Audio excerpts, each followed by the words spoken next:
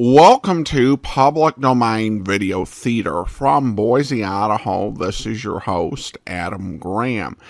If you have a comment, email it to me, box13@greatdetectives.net. Well, today we're going to be bringing you the movie Dick Tracy, also known as Dick Tracy Detective. It was originally released on December the 20th, 1945. Let's go ahead and watch it.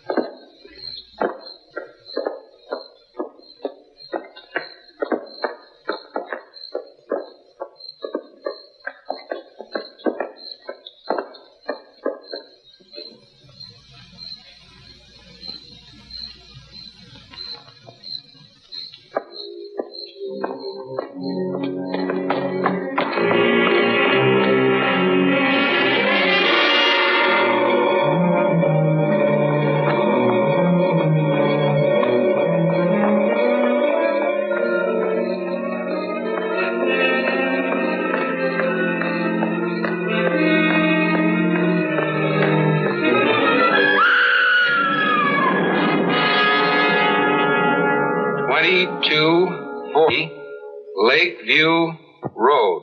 Got it. Now, don't let anyone touch the body or anything around it. We'll be right there. Joe, send a squad car. Hello, Tracy. Tracy isn't here. This is Pat Patton. We'll try to find him, Pat. It's important. Homicide. 2240 Lakeview Road. Okay, I'll see what I can do. It's murder, he says.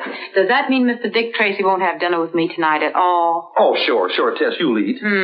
That sounds very much like something Dick said nearly 4 hours ago. Well, at least you got this far. This far?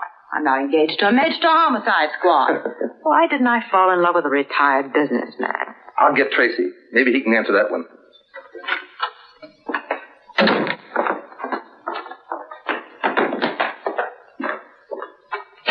Come on, Johnny, you might as well talk. Who robbed that payroll truck?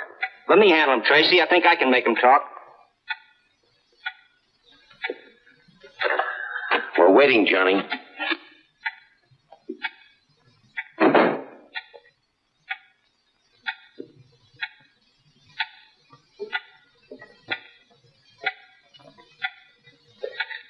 Homicide, Dick. Just got the call. You better step on it. 2240 Lakeview Road. Murder, 911 Laurel? 911 Laurel? That's where I live. My mother. You said murder. My mother's there. What's happened to her? I gotta get to my mother. I've got to find out who robbed that payroll truck. Who are you shielding, Johnny? I gotta get out of here. Who held up the truck? Flip Gordon. Your mother's all right, Johnny. But you just said that... The only way I could get you to talk and clear yourself at the same time. All right, boys, clean up Johnny and send him home. Tell the chief it's okay. And pick up Flip Gordon. Yes, sir. Dirty trick of playing the kid, but I knew he was innocent. That was the only way I could make him talk. And you gave me the idea. I must be improving. All the time. Hey, Dick, how about Tess? Holy smoke, our dinner date. She must be starved. Make yourself comfortable, Tess. Will only be a few more minutes. But, Dick,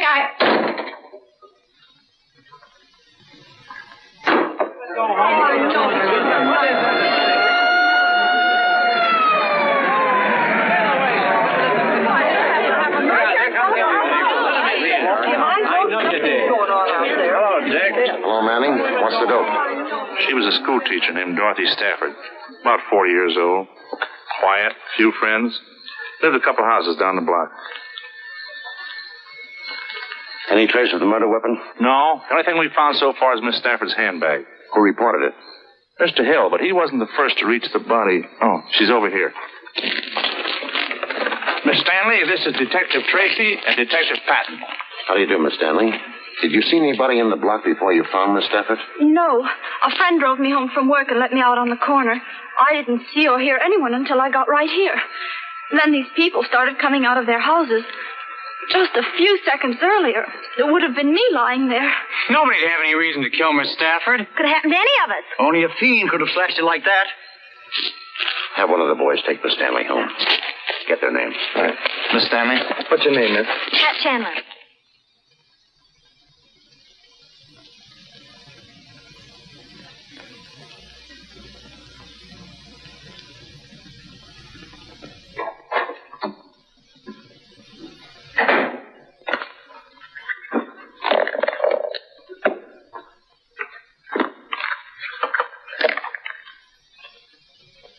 It's for a concert at the Lyceum Hall. Say, that's where she was coming from when she got knifed.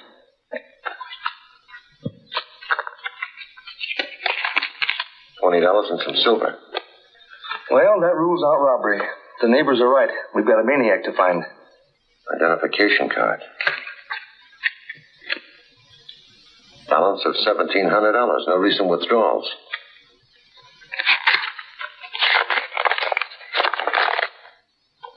Wrap up $500 in small bills and put in street sweeper's trash can. Corner of Lakeview and Ash at 8 tomorrow night. Splitface. I can spell better than that. He spells the important words all right. Yeah, Mr. Splitface knows how to spell $500. Dick. Tracy?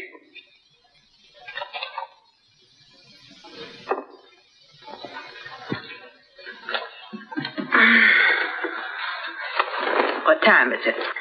Why, it's a little late, Tess. It's almost 11 o'clock. 11 o'clock?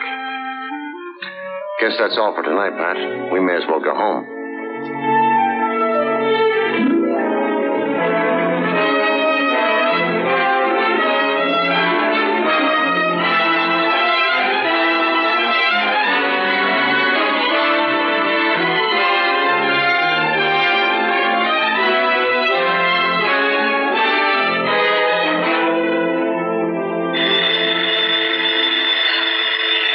One thing, it's another.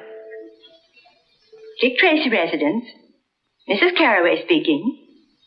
Who? Oh, hello, Mr. Patton.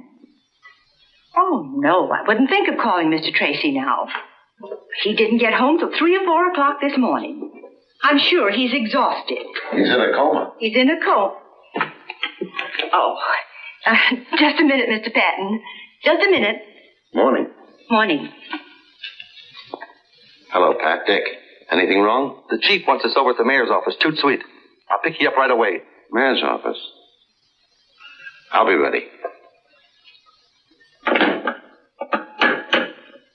Mayor's office. Junior had his breakfast yet? Oh, an hour ago. He's upstairs in his room, working on a very strange case. I'll see what he's up to.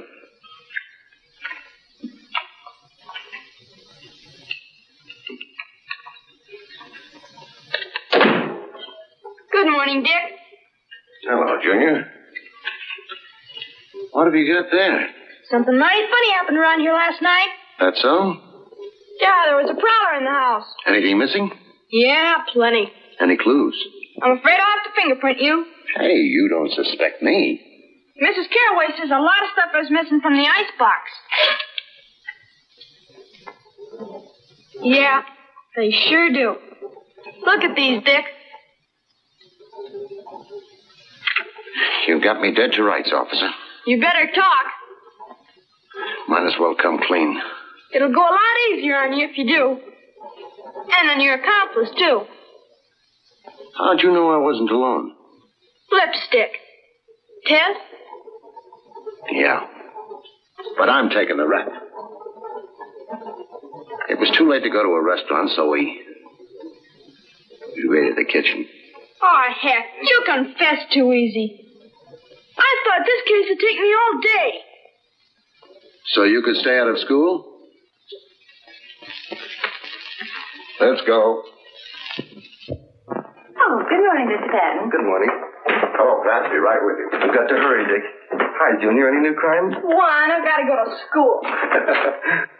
Well, land sakes, aren't you even going to have your breakfast? I'll get a cup of coffee downtown. Come on, Pat. Yes.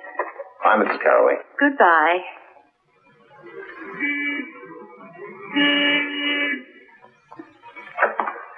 Good morning, Chief.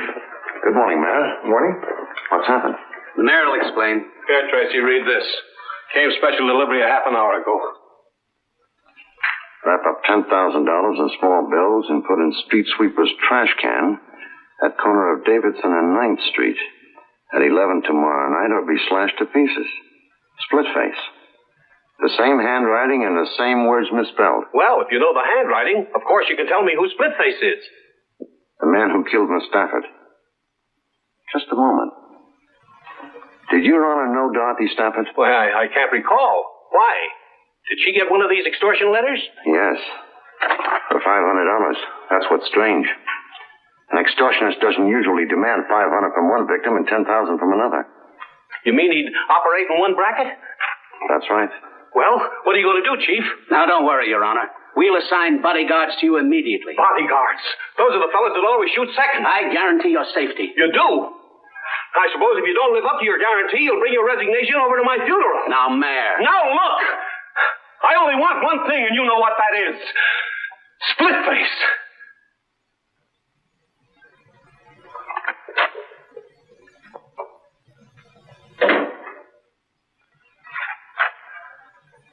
I've gone through every crank letter and extortion message in our files. There's nothing that even looks like the writing of this Splitface. Think of anything more on Miss Stafford? One thing. Going through her personal effects in business papers, I kept coming on the name of Wilbert Thomas. Who is he? Well, that's what's funny. I asked all her school teacher friends, and none of them ever heard of him. But he's in the phone book, and I've been calling him all night. Let's go out to his house. We can wait for him if he hasn't arrived by the time we get there.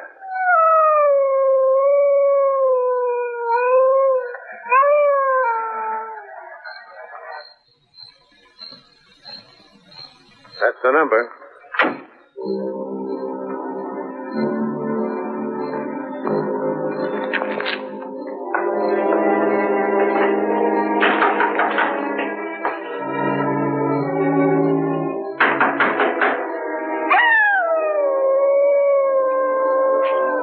See what that dog's howling about. There's a car out there.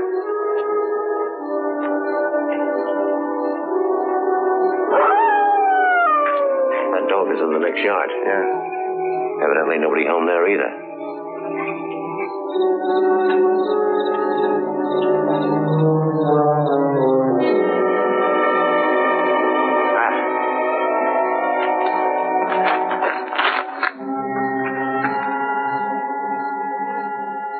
Just like the Stafford woman.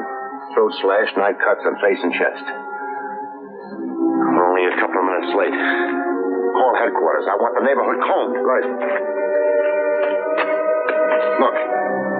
He stepped in some oil in that driveway. When you phone, get the car and cruise around until you spot me. Right.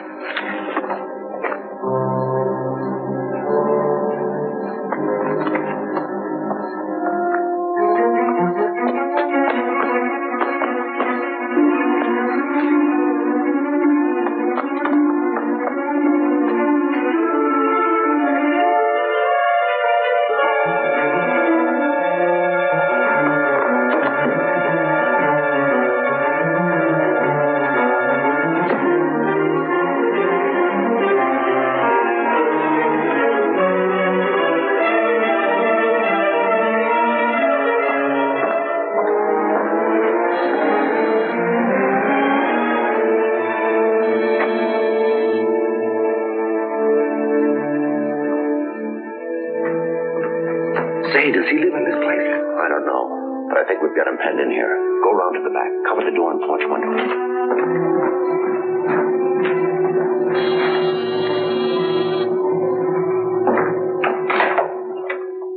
I'm from headquarters. Do you live here? Yes. My name's Owens. Steve Owens. I followed a man into your backyard and lost him. I believe he's taken refuge in your house. That's impossible. I've been home all evening. But come in and look around if you'd like to. This man slashed a schoolteacher to death. And committed another murder not far from here tonight.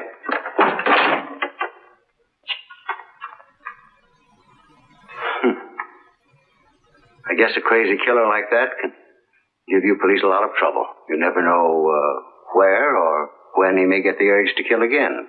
Let's take a look at the back. This way.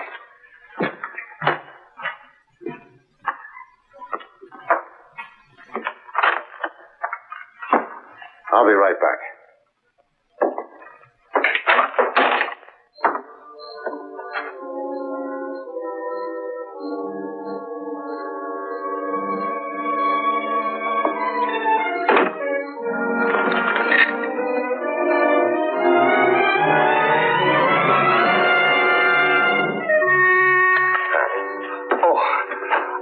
Window open and some bloodstains on the carpet. A man named Owens lives here. I'll keep him busy in the study. Continue looking the place over.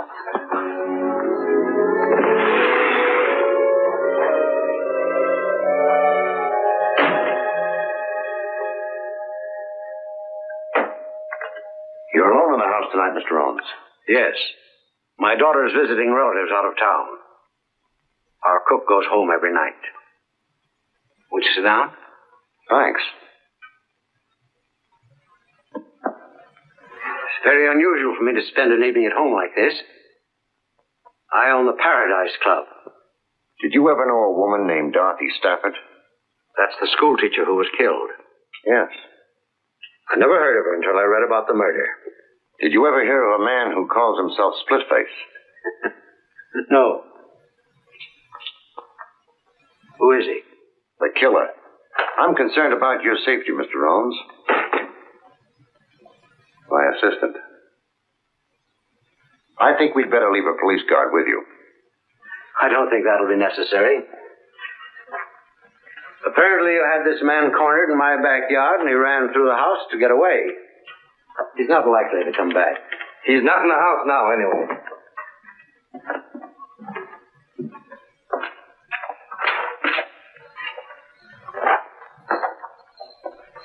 Good night, Mr. Owens. Good night. I didn't find a thing, Dick. No weapons, no bloodstains on his clothes, and the shoes in the closet are all clean. Maybe he's telling the truth. Maybe he is, and maybe he isn't.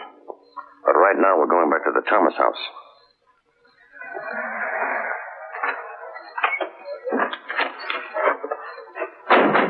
Oh, Dick. Hello, Manning. I thought I had him, but I ran second. Too bad. It's Thomas, all right. What'd you find on him? Usual stuff. Wallet, around $50. Medium price watch.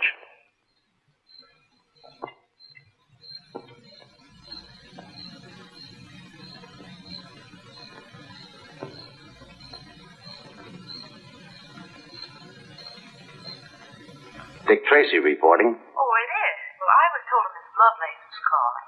I was afraid you wouldn't talk to me if I gave my right name. Did I apologize for last night? No, you didn't. But I suppose I'll have to forgive you. I wouldn't think I'm really forgiven unless you let me make up for it tonight. Tonight? Gee, that'd be swell. Good, Tess. I'll call for you early. We'll dine, we'll dance. Maybe we'll even look at the moon. You can't fool me for a minute, Dick Tracy. I know you're not going out for fun. You're going out for work. And if you examine the moon, it'll be for fingerprints. You're wrong, Tess. Work's forgotten. And besides that, I have something interesting to tell you. You know what? Tracy is crazy about you. What about your date with the mayor? The mayor? He's just a figurehead. Nobody pays any attention to him. It doesn't sound like you, Tracy. Pick you up at 8. So I'm just a figurehead, eh? But no one pays any attention to me, huh? Of course not, Your Honor. I mean, won't you sit down? So my life's in danger and no one pays any attention to me.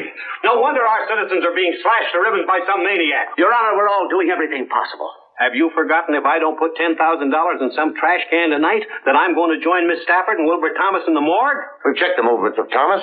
Thomas is dead. Have you checked the movements of this splitface? That's what I want to know. We have a suspect. I've told the mayor about Owens. He wants us to arrest him. If we do, an attorney will get him out in a few hours. All we'll do is put him on his guard. Has Your Honor ever met Owens or Thomas? I may have. I meet lots of people. I'm a popular man. But remember, I expect action, and before 11 o'clock tonight.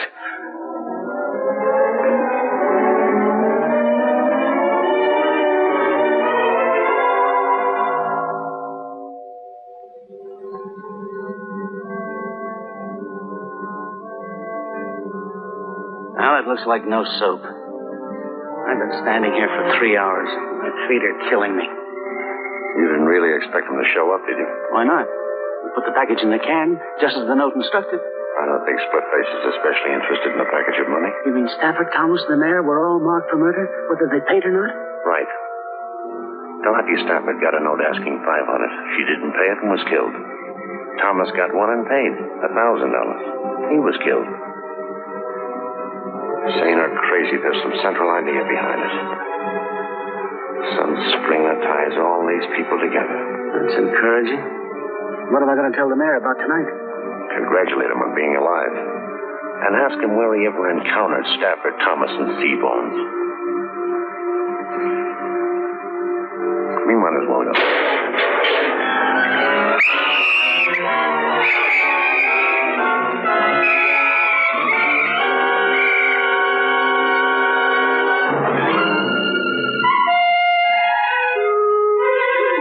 Don't bother to book him, boys. That's all for tonight.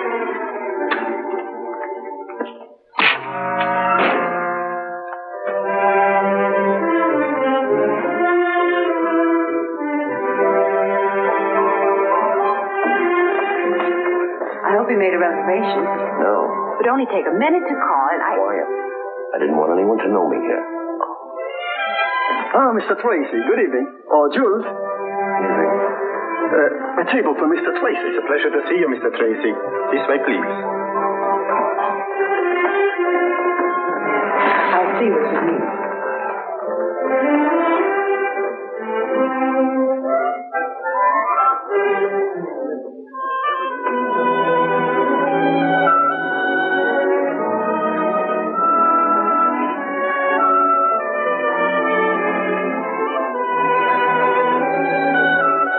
Good evening, Mr. Tracy. You're the best known unknown I've ever known.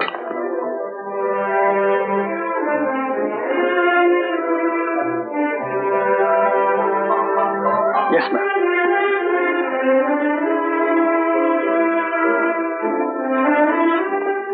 Mr. Owens around this evening? I'm not sure, but I'll find out, Mr. Tracy. Who is Mr. Owen? He owns the place. I ran into him last night. All right, stop being so mysterious and tell me why we're here. I'll let you know as soon as I find out myself.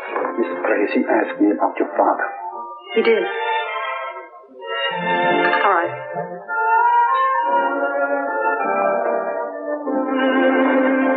Good evening, Mr. Tracy. I'm Judith Owen. You were asking about my father? Why, yes. Oh, this is Miss... How do you do? I'm so happy to know you, too.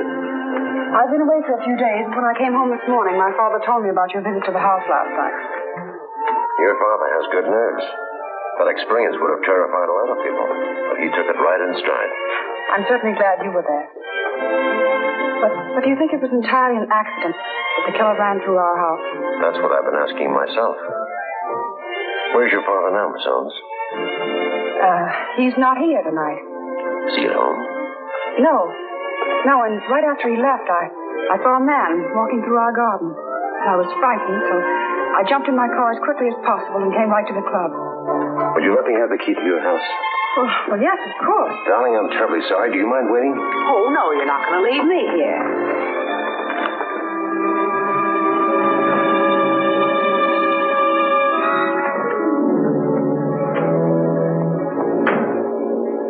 Stay in the car, Cliff. Not me. I'd feel safer with you. I don't expect to find anyone around here now. I got her key so I could make a thorough search of the house while they're both out. Well, then I'll help you.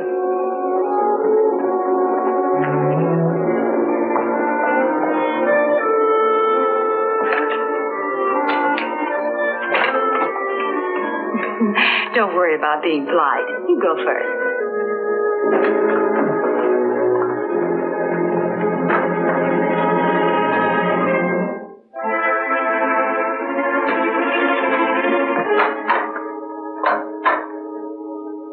Something wrong? Must be the fuse. Let's take a look at the master switch. You take a look. I'm staying right here.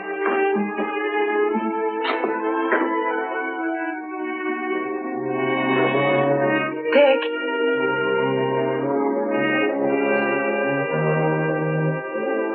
Dick.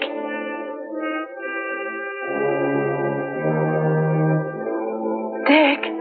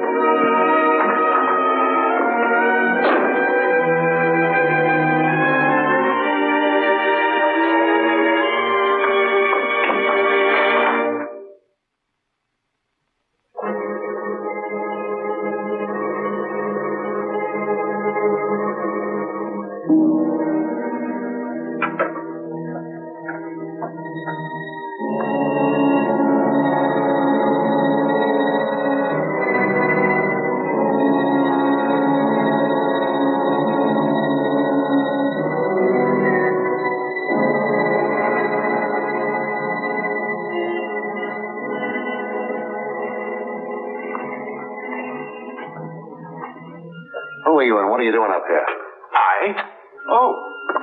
I am Professor Linwood J. Starling, astrologist, doctor of the occult sciences. How long have you been up here?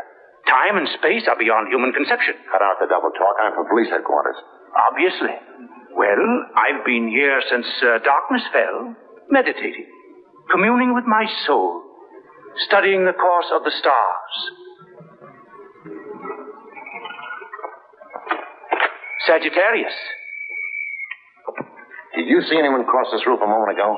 No. Oh, but I wouldn't have unless he flashed momentarily across the section of the heavens at which I was looking. You see, I'm a man who knows how to concentrate. Where do you live? All right, go ahead. Let's have a look at it.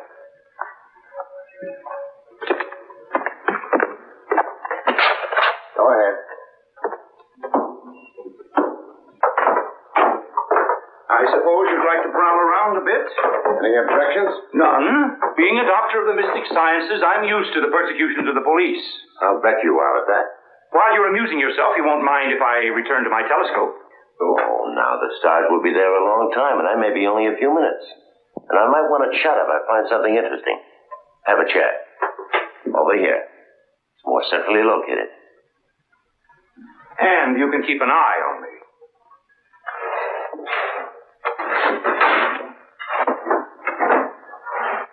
Stupid fools, the police.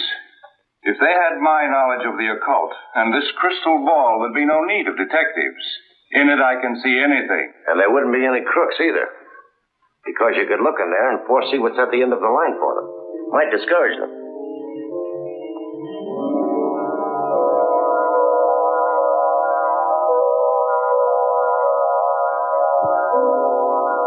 Blood drips from two.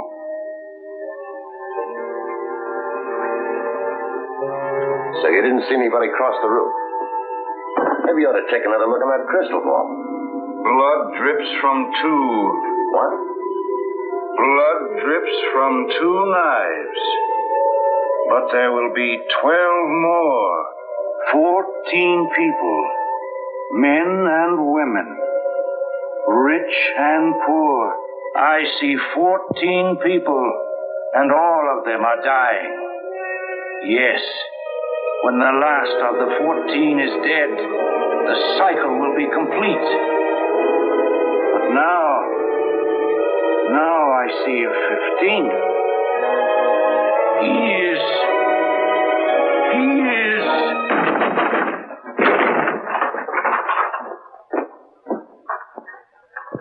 Well, mow me down. He's having his fortune told. Well, whatever we were doing, it's over now. What do you mean? Professor here was telling me some very interesting things when you crashed in and snapped him out of it. I don't believe it. I couldn't have told you anything. I don't even know what you're looking for. This is one of the things I'm looking for, and I found it without the help of your crystal ball. Under your mattress. You probably also put it there. The man I chased across your route put it there. Well, I don't know anything about it. I never saw it before. Maybe if we take him down to headquarters and put him in another trance, it'll refresh his memory. Just a minute. You boys better stay around until we send somebody up to fix the lock on his door. Right.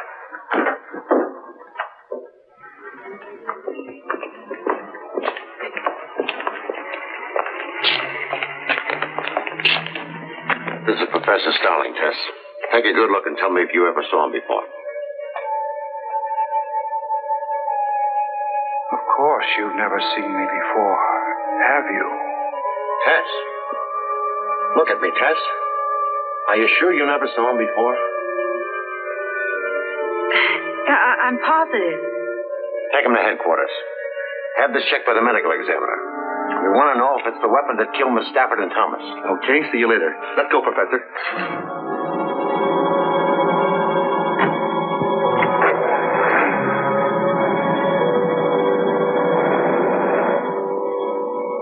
Do you feel all right?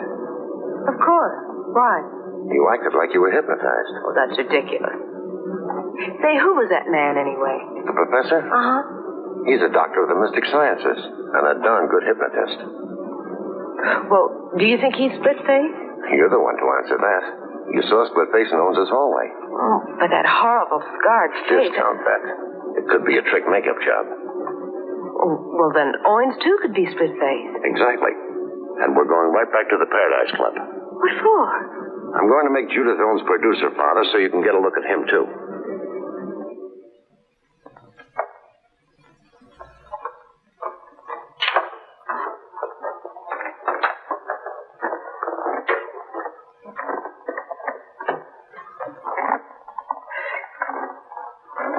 You can bring our dinner now. Dinner? We are getting ready to close. Everybody in the kitchen is going home, but I can bring you some coffee if you wish. Let's have some. I'm so glad you're back. I've been trying to reach you at headquarters. Did you see anyone at the house tonight? Yes, but they saw us first. They got away. Oh, I'm so worried. I don't understand what's going on. Now Dad has disappeared. What makes you think so? Well, he hasn't come in all evening, and he's not at the house. Where was he supposed to go when he went out tonight? Dad likes to gamble. Yes, he has a club uptown and an apartment. I suppose he was there last night, too? Maybe we should drop over there. Oh, no, it wouldn't do any good. He left there at 9 o'clock to come here. That's what worries me. Well, remember to give me the address. I may look in there later anyway. Well, if you'll excuse me, I'll go with you. My nose could stand a little powder, too. Oh, but I was going to make a telephone call. Did you think of someplace else your father might be?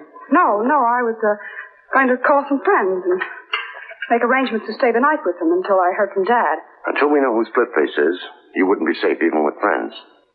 Anyway, it won't be necessary to make a call because I'm taking you with me. I'm under arrest? Let's call it protective custody. But jail? I didn't say anything about jail. Where then? Maybe I can take you home with me. Well, how cozy. I've got a housekeeper who's also a good cook. And we'd better be going. Yes, because we'll have to stop by my place long enough for me to pack a bag. Pack a bag? You going someplace? Mm-hmm. I've had a hankering for some of Mrs. Carraway's good cooking. Besides, I wouldn't want Miss Owens to be lonesome.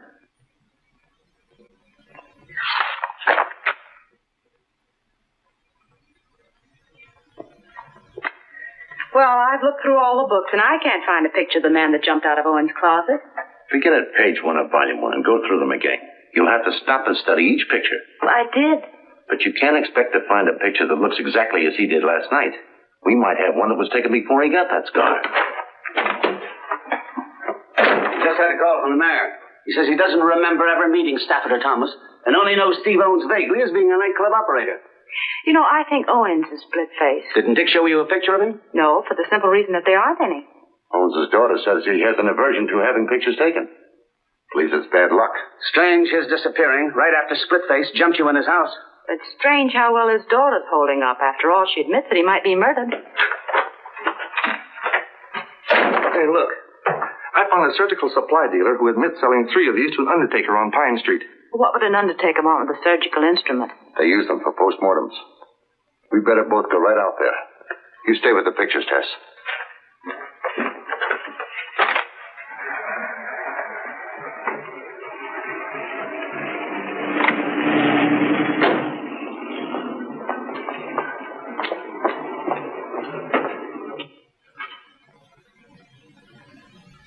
Business seems to be quiet.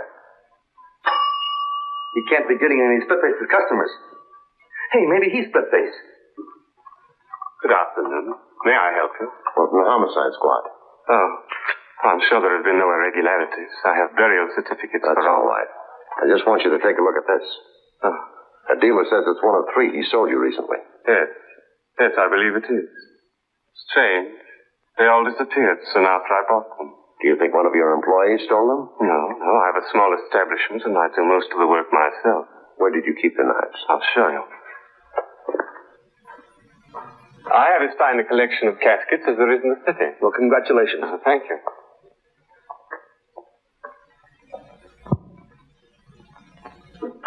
I do most of my work in here at night. And this door is frequently left open? Oh, yes. And I suppose if the telephone rings, you have to go into the front office to answer it, that right? Yes. That would make it pretty easy for anyone to wait until you were called to the front office, then slip in and steal the knives. Yes. Yes, it would. Now, this is where I kept the knives. Careless of me, perhaps, but one doesn't expect thieves in a place like this. It is a strange place for a murderer to come for a weapon. A murderer? Oh, dear me, I am sorry. Did you ever know a man who calls himself Splitface? No. I can't believe Splitface would come here only to obtain a weapon. What do you mean? Maybe you were number 1 on his list. And some lucky accident frightened him away when he came to kill you. Wait a minute. What about Professor Starling? Do you know him? Oh, no, but I read in the papers that one of the knives was found in his room. Isn't he the murderer? I don't know. Goodbye, Mr. Dethridge.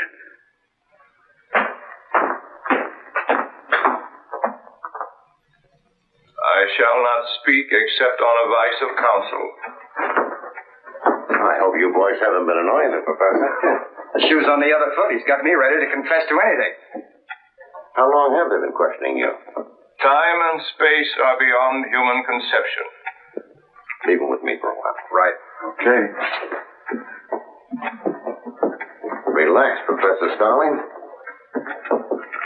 Those fellows mean well. They just get too enthusiastic. Might as well relax.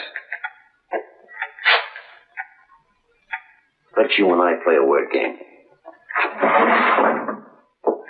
We'll get our minds off this for a minute.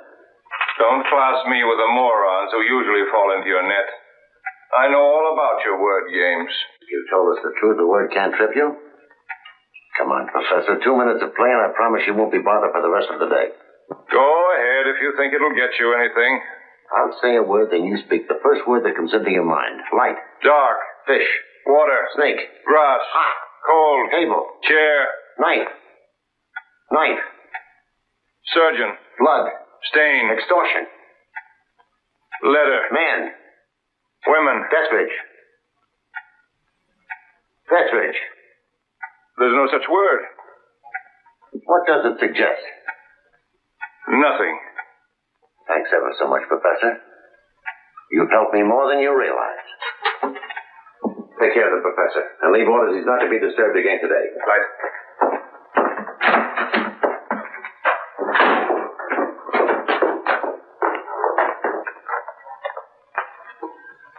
I'm getting groggy, Dick. I've been through these books a half a dozen times. Then skip it. As soon as I've had a word with Pap, we'll go out to the house for dinner. Hello, Pip. Hello. What did you get out of it, Pat? Well, he tripped over the critical words like knife, extortion, death ridge. I think he knows our undertaking friend. At least by name. Anyway, I'm going to bring them face to face. Do you want me to bring Deathridge down here? Yes. But we'll let the professor worry for an hour or so first. Get something to eat. Then pick up Deathridge. Call me at the house as soon as you have him. Okay. See you later, Ted. Bye.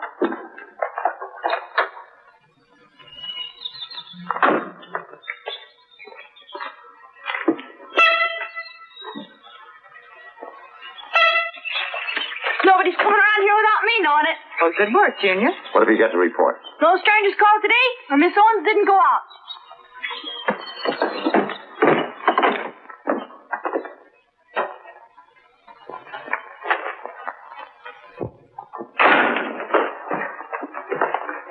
Hello there. Everything all right? No. No? Better run along and wash up for dinner. Okay. I'm a prisoner here, and you know it. A prisoner? Well, look at me. What's wrong? I have no clothes. You know, I just can't go out in an evening gown in the daytime. You were going to take me home after lunch so I could pack some dresses. I'm sorry. We'll go over there this evening. I don't want to go there at night. Then we'll go in the morning. I have nothing to wear in the morning. Dinner's ready. Anything wrong between you and your guest? No. Too bad. I'll see if I can't stir up something. Let's get dinner. I've changed my mind. I'd like to go home and get my clothes now if you'll go with me. Right away. 14. What comes in groups of 14? What in the world are you talking about? The professor. I'm thinking about his cycle of 14. Men and women. Rich and poor. All dying. Oh, well, that could be most anything, from a family dinner to 2 poker games.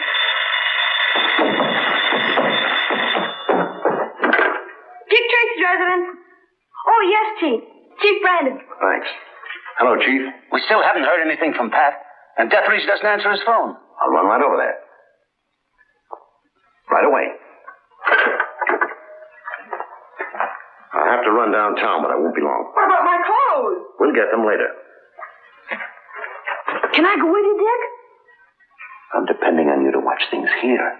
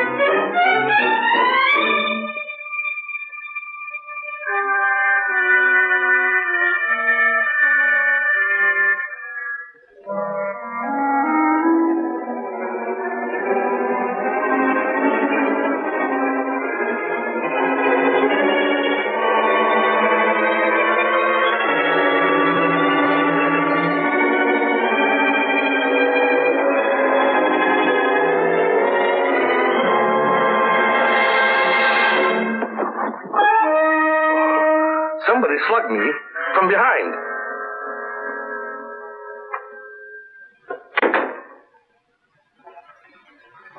Pat said you were on the way to the office. Deathridge dead, huh? Yeah. I came down to get the professor. I want to take him out there and show him Deathridge. Although this sure gives an airtight alibi. Not quite. What? The professor was released on a writ of habeas corpus. When? An hour or so ago. That's why I wanted to see you tonight.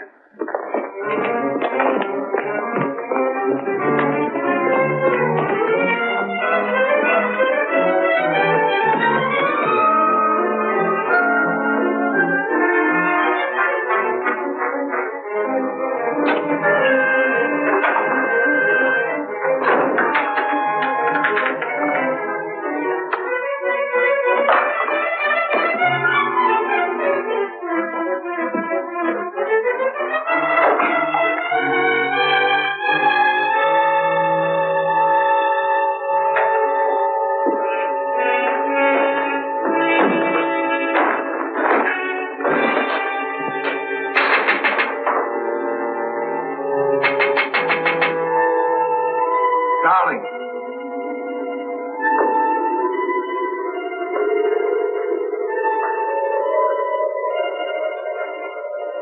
do you want? Come up here. But Come on up.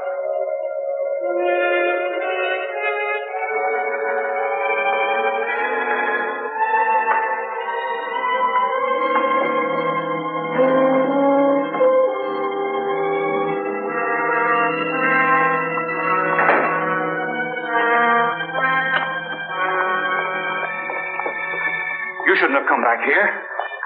I've been in jail for 24 hours. I know that, you fool. I sent the lawyer that got you out. Oh. Well, why did you want to get me out? I wanted you out before you talked anymore. 14 will die, you said. But you were wrong. 15 will die. 15? What do you mean? 15. Because I can't take a chance on you any longer. All those years thinking of nothing except paying them back, getting even. Do you think I'm going to let you stop me? I'm not trying to stop you. What have I done to stop you? I know about those rotten letters you've been writing. I didn't care until they brought the cops to your door. I admit that I wrote them, but it was an easy way to get the money, and it didn't hurt you any, not as long as you were going to kill them anyway. I'll give you half the money. I got $1,000 from Thomas, and now there's Deathridge. He'll pay. Now there isn't Deathridge.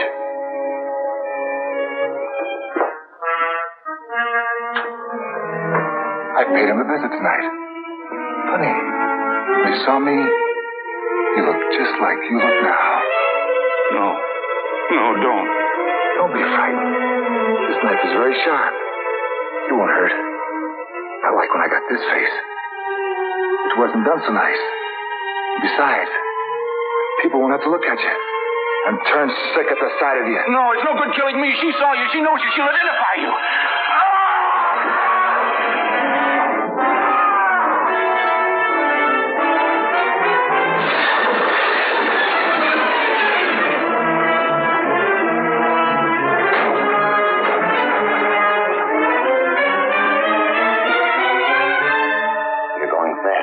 There's nothing anybody can do. Who's Splitface? Talk, Professor. Who is he? Why did he want to kill you?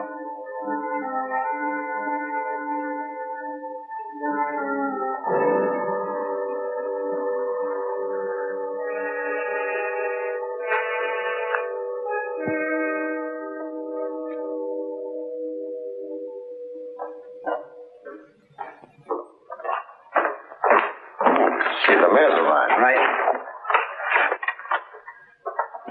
Thank you for coming down, Your Honor. Listen, Tracy, what's all this nonsense about me telling you who Splitface is? I'll come to that in just a moment. The professor was the extortionist, true enough. It totals $1,000, and it's made up of the exact number of 5s, 10s, and 20s that Wilbur Thomas drew from the bank. The professor and Splitface were partners? I doubt it. But the professor knew Splitface, maybe from prison, and he was wise to him. He saw a chance to pick up some money. Well, what's all this got to do with me telling you who Splitface is? The professor said that 14 people, men and women, rich and poor, were marked for murder. Did he make any statement before he died? But 14 people, in such varied financial circumstances, and of both sexes, would have to become associated in only one place that I can think of. That would be a jury box. 12 jurors and 2 alternates. Did you ever serve on a jury in a criminal trial, Your Honor? Well, yes. Can you remember the year you served as a juror? Well, I was in the grocery business. Now, let me think. It was the year we moved from Larchmont to... Can you remember who was being tried? Well, I recall the case perfectly. The defendant was a criminal. He stabbed his sweetheart to death. That sounds like the Alexis Banning case. Now it all comes back to me. Alexis Banning is the name. He was crazy then. Why, when we brought in the verdict, he screamed he'd kill us all. Put out a general alarm for Alexis Banning. He is Splitface.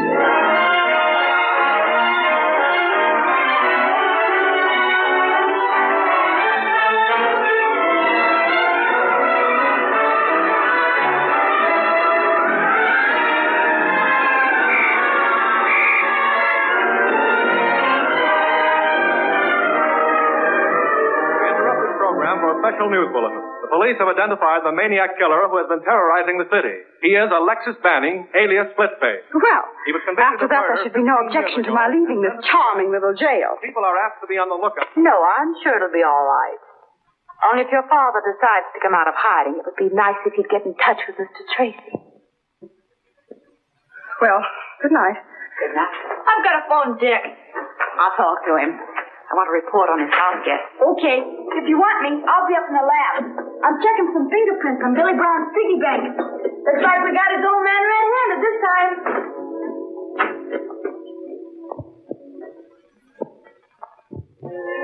Mr. Tracy, please. Hello, Dick? This is Ted. Oh, you guessed that, huh? Ted! What's the matter? This is Splitface, Tracy. Splitface is here. Call off your cops and quit trying to interfere if you ever want to see a girl alive again.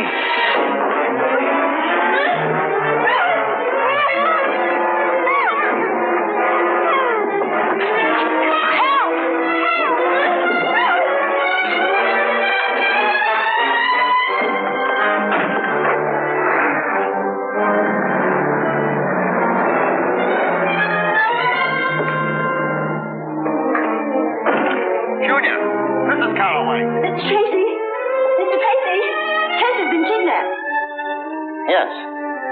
Does it look like Junior can hang on? Good. Splitface, grab Ted. Come on. Calling. Attention all cars. Calling all cars. Look for a black sedan with a 10-year-old boy riding the rear bumper.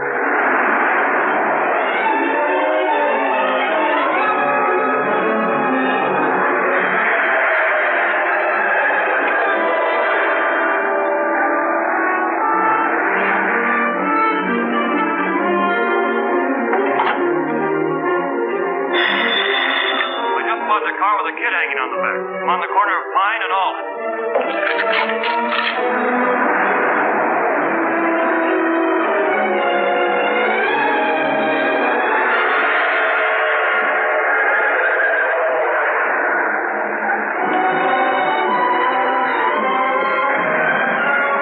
He headed down Alden Street a few minutes ago.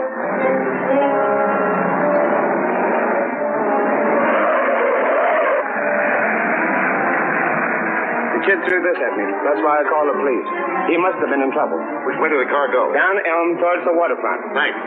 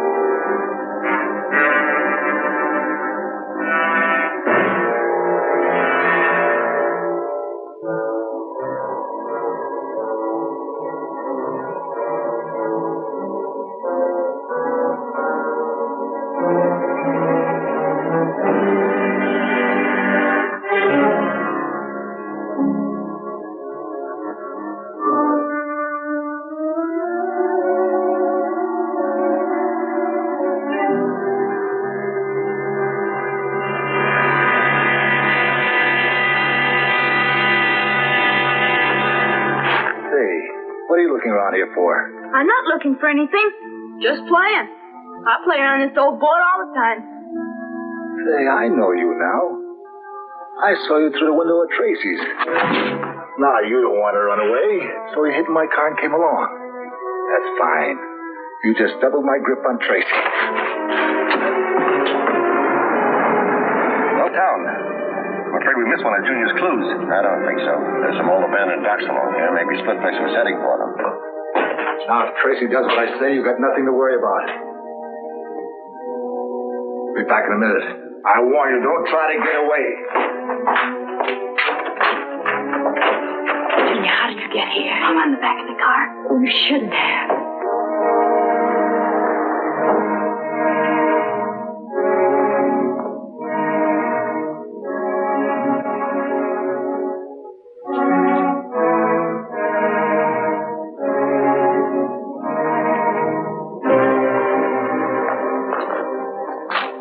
This looks like Junior's shoe.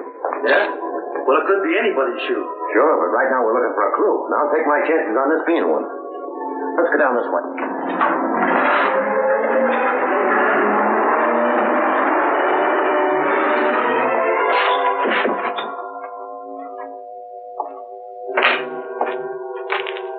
I moved the car just in case. Tracy was a fool to think he could stop me.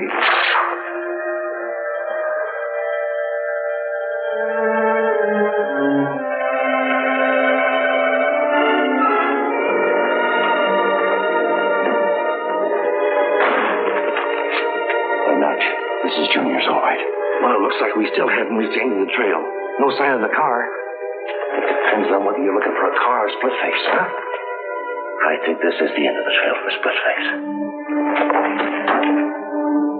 See, the tire tracks leading into the shed. Yes. Here, look. Come on, Pat.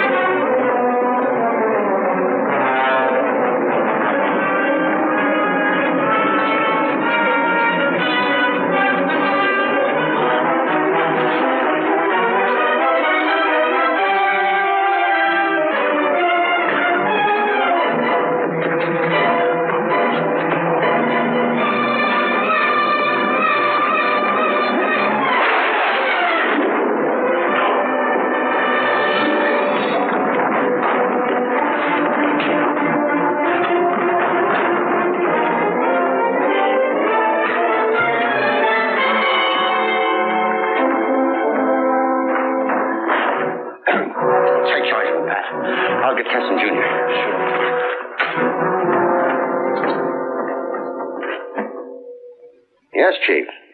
He's safely locked up. And photographed this time. No, the scar was real. He got it in a fight with another convict. Served 2 extra years for it. Right. Thanks. Good night, Chief. Okay, Tess, I'm through with the report. Let's eat. Eat? Didn't say that a moment too soon. I'm dying of starvation. Come on, Junior. Disentangle yourself from those guns. Hey, Dick, a taxi driver was just shot and tossed out of his own cab on 18th and Main. I'm sorry. Will you take Junior home? Here we go again. Come on, Junior.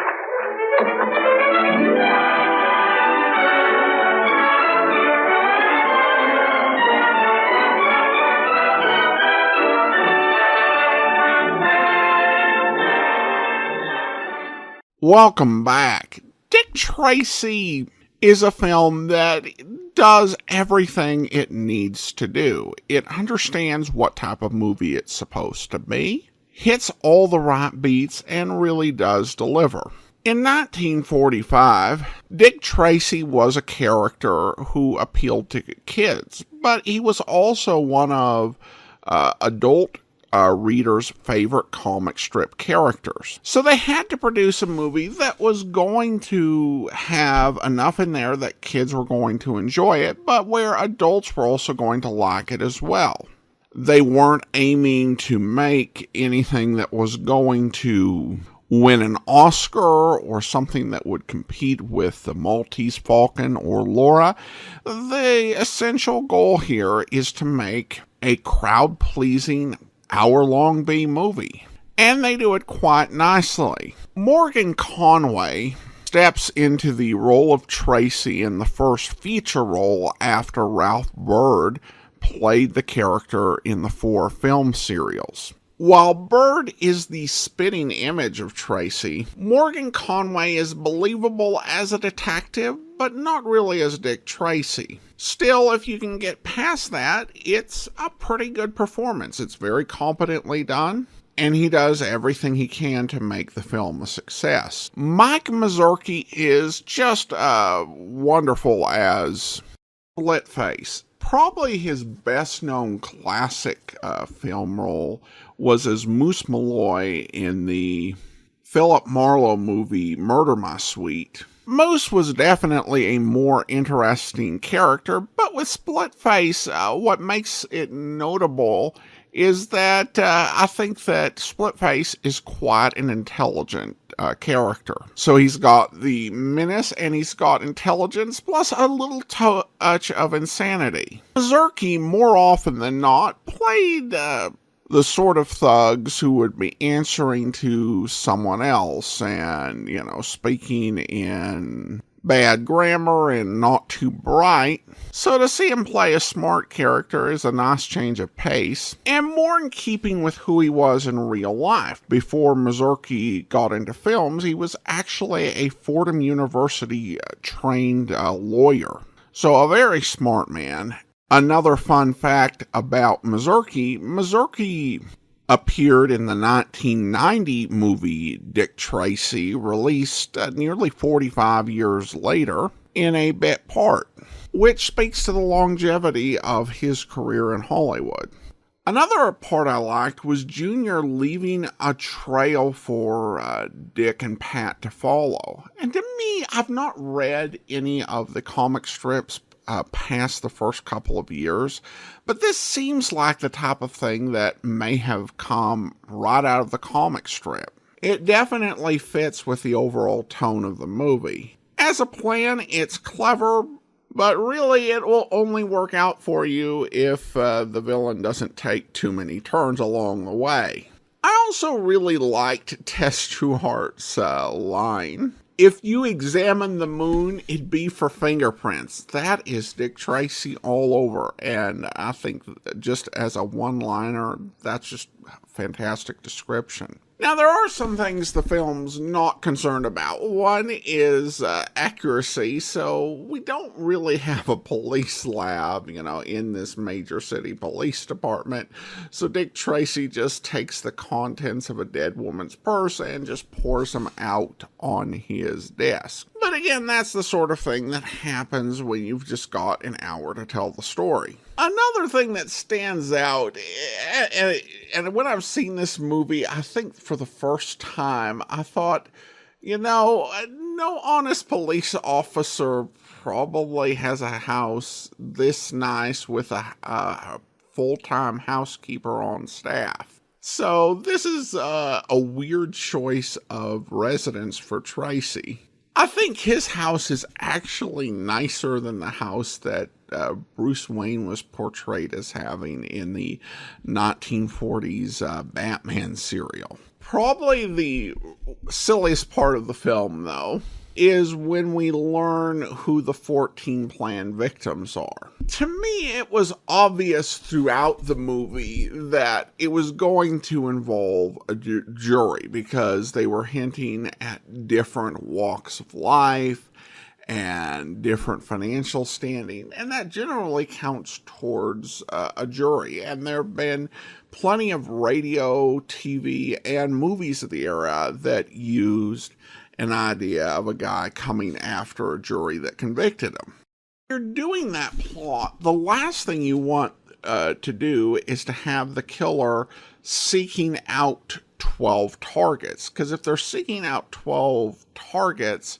your audience is going to draw the conclusion that we're talking about a jury here. We must be. So you find ways to, jigger with the numbers. You have him decide he's going to kill the jury and he's going to kill the judge and maybe the prosecutor. The goal is that you don't want them to have a number that's 12 and you want to throw your audience off with another number. But killing the alternate jurors, that is probably one of the silliest takes on this, because the alternate jurors had no vote. They didn't send you to prison because they were alternates. So that part was silly.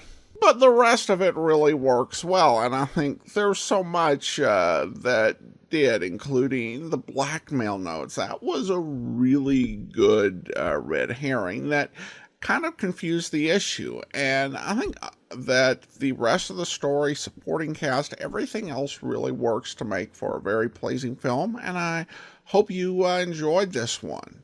And that's about all I have on this. Well, it's time for another Dick Tracy movie, and today we're going to bring you Dick Tracy versus Cueball. The original release date is December the 18th, 1946. Let's go ahead and watch it.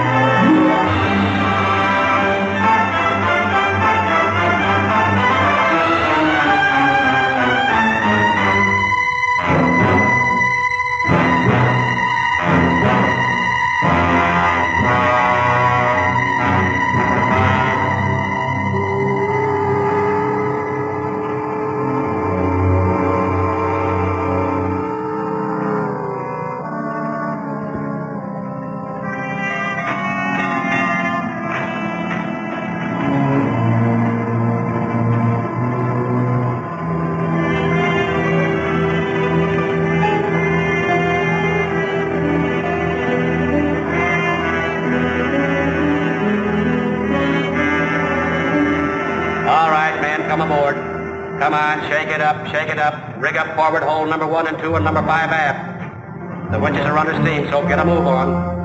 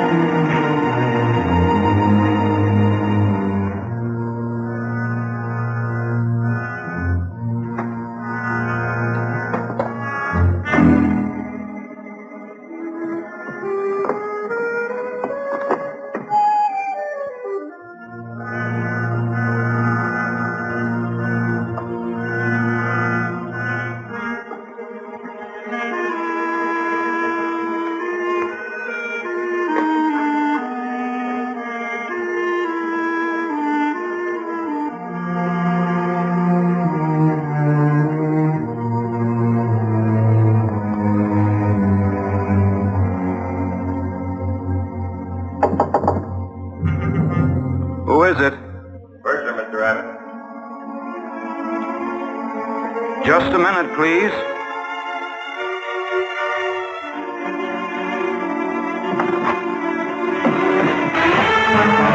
Give me them diamonds. What I have... Give me them. Hurry up.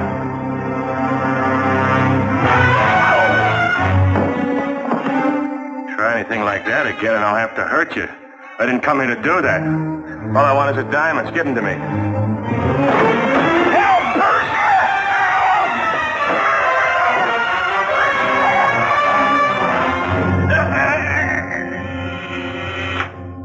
Police headquarters. Yeah? Mm-hmm. Where? No, Dick Tracy isn't here, but stay on the wire. I'll call he's home. What's so important? Harbor detail reporting murder.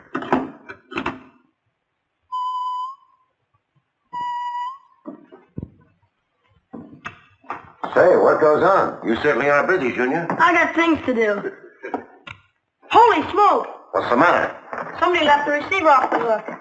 I detect Tessa's fine hand in that little maneuver. Probably wanted to make sure that you wouldn't be called out tonight. Yeah, that's about it.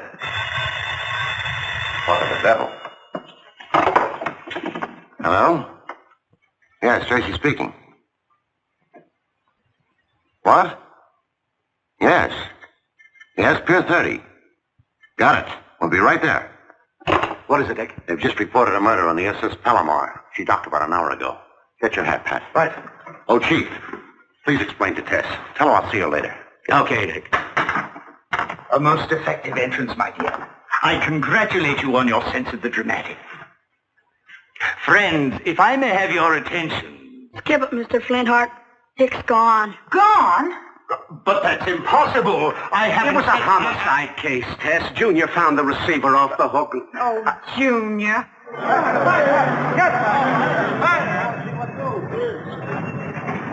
How about it, Mr. Tracy? Anything you want to tell us? Later, boys.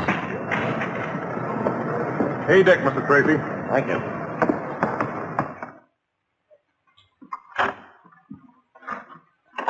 Is this the way everything was when you entered? Yes, sir. Well, it's quite obviously death by strangulation. Strangulation, eh? What about this? Probably the victim's. Have it check the fingerprints. He was undoubtedly trying to defend himself. Did Mr. Abbott ever seem worried or afraid of anything? Why, no. He was always in a good mood. I believe he represented a custom jeweler. So I see from these papers. Captain Mason, you mentioned Mr. Abbott's telling about his search for rare jewels. Yes. Did he ever happen to mention any that he was bringing with him on this trip? Why, no. Excuse me, sir. But Mr. Abbott did have a package checked in the safe. I gave it to him shortly before we docked. Pat, get Jules Sparkle's home address and meet me at the car. Okay.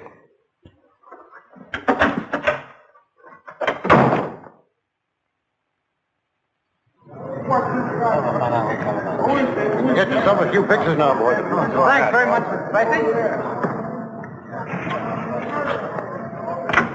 I called Sparkle's house and... Called his house? All I wanted was his address. I wanted to surprise him. But Tracy, the dame who answered the phone, I think it was Mrs. Sparkle, said he was at his office in the Colburn building. Did you say who you were? No. You think I'm dumb? Well, we won't go into that. Come on, let's get going.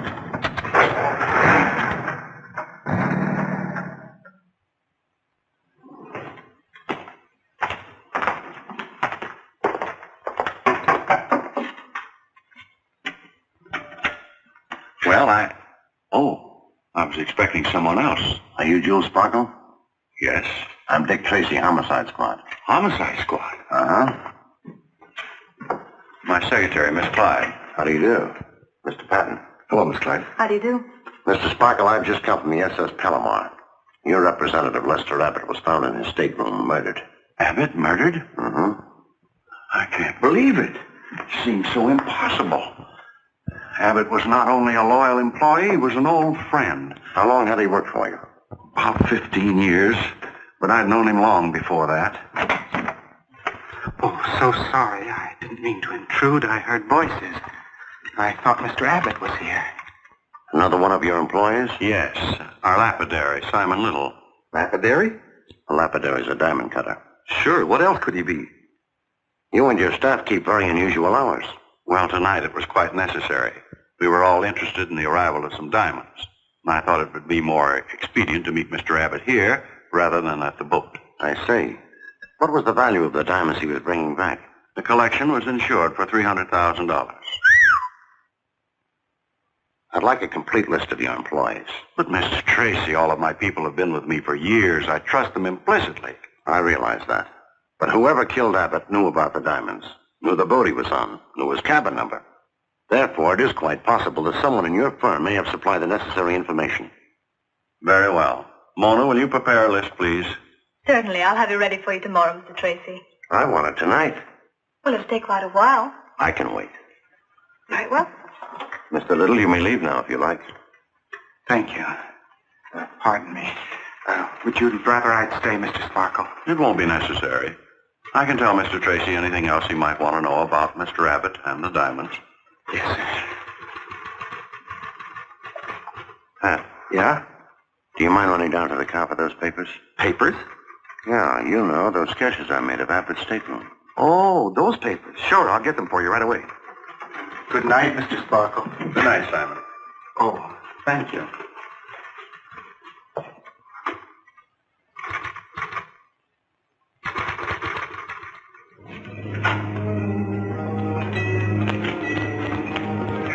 Good night. Good night.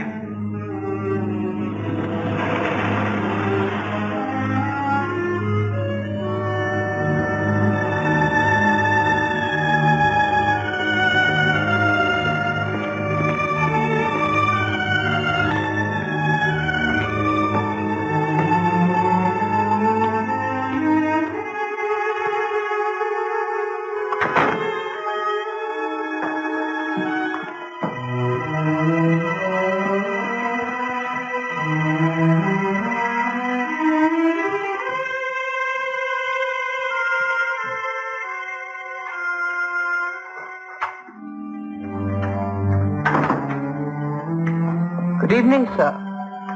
Good evening, Rudolph. You're very late, Mr. Little. Yes, much later than I expected. Is Mr. Priceless here? No, he telephoned to say that he was unavoidably detained and couldn't come tonight.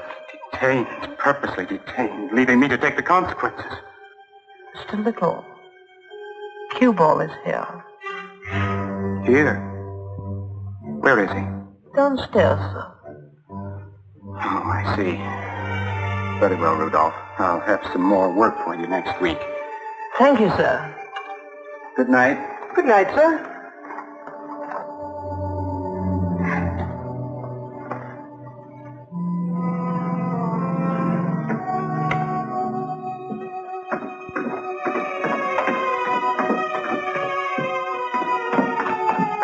Cueball. Cueball. Hello, Simon. Why, you fool, you big, stupid, blundering fool. Shut up. You killed him. You murdered Abbott. Why did you kill him? Why? Why? Because he was going to plug me. Now, look, you and Priceless told me to meet you here to collect my 10 grand. Okay. I got the diamonds. Where's my dough? Keep the diamonds. Go to the chair with them. I won't touch them. Oh, yes, you will. There's blood on those stones. Nobody but you and me knows how it got there. Why did I have to get mixed up in a thing like this? Police can't blame me. Priceless came to me. I didn't go to him. He needed me to recut the stones so they wouldn't be recognized. That's it. It was just a business deal. I didn't know they'd be stolen diamonds or there'd be a murder. You rat. You're in this up to your ears just as much as I am. No, there must be something I can do. There's something you're gonna do. And that's pay me off. I'm staying right here till I get my dough. Yeah, come to think of it, this joint would make a nice little hideout. Oh, no, you can't stay here. Who's going to stop me? Oh, please, Cueball, the police. Dick Tracy. Dick Tracy? What about Tracy? Well, he's on the case, checking every one of Mr. Sparkle's employees. He might even come here. Yeah. Maybe you're right. Okay, I'll blow. But I'll get in touch with you or Priceless tomorrow for my 10 grand. Now get me out of here. Oh, yes, gladly, anything, only just get out.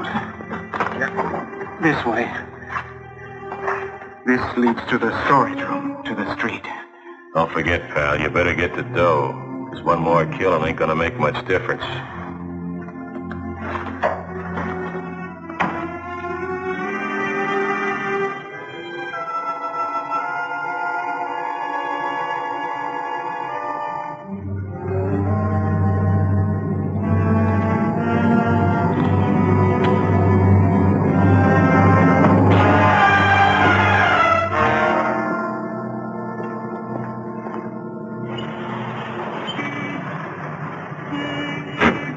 Don't bother.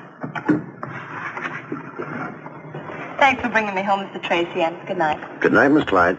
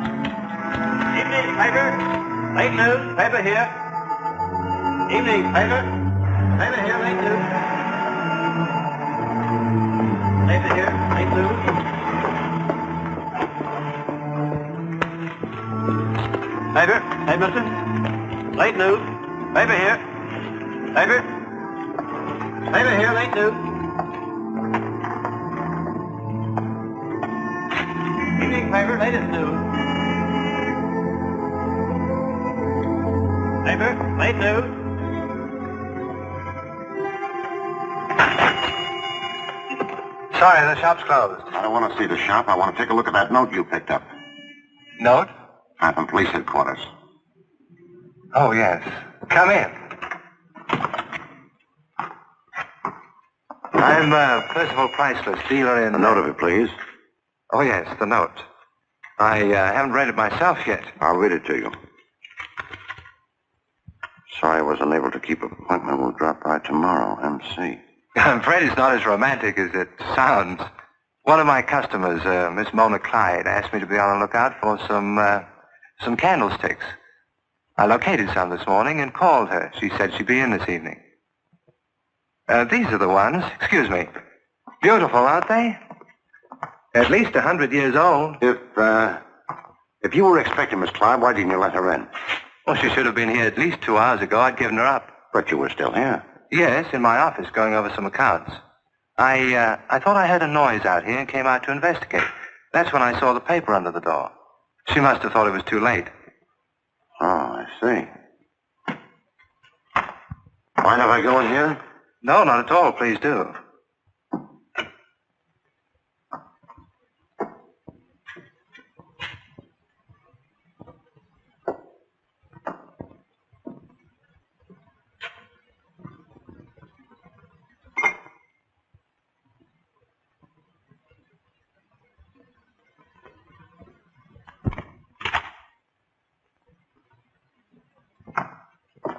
Thank you very much, Mr. Priceless. Not at all. If you don't mind, I'd rather like to know why my place has suddenly become of such interest to the police. Oh, it's just a routine checkup. Sorry to have bothered you. Good night. Good night.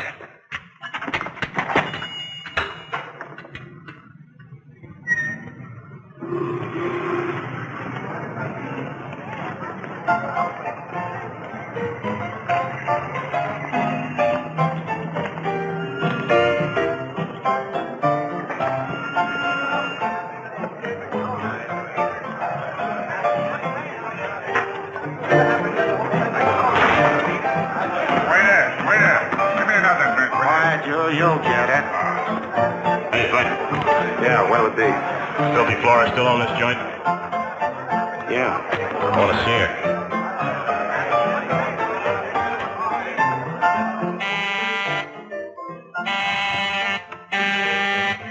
Stop pressing that buzzer. I heard you the first time. I ain't deaf. Can't even count no more in peace. Ladies got no privacy in this joint. Oh, I'm coming. I'm coming. Take your time. I'm coming.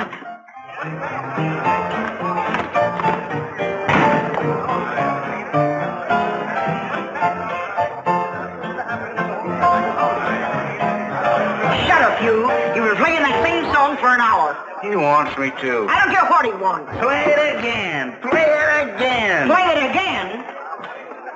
Oh, of course he'll play it again. Lovely number, ain't it, dearie? Well, play it. Hello, Kathy. Hiya, Flora. Why, Cueball. Hiya, Flora. Fine. Give me a drink, Max. Okay. I thought they put you away for 10 years. They did. 10 years. Time sure flies, don't it? Not where I was, it don't. That'll cost you. Same old Flora. What do you want of me? I want a place to live. You ain't the only one, dearie. Things have changed since you went away. Why, I've got a waiting list for everything in the joint, even the closets. I gotta have a place, Flora. I gotta have a place. I thought you just got out of jail. How'd you get in trouble so soon? Trouble. Just want a place where I can meet somebody. Well, there's a room I reserve for special customers. Pay you for it. Pay you good. You're darn right you'll pay me good. Come on. Drink up, girls. Drink up. Go on in, Cueball.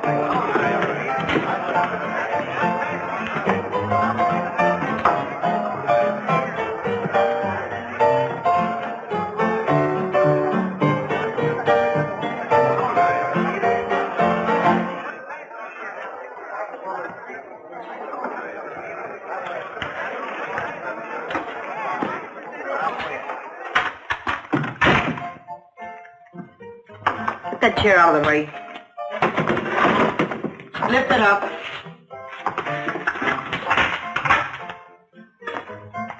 Where does that lead to? To a little room. That's where I kept Fang-Face Martin hidden for weeks when the cops were looking for him. Thanks, Flora. That looks perfect. And since we're such good friends, dearie, I'm going to make you a special rate for this room. $500 a night. $500? Well, you dirty old bag. Never mind the compliments. Payable in advance. Flora, you know I can't pay that kind of dough. Not now. I just got out. Yeah, you just got out. You just got off a boat, too, didn't you, dearie? 300 grand. For that dirty, cheap double-cross. I thought you had something to do with it. Yeah, I thought you could afford $500. You'll get your dough, Flora. So will I. I ain't gonna collect 300 grand and pay me off with peanuts.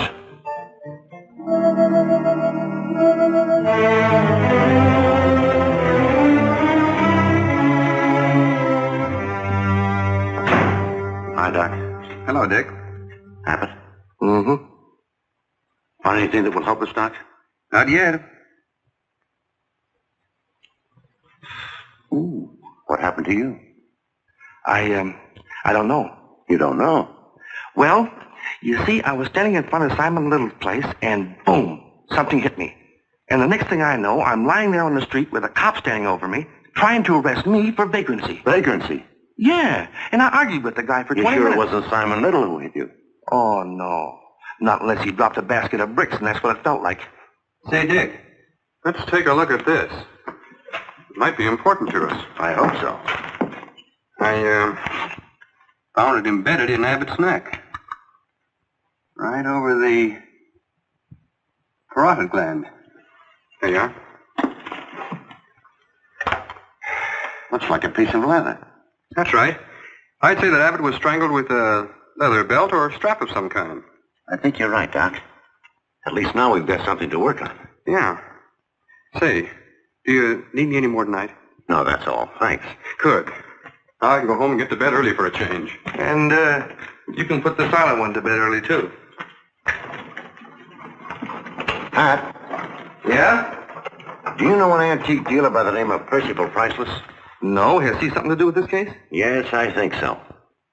Do you know anything about antiques? Well, a little. I know an old gal singer. She works up at Spider's Web. She's about 5 foot... That's not what I mean. Oh. Well, that's all we can do tonight. Yeah, I guess so. See you in the morning. Right. Say, I wonder if Vitamin Flintheart knows anything about antiques. Well, He ought to. He's old enough. Have him come in and see me tomorrow. I'll have a little job for him. Okay. Good night, Doc. Good night. Night, Pat. Night. Higby, bring that Victorian vase, please. Do you mean this one, sir? Yes. Oh, very good. It is a very rare piece. I believe Mr. Price has found it in an old New England farmhouse. Perhaps this is the one you had in mind, sir. No. I'm afraid not. Not only is its authenticity questionable, but it lacks that purity of line which is so essential to my requirements. Just precisely what are your requirements, sir? I've shown you several examples. I am furnishing my mausoleum. It is essential that every line be in the purest Grecian harmony. I could not enjoy my perennial solitude in the knowledge that there was something imperfect in my surroundings. Excuse me. Ah, good afternoon, Miss Clyde. Good afternoon. We have your candlesticks in the office. Will you step this way, please? Surely. Higby, take care of the gentleman, will you, please? Oh, yes, Mr. Priceless. Now that... perhaps we have something else you'll find... You are saying? Perhaps we have something else you'll find appealing. Oh, yes. By George! Now, that's interesting. What is? That vase up there. Unless my eyes are playing me tricks, it's a rare and beautiful example of early Grecian workmanship. I say, that's a good-looking suit you have. Who's your tailor? My tailor? He has a little shop that's just around the corner. It's little, but it's awfully Who has? My tailor. That has nothing to do with antiques, has it? No. How your mind wanders. It fits down the vase, man. Pitch it down. There's only one other like it in existence. It belongs to my old friend Lady Casserole, up on Norton-on-Tyne, Woodsley's Hollow, Oakfield by Sea in southeastern Nottinghamshire, in merry old England. Fetch it down, fella. Fetch it down. Yes. You don't seem very pleased to see me. Oh, of course I am. But why? Why did you have to come here last night? Dick Tracy was at Sparkle's office, and I wanted to warn you. Fine warning you gave me. You led Tracy right to my door. He came here? Yes, he followed you. You should have known he would. Did he find out anything? I'm not sure. I don't think so. Well, then stop worrying. We've got other troubles. Cueball won't give up the diamond until he gets his 10,000. And Simon Little wants to pull out of the deal. Simon wants to pull out? Excellent. Well, that's hardly something to worry about, my dear. We split only 2 ways now. But who'll cut the stones for us? Why have other contacts? How life continually disappoints us. This is not the invaluable object I presumed, but a mediocre copy. Are you sure, sir? Quite positive. I return it to the obscurity it deserves. Yes. I am a recognized antiquary, fully capable of differentiating between the inspired original and a clumsy counterfeit. Good afternoon, Miss Clyde. Good afternoon. And I'll have the candlesticks delivered. Oh, thank you very much. And suddenly a very, very exciting thing happened. Just as I was trying to overhear what they were saying in there, the door opened and Miss Clyde came out. With the candlesticks? No. Priceless said he would send them to her. Then the wench left. Yes, sir? Steve, get hold of Patton and tell him I want to see him right away. Right, Chief. Thanks, Spiderman. You've been a big help. Oh, it was nothing, old boy, nothing. I made a little purchase while there. A garter. A garter? Mm-hmm. It has quite a history, old boy. Quite a history. What a pity. Why do the young have all the youth?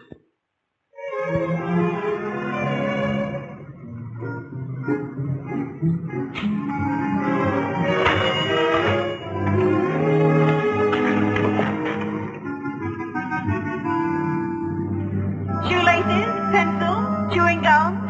Shoelaces, pencil, chewing gum. Shoelaces, lister. No, thank you. But listen, I got I to... told you I don't want anything. Will you please get out of my way? But I got razor blades, too. Needle, cue ball, chewing gum. What did you say? Cue ball. He'll be waiting for you tonight at the Drifting Dagger. What time? When? Now, right away in Flora's private office. Bless you, sir. $1.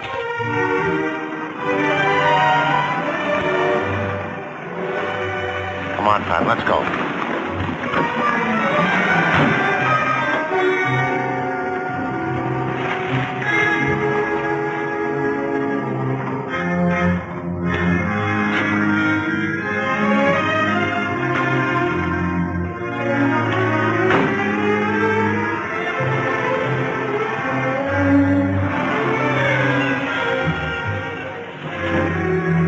I'm going in, Pat. You cover the back way. Stop anyone who tries to get out.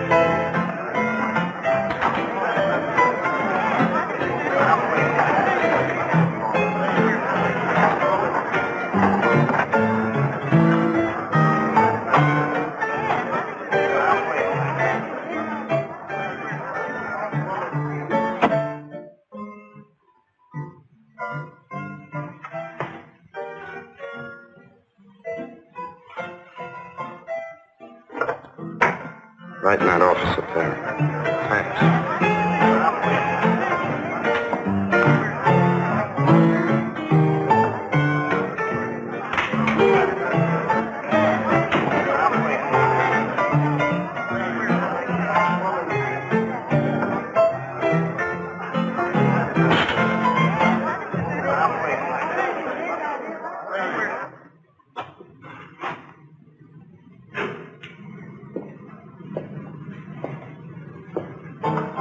Quit stalling. Let's have the dough. Well, you see, Cueball, Don't try to hold out on me. The price has gone up. But Cueball, It's doubled. I want 20 grand. It's little enough for getting 300,000 bucks worth of ice. I got you dirty chiselers where I want you. Now you're gonna pay.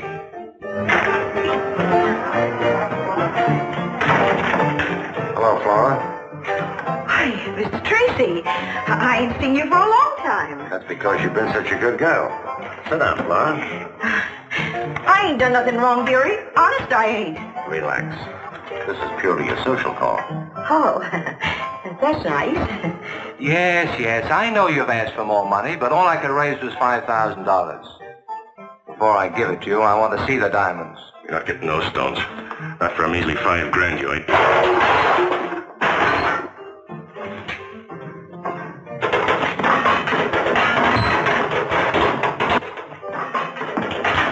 Who's out there? Shut up.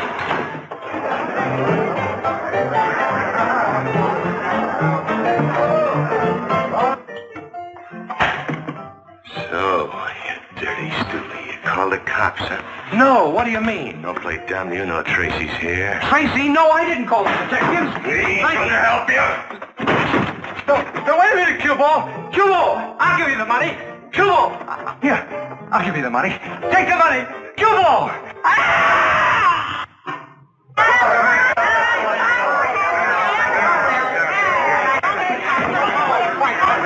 Open up in there.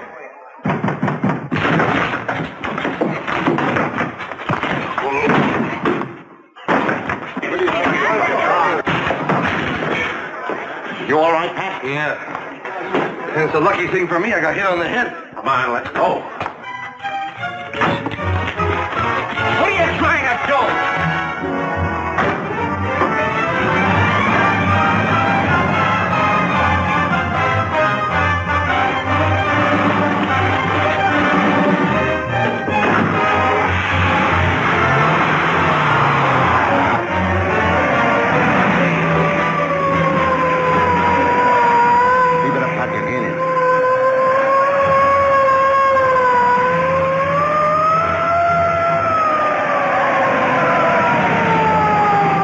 No socks on the head will make you dizzy. Why, I can see just as look out.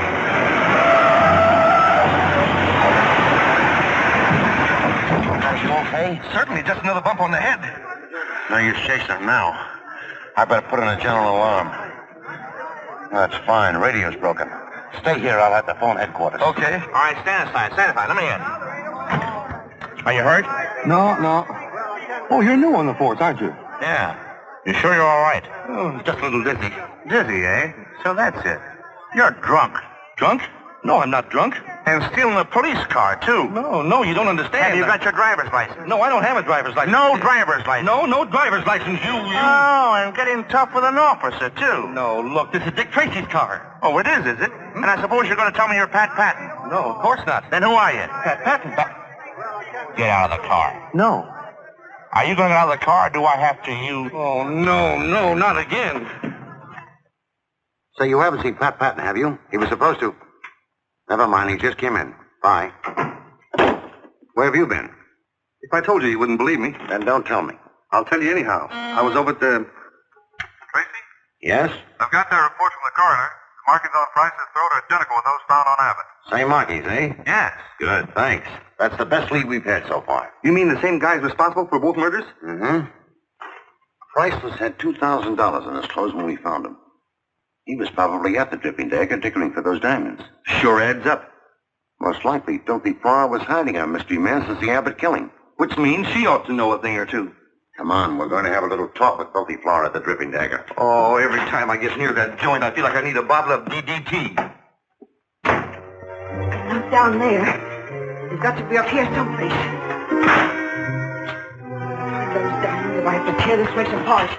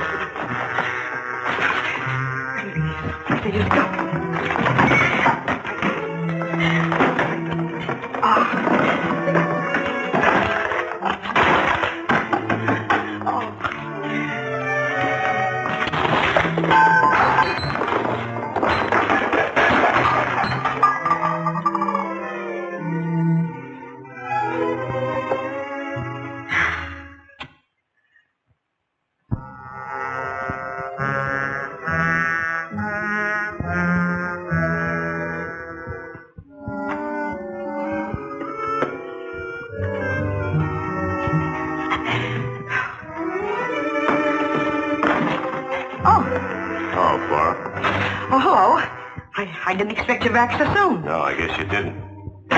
You figuring on going out, Flora? Yeah, just going out for a walk. I wanted a breath of fresh air. Maybe you better put off that walk until a little bit later. I got something I want to talk over with you. You mean about the rent, Cueball? Oh, that can wait till next week. No, it ain't the rent. Oh, just a social call, eh? Paying your old sidekick Flora a friendly visit.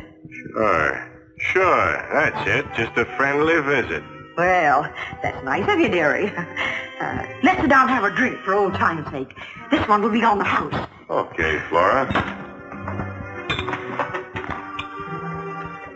Looks like you was trying to find something here.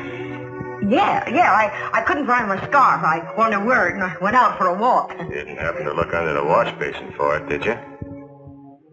Wash basin? Why, what would my scarf be doing under there? I ain't talking about your scarf. I'm talking about my diamonds. They were under there until you got your hooks on them. Now hand them over. I haven't got your diamonds, Cueball. Honest, I ain't. Are you lying, old bag? Now you gonna give me them diamonds? You don't have to take them. Just try and take them. Just try and take them. Now, wait a minute, Flora. Maybe we could talk this over. There's enough there for both of us. We could split 50-50.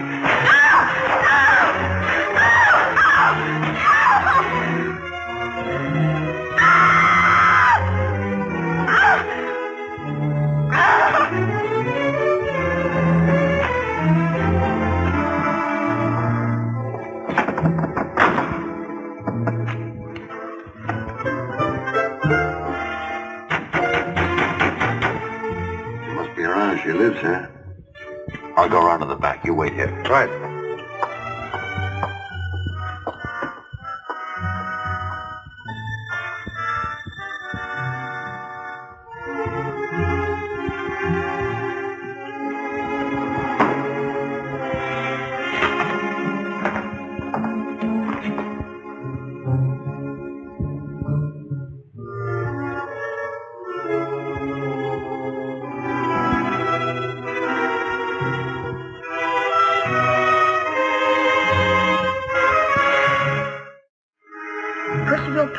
Antique dealer found murdered, and then, as night fell, the killer struck again, leaving Filthy Flora's body cold and lifeless in the office of her waterfront cafe known as the Dripping Dagger. According to Dick Tracy, head of the homicide squad, the markings on the throat of each of the victims Indicates? Thanks. You're welcome. Indicates that the same criminal is responsible for each of the murders. Oh, gee. Just when it's getting good. Yeah. See who it is. Okay. But don't read any more till I get back. Right.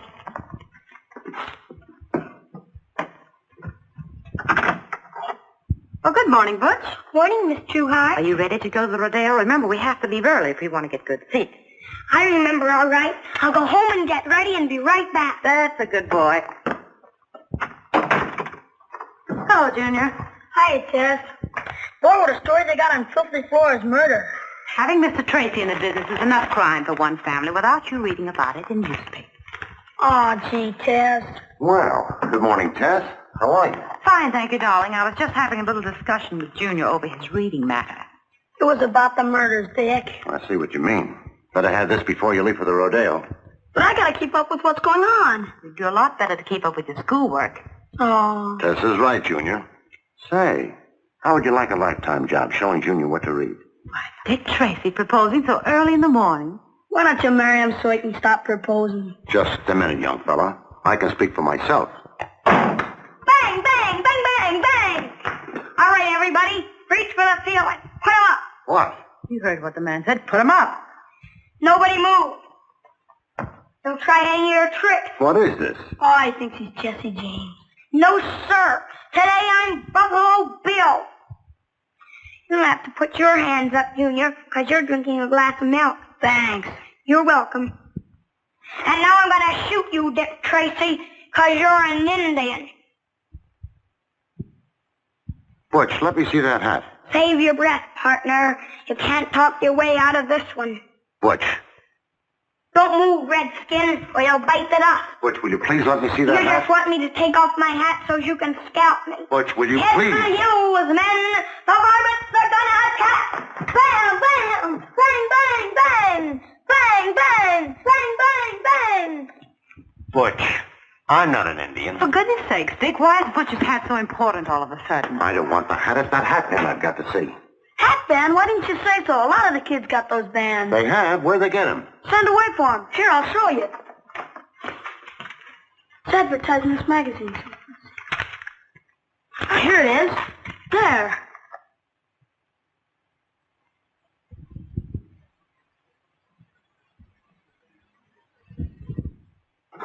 Desert, city, operator, to Dick Tracy. Box 520, Desert City, is post office, address, Rocky Mountain Penitentiary. Rocky Mountain Prison. Know anybody up there, Chief? Why, the warden is an old friend of mine. Take a wire. Yes, sir. Listen to this. Prisoner you referred to was released 6 weeks ago after serving 10 years.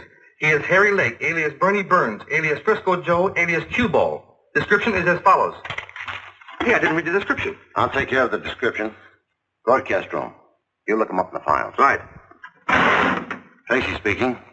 The killer in the diamond case has just been identified. Broadcast this description immediately.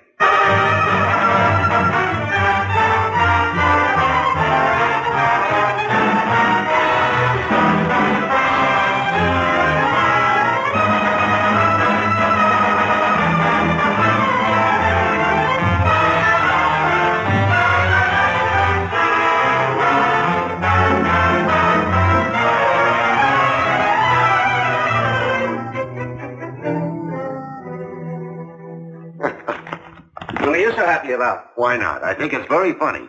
You should be able to take it, Chief. We've been kidded by the press before. But they're giving the public the impression that Cueball is in plain sight and we can't even see him. Why don't they draw a picture showing how we scoured the city, how we took the dripping dagger apart board by board, how we kept a constant watch on that antique shop and Mona Clyde's apartment? No, we don't want that publicized. Well, I can't say that I enjoy this kind of publicity. Why haven't you picked up Mona Clyde? Because I believe she'll lead us to the diamonds, and the diamonds will lead us to Cueball. Dick, I don't care what you do or how you do it, but we've got to get some action. I've got a plan that may work, if I can find the right policewoman. Okay, find her. But let's have some action. Right, Chief? Yes, sir. You can send in those ladies now. Okay, girls, you may go in now. Thanks.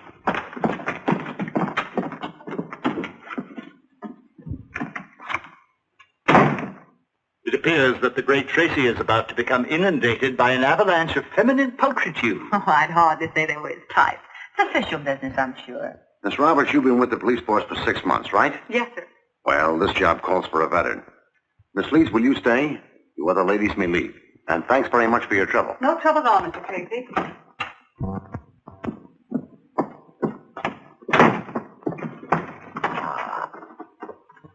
Four went in, 3 came out. It is a situation which I am compelled to remark is replete with the most devastating possibilities and open to the most provocative of interpretation. Now, don't let your imagination run away with you, Vitamin. I still say I can always trust Dick. Most fortunate of creatures, the hand that made you fair hath made you good. If we're to be successful, you must give the impression of being a real blue blood. High society. Think you could handle it? I doubt it. This Brooklyn accent might be a tip-off. Don't you think you could disguise it? I don't think so. That sort of puts me in a spot. I don't wish to stir the green-eyed monster of devouring jealousy, but don't you think it sounds suspiciously quiet in there? Oh, you.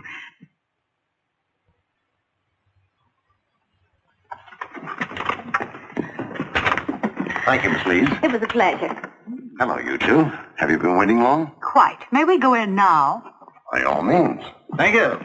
I can see that police work might be very interesting. Now, Tess, those were policewomen. Policewomen? A man is confronted by jeopardy on all sides. I was looking for one capable of impersonating a society girl. Did you find her?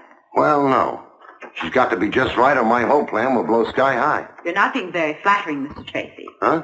A gentleman would at least say that I look the part. Of course you do. You're not getting any ideas, are you? Oh, but I'm sure that I could play the part for you, Dick. No, absolutely no. It's too dangerous. Pardon the intrusion, old fellow, but I must say that Miss Trueheart embodies the quintessence of social grace. Oh, Dick, you've got to let me do it. But I'm afraid the whole thing... Tut. I will school the little lady in social deportment. First, the correct form. But of all the vital graces, that of making a good first impression is the most important. Ah, how do you do? How do you do? I am so happy to see you. Well, I'm happy to see you, too. I've heard so much about you. Oh, you have? I'm sure you're one of the most charming and scintillating men I've ever met. Oh, that's nice. I wish I could say the same. Say, is Vitamin going to play your society gal? None of your ribaldry, sir. You are speaking of the man I love. No, Pat, Vitamin isn't. I am. Right, Dick? Right. Now, these pieces are rather unusual. No, I'm sorry, Mr. Sparkle. I'm afraid these won't do either.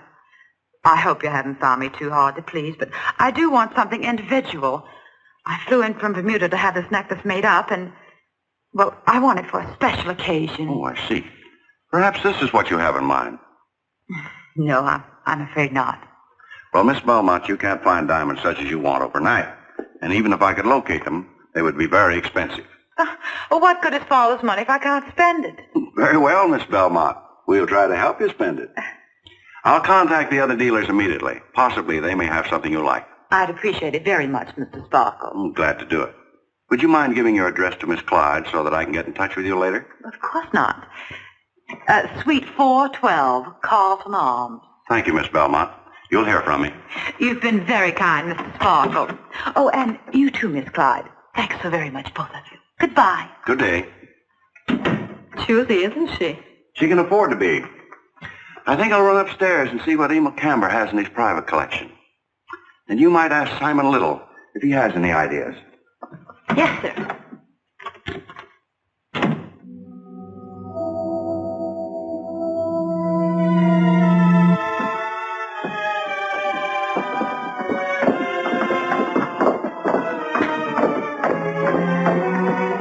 About time you two got here. Did you bring the dough? Cueball. Let me handle this.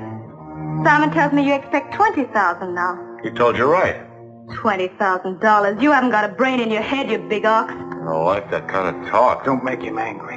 Oh, he'll listen and like it. If you wanted the $20,000 so much, why did you kill Priceless? He was the only one who could pay it to you. I had to kill him. I'll kill anybody that gets in my way. You get in your own way.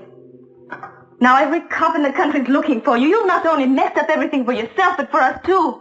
I told you I don't like that kind of talk. Oh, shut up. Go ahead, kill me. Kill Simon, then you won't get a dime. Nothing. Nothing but the chair, perhaps. Don't talk like that or else... Oh, getting scared, huh? The police are closing in, and you're getting scared. I won't catch me. I'll get away. They ain't caught me yet, have they? I'll take that 20 grand and blow... Get it through your skull. There is no 20 grand. Nothing like it. There isn't even 10,000 now. Nothing but what Simon and I can dig up for you. I've got $1,700 in the bank. And I've got $2,400. That's $4,100 you can have for the diamonds, Cueball. $4,100, that's all. $4,100 for these rocks? Yes. I've got a chance to get them off our hands for about $7,000. And we'll all be clear. There'll be no evidence. There's a rich heiress. She'll buy them. But she knows they're stolen, and that's all she'll pay. Nobody else will touch them. You two are double-crossing me. Double-crossing you after you killed Priceless. Keep your diamonds. You can go to your grave with them. Come on, let's get out of here. I've heard enough. Now, wait a minute. I ain't gonna be left holding the bag. Give me the dough. Give me the $4,100. Well, you have got some brains after all. I'm on the cracks. Give me the dough. You'll get it tonight, later. Yeah, well, you ain't getting these rocks until I do. Okay. Wait here. I'll wait. Come on.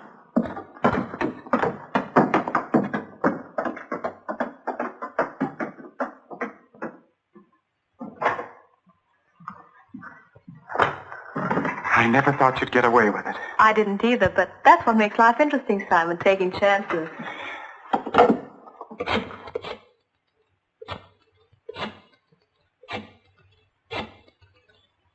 Hello, Carlton Arms. I'd like to talk to Miss Belmont, please.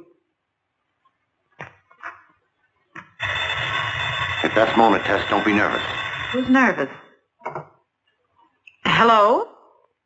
This is Blythe Belmont speaking. This is Mona Clyde.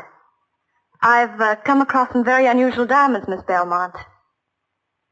The owner is a very prominent man who is financially embarrassed. He insists the sale be as secretive as possible, so I took the liberty of making an appointment with him at my apartment tonight. In an hour. In an hour? Very well. What's the address, please? 2nd floor, apartment 12. I've got it. Yes. I'll see you in an hour. Come on, Pat, we'll go right over there. Hey, wait a minute. Don't you want to know where you're going? That's Mona's address. We know it by heart. Oh, you do? Don't leave until the last minute, Tess, just in case she calls again. If there are any changes in plans, call headquarters immediately. Right. See you in an hour. Yes, dear. This is one date I know that you'll keep. But I tell you, Miss Clyde, I don't like it. What if something should go wrong? What can go wrong? Now go ahead. Get your $1,700. Here's my $2,400. But that $1,700 is all the money I have in the world. You're the weakest, most sniveling excuse for a human being I've ever seen. You've no right. You're right. We pay $4,100 for diamonds we can sell for over $100,000, and you say I've no right. Now get your money and stop crying. All right. But I've always been so careful of my money. I didn't even trust the banks. Now... And now you're going to be a rich man. I hope you're right. I'll go over to my apartment and meet the Belmont woman. Here, take the money downstairs and get the diamonds from Cueball. Now, don't forget, you're the financially embarrassed gentleman who owns the diamonds. Try to act like one when you get up to my place.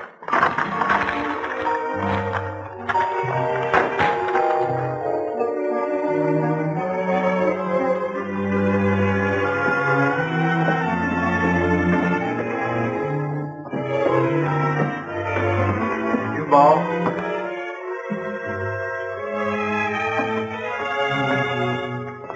Cueball.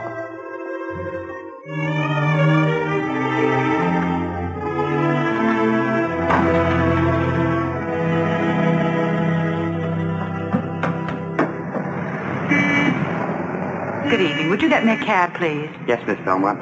Taxi? Where to? 319 East 4th Street. 319 East 4th Street, driver.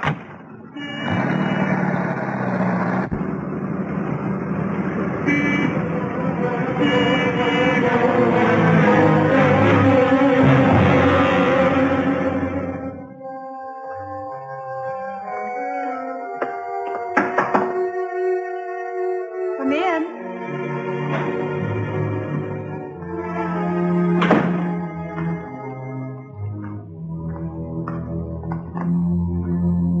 But how could I have the diamonds? When I got to my workshop, Cueball wasn't there. He's gone. You're lying. I'm not. I looked everywhere. I waited. And what about Miss Belmont? Where's she? She isn't here yet. Oh, you're the one who's lying.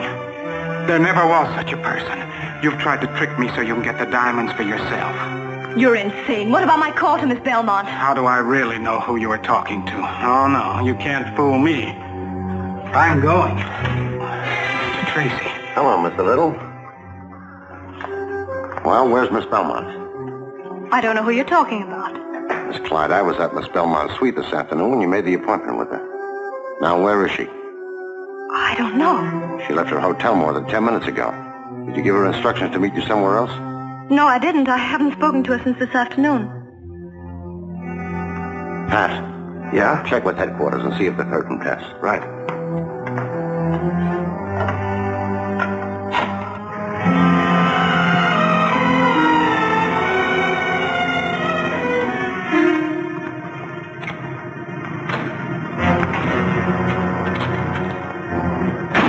This isn't where I told you to take me. You want the diamonds, don't you?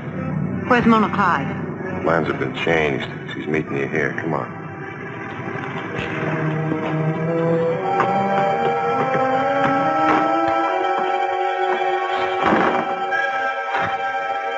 Upstairs.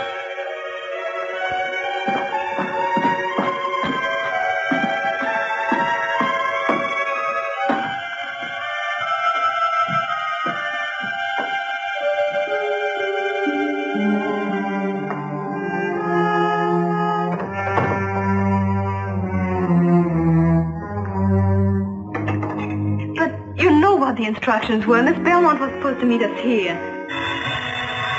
Just a minute. Do you have an extension? Why, yes, in the bedroom. All right, answer that. Play it straight, no tricks. Hello? Yes. Simon Little? Just a moment. Hello? Mr. Little? Oh, yes, Rudolph. Cueball is here. What? He has a girl with him. He's back? There seems to be something wrong. Alex, Cueball, he's got Tess. Come on. Right. Thank you, Rudolph. Get those two down to headquarters. Right, Mr. Tracy. All right, get your coat on, lady. I tell you, I refuse to discuss the diamonds unless Miss Clyde is here. Too bad, sister. Double-crossing Clyde dame ain't gonna be here. Then I'm leaving. What's the matter? Ain't I good enough for you to do business with? I got the diamonds. Mona Clyde hasn't. Now give me the dough. Don't be silly. I wouldn't carry that much money around with me. Stop stalling. You want the diamonds, don't you? Well, here they are. Oh, I told you I haven't... Don't give me that. You was ready to give Mona Clyde cash. No, I was just going to look at the diamonds. You're lying. You got the dough right here in your purse. No, you're wrong. I tell you... Dick Tracy. So that's it. This is a plant.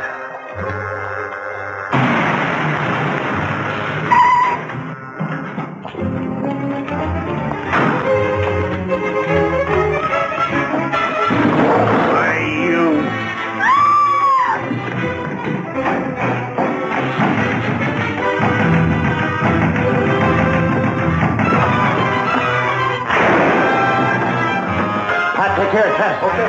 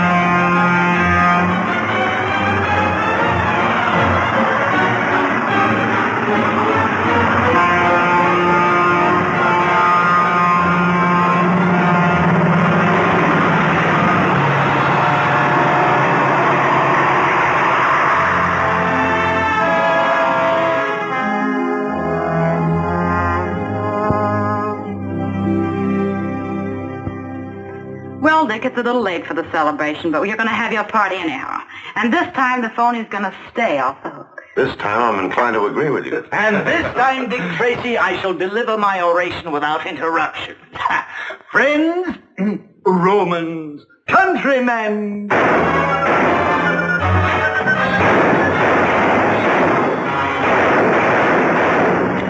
He's hit. Will crime never cease? Dick? Dick! Sorry, honey. Save me some cake. Oh, no, not again.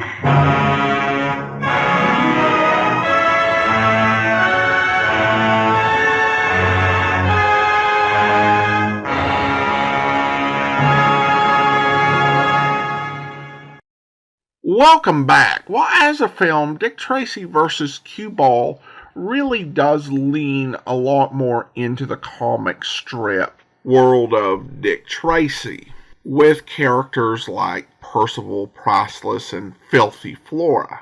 And of course, Vitamin Flintheart. Flintheart is really a key character in the Dick Tracy world. He's had several long stints in the comic strip. The most recent began in 2014. In addition to this film, he appears in the next, and also featured in the Dick Tracy TV show in the 1950s. In this film, Ian Keith does a really good job capturing the over-the-top nature of this character.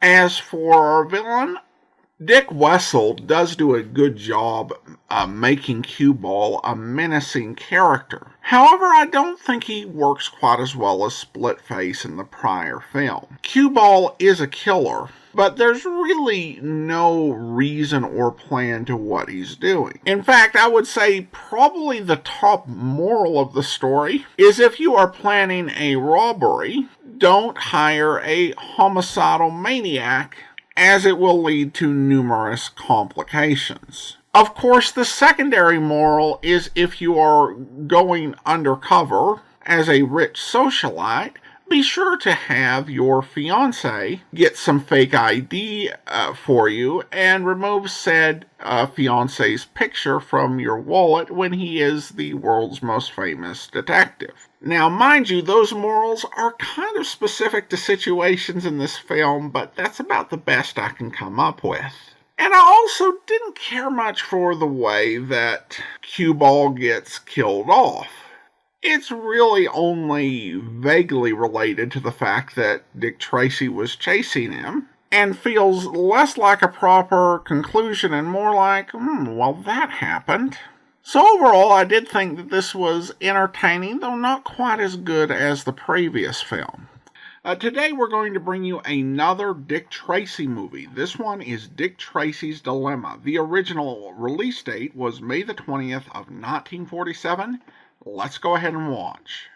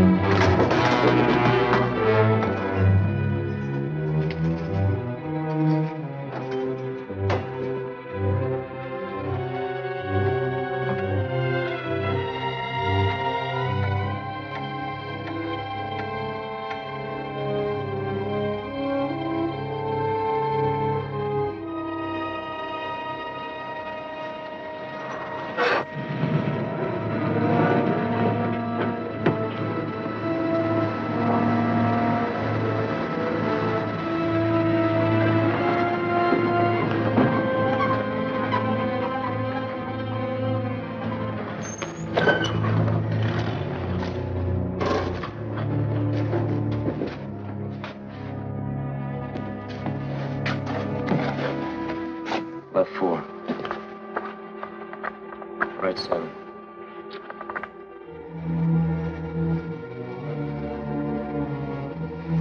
We'll turn left.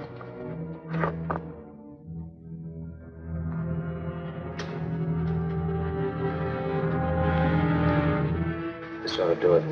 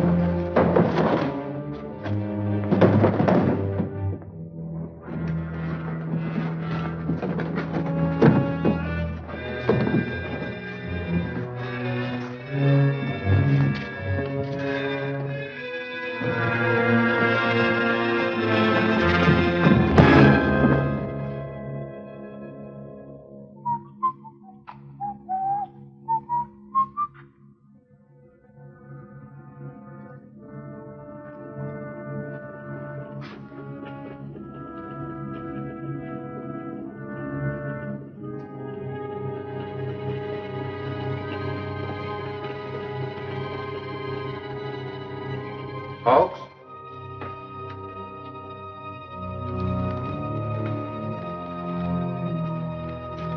Folks!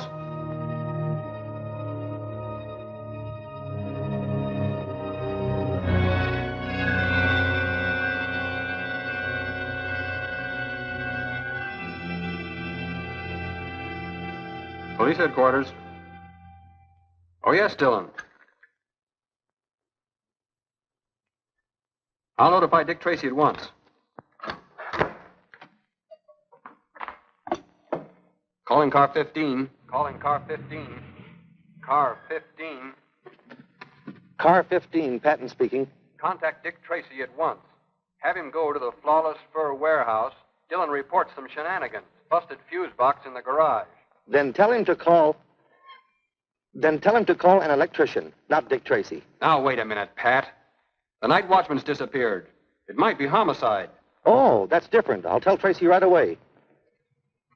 Roger. Pennies for a blind old man. Pennies for a blind old man. Hello, Sightless. Hi, Patton. Is it a nice night? Lovely night, lovely night. Thank you very much.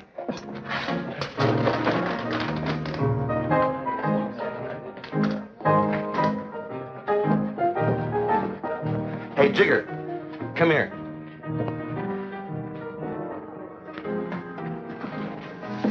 Well, what's on your mind, Copper? Where's Tracy? In the back room, snooping around. Say, why don't you bloodhounds hold your convention someplace else? We like the atmosphere around here. It's so wholesome. Looking for me, Pat? Yeah, we have to make a call. Oh. Did you find out what you're looking for, Tracy? No. And see that I don't. I understand Hatchet Harry's been hanging around here. Why, that's a big mistake. Say, you know I run a respectable joint. Do I? Come on, Pat. Come back again, Mr. Tracy. Bring the folks. Pennies for a blind old man. Sightless, I want you to do me a favor. What is it, Mr. Tracy? I want to know what's going on in Jigger's back room. Mr. Tracy, you know I can't see a thing. Now, keep your eyes open, will you? $5. He put that coffee on while I was in here. 10 minutes later, when I came back, the coffee was boiling over, the lights were out, and there was no hawks. Did this watchman ever leave the job before? No, I'm sure of that, because he was a most reliable man. That's why I'm afraid something happened to him. What did you do after you called headquarters? I called Mr. Humphreys. He's the owner of the place here, because all the doors were unlocked. Did you take a look around inside? No, I thought we'd best wait till Mr. Humphreys came. Let's see what happened to the lights.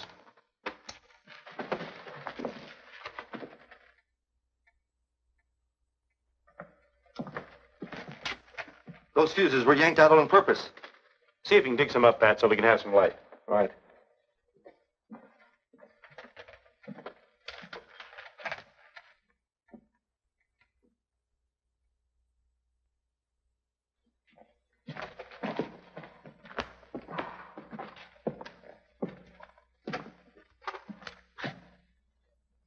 Who's that? It's the police, Mr. Humphreys. Well, you gave me a scare. I guess everything's all right. There's a fortune in furs in that vault tonight. This is Detective Tracy from headquarters. You better take a look inside, Mr. Humphreys. I'd rather wait to open the vault. You see, when Officer Dillon phoned me, I reported his call to my insurance company, and their representatives are going to meet me here. We're here, Humphreys. This is Mr. Tracy of police headquarters. How are you? I'm Peter Premium, Vice President of the Honesty Insurance Company. This is Mr. Cudd, my investigator. He's not just from headquarters. That's Dick Tracy, homicide. That's right. Say, Dick, I think I'll go up to the car and see if I can get a radio pickup on that night watchman. Okay, Pat. May I have the combination now, Mr. Humphreys? Certainly.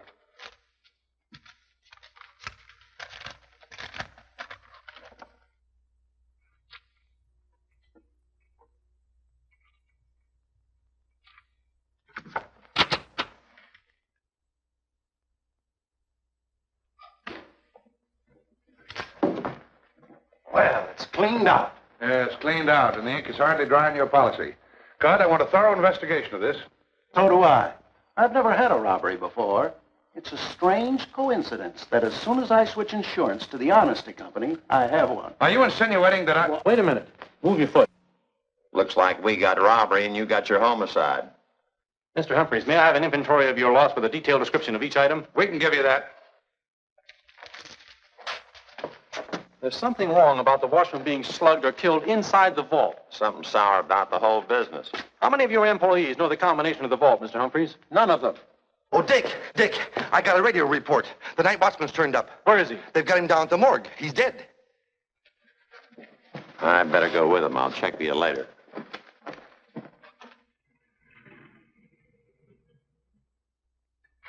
The medical examiner told us not to move him until you got here, Mr. Tracy. I see. Is that him, Cudd? Yeah, that's the night watchman, all right. Where was the body found? On Macy near Grand, apparently thrown out of a car.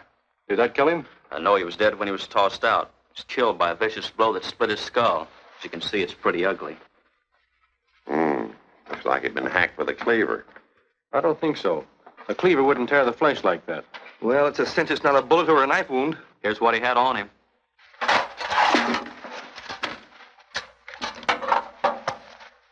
Hasn't been fired.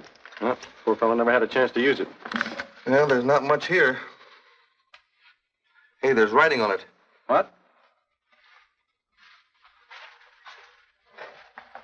It isn't very clear. What do you make of it? Offhand, Greek. I'd say it looks like Like what, Pat?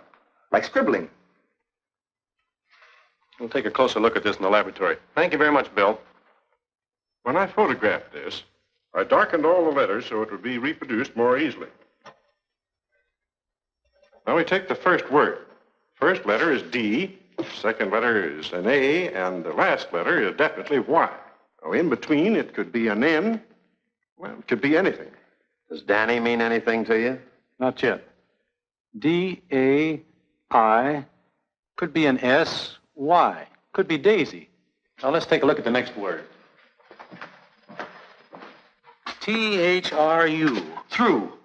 The next one is easy. It's got to be of. And the last one definitely is T-H-E-N, or that could be an M, them. It can't be through of them. It must be three of them. Hawks must have been trying to tell us that three men did the job. Now, if we'd only figure out this first word. D-A-I-S-Y. Daisies. Three of them. 3 daisies. Now we're getting into poetry. This last scribbling looks like a license plate number. 6, 7... No, that could be a T, you see? 6T, N2, something, something. Whenever there's a T in a license plate number... A truck. You're right, Pat. Then maybe he meant there were 3 daisies on a truck. No, he would have written 3 daisies. Daisy and 3 of them indicate 2 separate ideas. I think Daisy was the name on the truck. Then there were 3 guys driving it. Yes, I think that's it. Now, let me have that, will you? Well, certainly. Thank you very much, Collins. Johnson, put this on the air right away.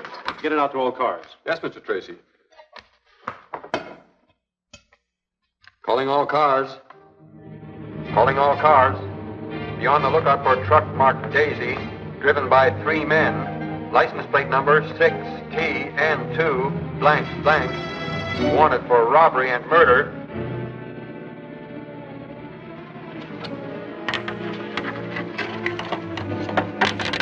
Go take care of that sign. Right.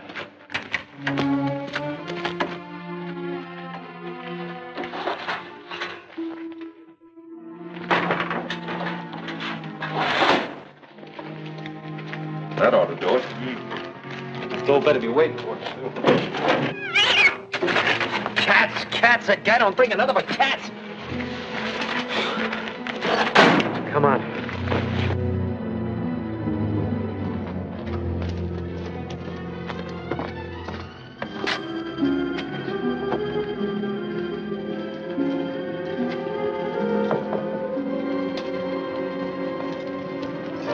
Pennies for the blind. Pennies for the blind. Bless you, bless you. Pennies for the blind. Pennies for the blind. Hey, you.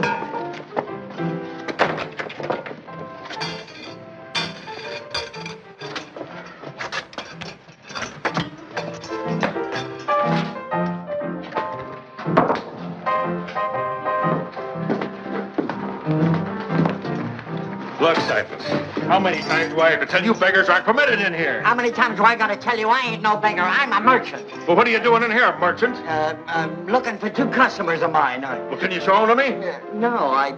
Well, then they're not here. Come on, Hey, beat it wait out. a minute.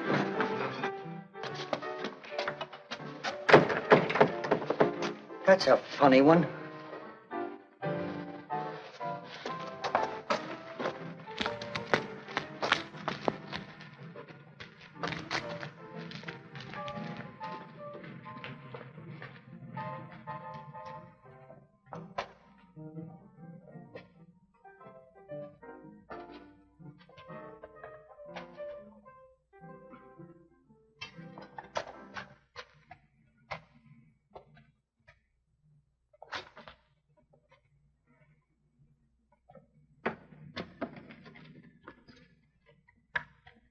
Waiting around gives me the jitters, too. I want my dough and I want it quick. I want to blow this town. It ain't ready yet. Would you stop playing with that cat so I can talk to you? Go ahead, talk. Cat don't mind. Oh, you're such a smart character, ain't you? You couldn't just hit that night watchman over the head, could you? You had to get fancy and tear him up. Now the whole homicide squad's on our tail. Can't the boss get rid of the stuff? Nobody'll touch it now. Hot furs are bad enough, but he's got to tie him up with a murder. We'll never get that dough now, never. All because of you and that itchy hangnail. You can't use your brains, can you? Instead of your brains, you got to use that hunk of steel like some stupid animal. I know what's the matter with you. You're a killer, Claw. You're nothing but a crazy, stupid killer.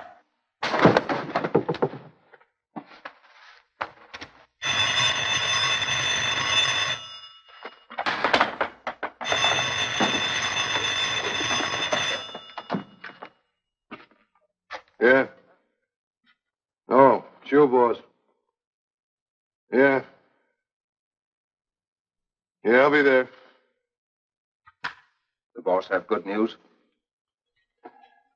Found somebody who's interested. Wants to see the furs tonight. There, you see, Sam? We're going to get our dough after all. When are you going? Gotta be at the end of Hemp Street in an hour.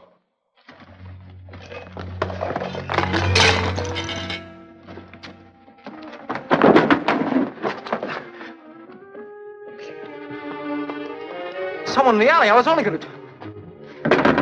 Leave it there.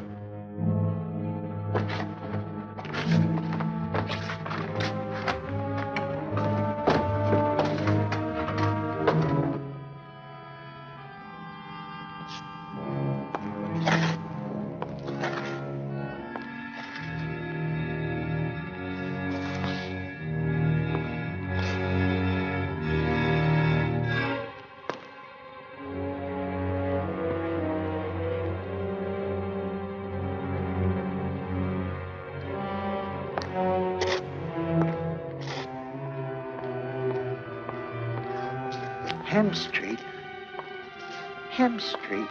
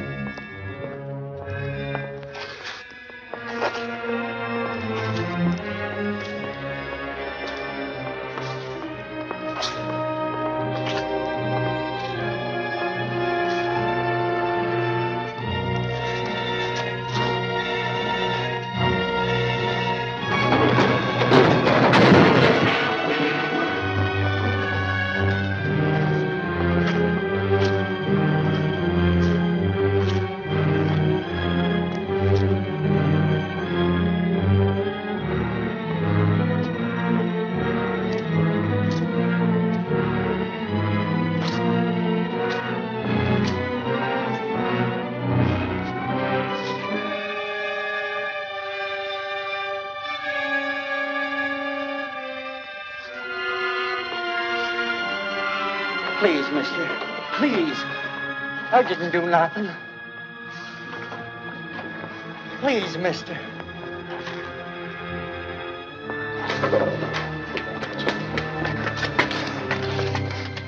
Let me in, somebody.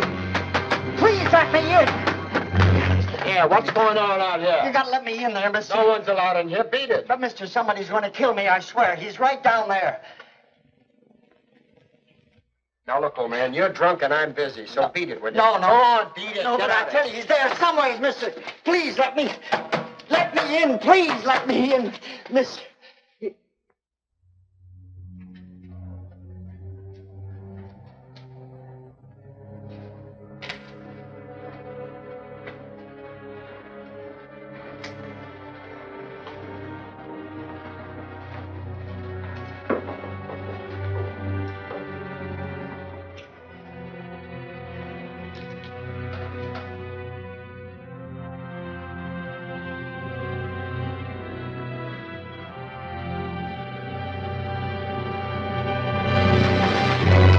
You still hanging around? I was just going, mister. I'm going to stay right here till you do. Oh, that'll be fine. Thanks, mister. Thanks.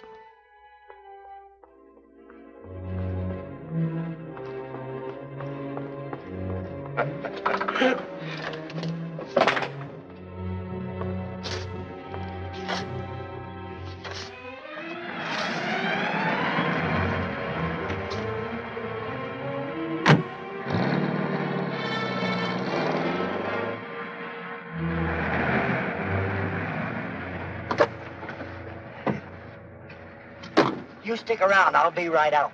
Okay. Softy now, the fair Ophelia. Nymph in thy orisons be all my sins remembered. No, Vitamin, not like that. No? My dear Tess, after 49 years in the theater, you're telling me. Well, Dick probably forgot his key. You let him in, Vitamin, but don't tell him I'm here. Something tells me this is what you've been waiting for.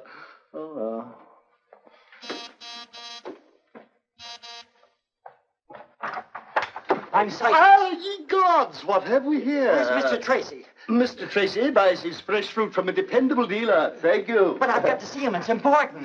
You shall not cross this threshold until you've been thoroughly disinfected. Take your ridiculous presents elsewhere. But, mister, you don't understand. I've been through enough tonight. Well, you're not going through. Here. But look, mister, tell him it's about the furs. They're going to meet the fence at the end of Hen Street in half an hour.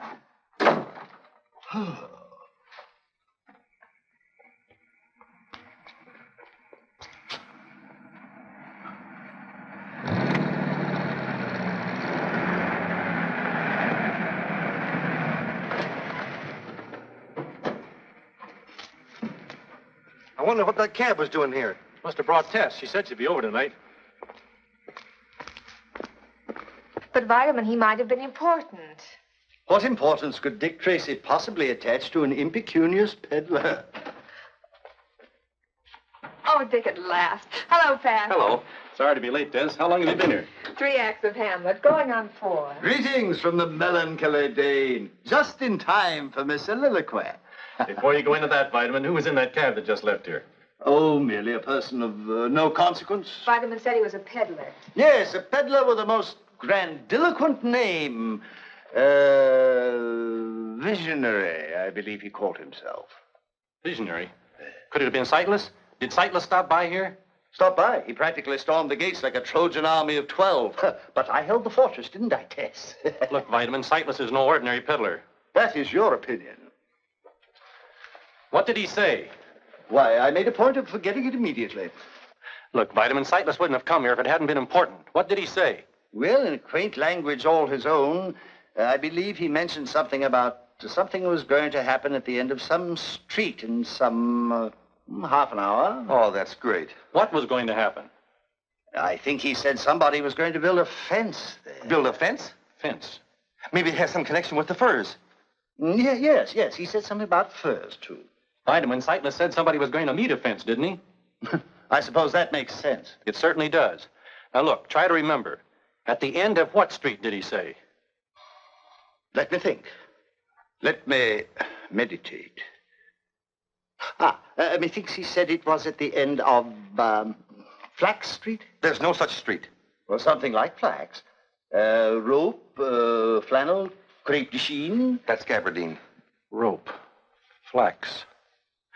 Could it have been Hemp Street? Hemp Street, that's more like it. Hemp, flax, a rope by any other name would smell. Vitamin C, the test gets home all right, will you? Enchanted. I'll see you later. Come on, Pat.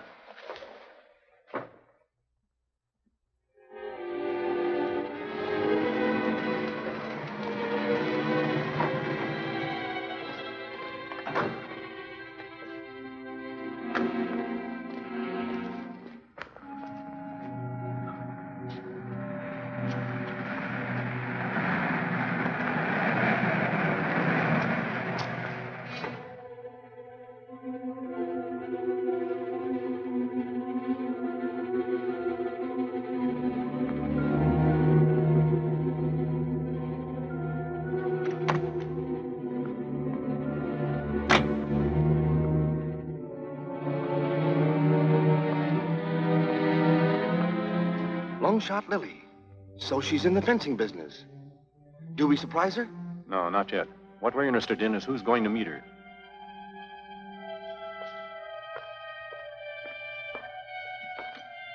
Hey, she's not going to wait.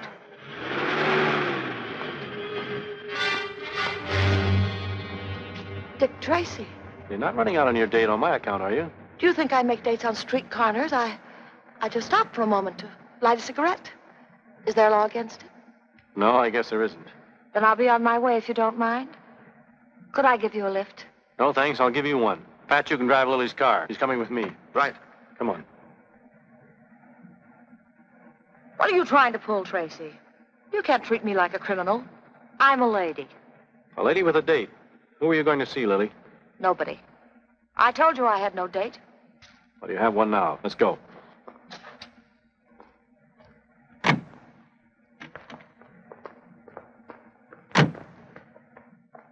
What were you doing on Hemp Street?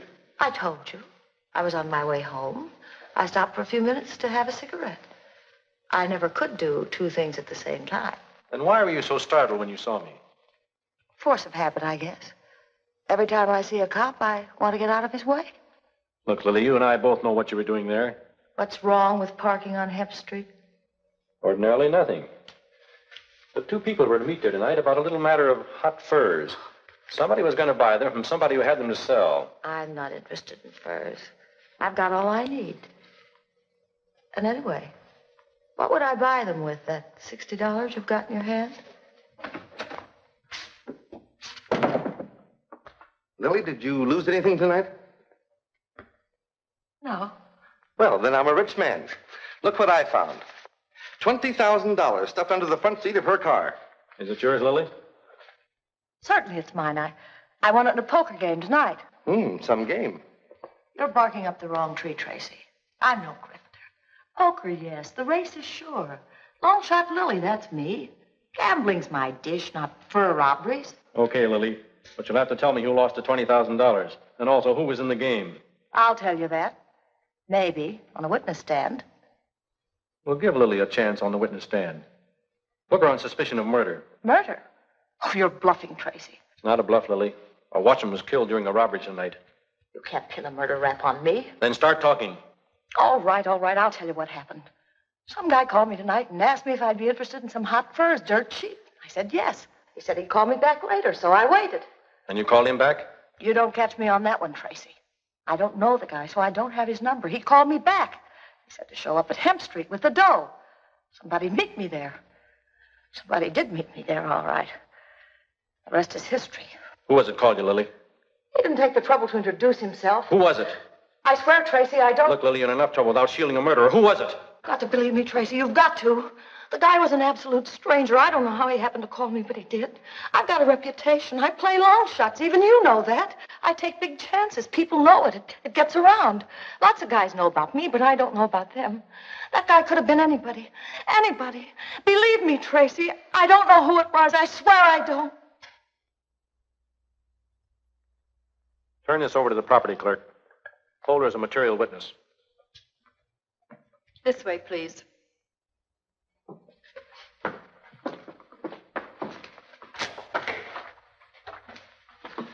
You know something, Dick?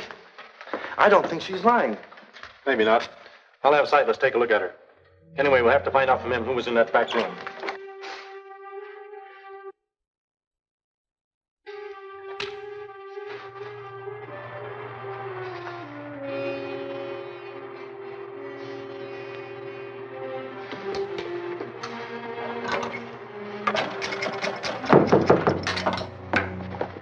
Who's there? Dick Tracy wants to see you at headquarters. Okay. Just a minute.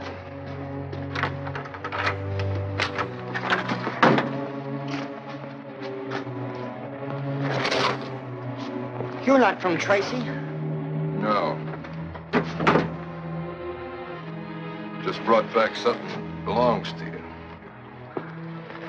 Take them. They're yours. They're your trademarks, Sightless. Thanks. I found them in the alley, back in the blinking No, skull. I wasn't there. You had to tell them, didn't you? No. You had to stole it, No, I Tracy. didn't see him.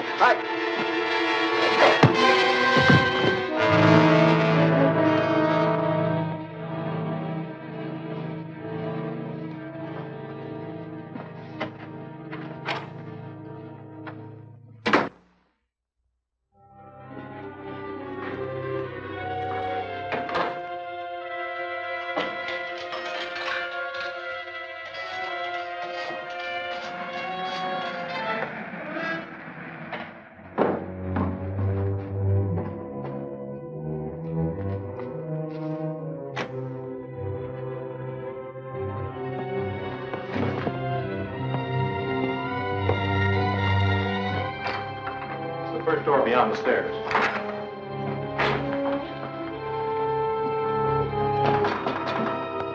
Sightless!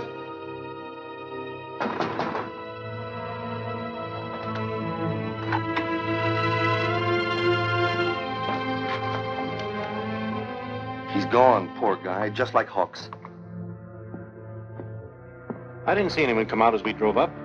Then there's a chance we've got him trapped in the building. I'll call headquarters and have the block surrounded.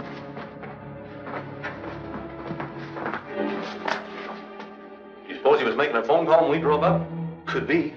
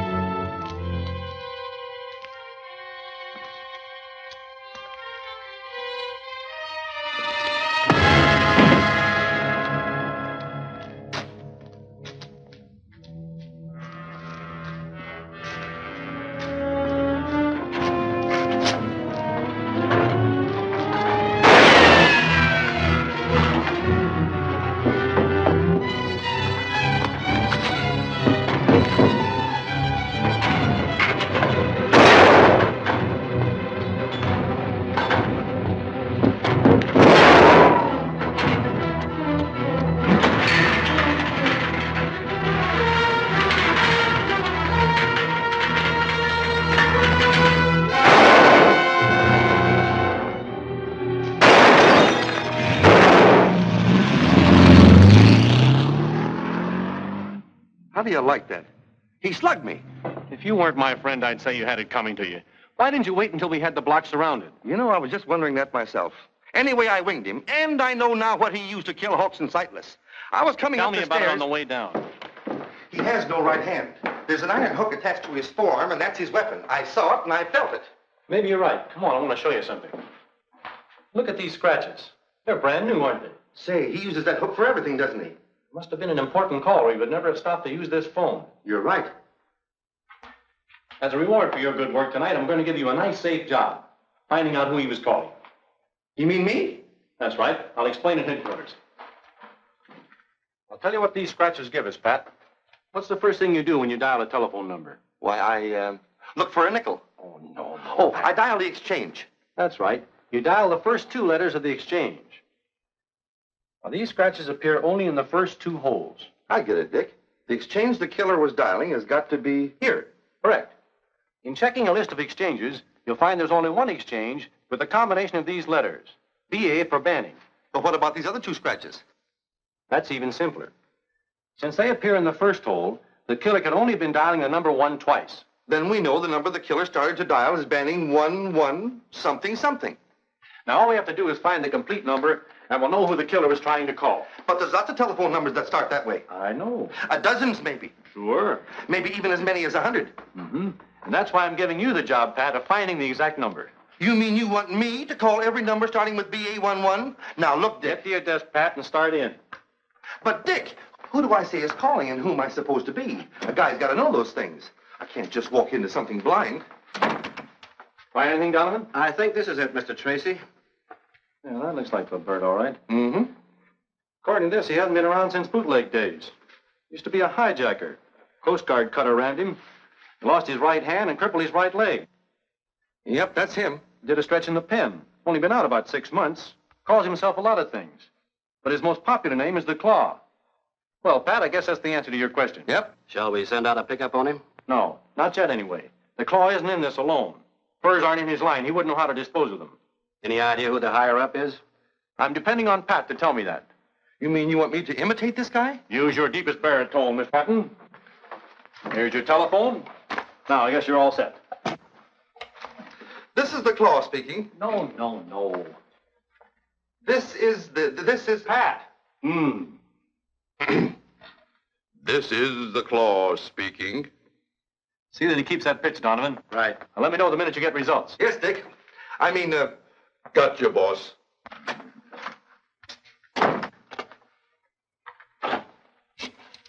Hello. Tess.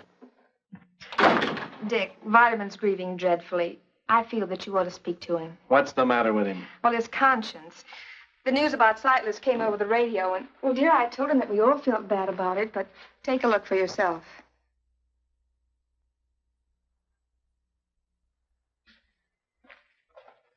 Snap out of it, Vitamin. It's true you did send Sightless away from the house, but you don't... If I hadn't, he'd still be alive. The solution to your entire dilemma was on the lips of that peddler, and I silenced them forever. Now I needs must atone for my crime. But, Vitamin, there's nothing you can do now. Nothing. There's nothing so difficult to do as nothing. What is it, Dick? Vitamin, there is something you can do, but I don't know whether you... But me no buts, sir. Put me to the test. hello? This is the Claw speaking. I quit, wise guy. What did they say this time? This is the Claw, eh? Then go scratch yourself. Insults. That's all I get. A man in my position. I'm sorry, Pat. You're in my custody. Orders from the chief. He just called. Where was he calling from? Home in bed? No, he's on his way to Humphreys. What do I care where he was on his way to? Well, that's so as you'll know where to report to him after you've located his man. Then ask him where he'll be a year from Thursday. Let's see, where was I?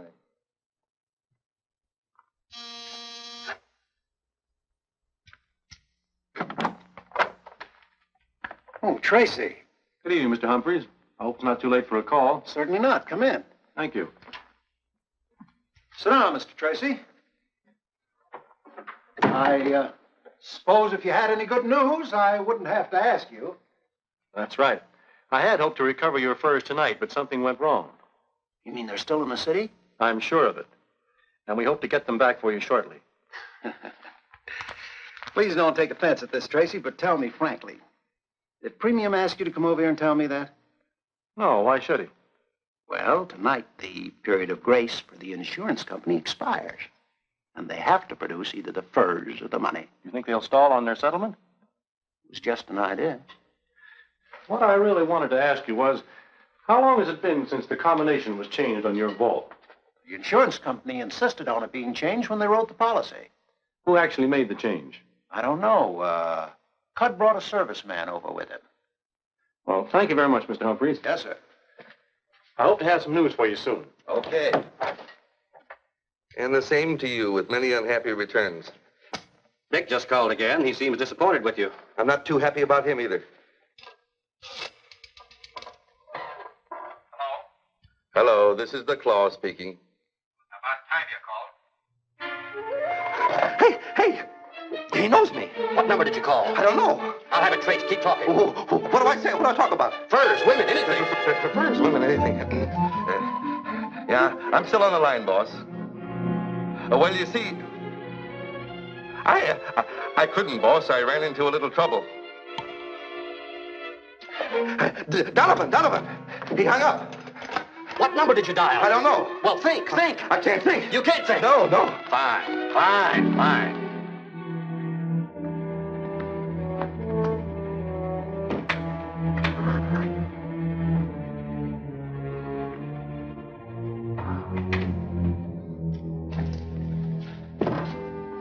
Oh, hello, Tracy.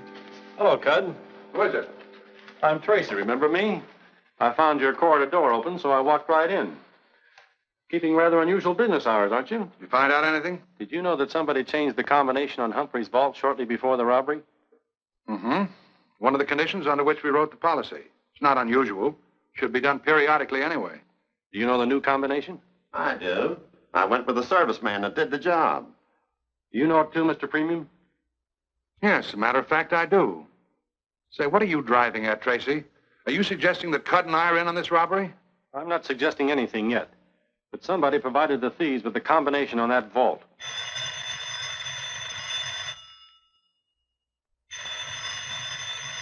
Shall I take it? No, I'll answer it. Hello? Yes? Oh, I can't go into that tonight. Have him call me back tomorrow. Was that the Claw? Who's the Claw? He's a two-time killer, and he's got Humphrey's furs. He tried to sell them to a fence, but something went wrong. Well, if you know who he is, why don't you arrest him? I don't know where he is. But as he failed in contacting the fence, I thought he might call you tonight and offer to sell the furs back at a big cut under their real value. Well, we did have such an idea, but we didn't know who had them. Tonight's our deadline. And if we don't get the furs back, we'll have to settle with Humphreys. An experienced fur thief would know that.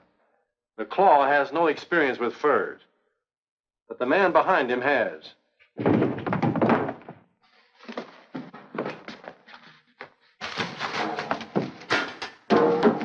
Pat, what in the world happened to you? I've got it, Dick, I've got it. You've got what? The man higher up. Banning 1126. Well, who is it? Humphreys. Well, how do you like that?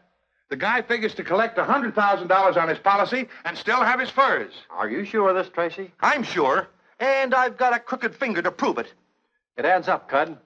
Humphreys is counting on you buying back the furs tonight. Sure. He gets his furs back in the morning, plus his cut of the dough we pay to get him back. Then, Tracy, why don't you do something? Why don't you lock him up? Now, let me get my hands on him. By locking him up now, you risk losing your furs. And we might never catch the killer. But Humphreys can tell us where the furs are hidden. Don't you think he'll deny his connection with the crime? That means a trial. Giving the killer more time than ever to skip town with the furs. That sounds reasonable. Well, then what do we do? You and I are going to stick right here. I'm more certain than ever now that the killer will give you a call tonight. You and Pat pay Humphreys a friendly little call. Right. I think I'm going to enjoy this. You know, Tracy, I got to admit it. I'm kind of glad you dropped in here tonight.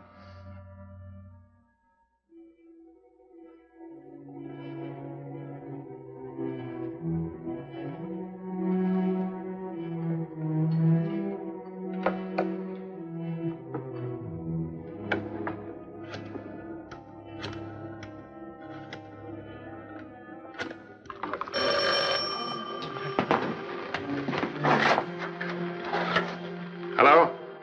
Is, he back there? I'll see.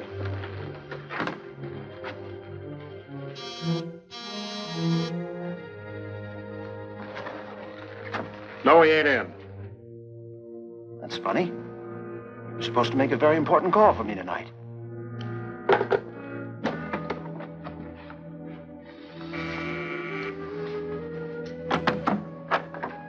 Why, Cud, I didn't expect to see you here tonight. Any news about the furs? Plenty. Oh, Humphreys, one of the first rules of our company is to always keep our clients covered. I don't know what you mean. Step inside. Just a minute now.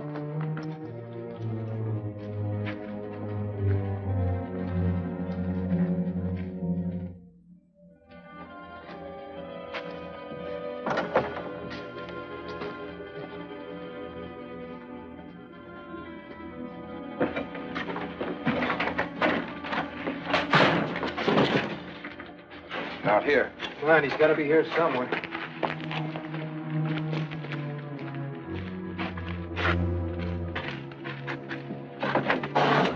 Hey, he's here.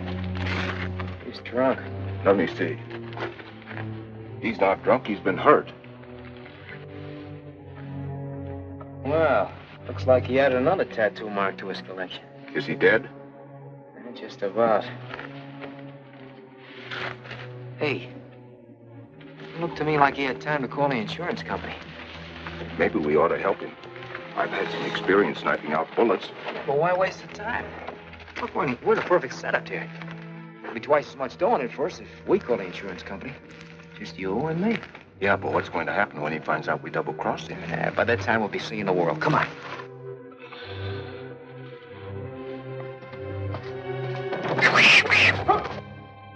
That guy and his cats will...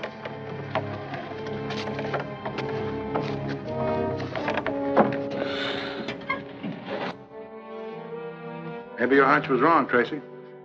There could have been a slip-up somewhere.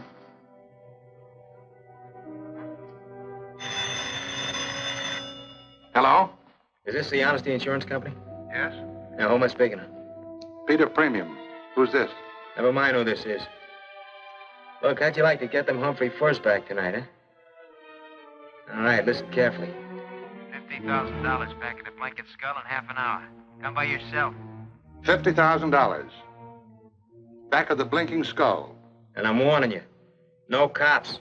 I understand. No cops. What do you know about that? Back of the blinking skull. You going, Tracy? Alone? You heard what the man said. No cops. Good luck. Buy a pencil from a poor blind man. Buy a pencil from a poor blind man. Buy a pencil from... Prithee, a random shekel for a myopic mendicant. Peasant. Ye gods, 'tis now the very witching time of night, but not a suspicious character in sight. Methinks I have failed Dick Tracy. Hey, Sam. What's the matter? Look. What? Sightless. What's the matter with you? You believe in ghosts? Come on. Yeah, but... I said come on. Hey. Buy a pencil from a poor blind man.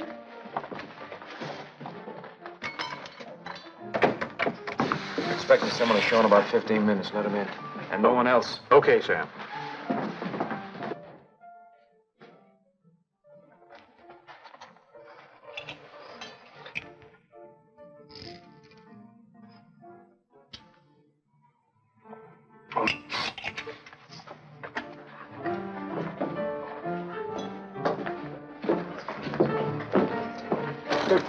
My most profound apologies.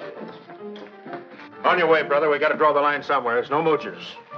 That epithet is applicable only to him who is afflicted with impecuniosity. Come again? Come again. I haven't left. There, keeper of the hooch. Okay, name it. Fetch me something savory and salubrious, concocted perhaps from citrus grown in the gardens of Granada, chilled by the snows of San Marita, served in a chalice by Cellini. Sorry, Bob, we ain't got any. In language comporting with your intelligence, lemonade. Lemonade? Dear me, doesn't anyone understand English anymore?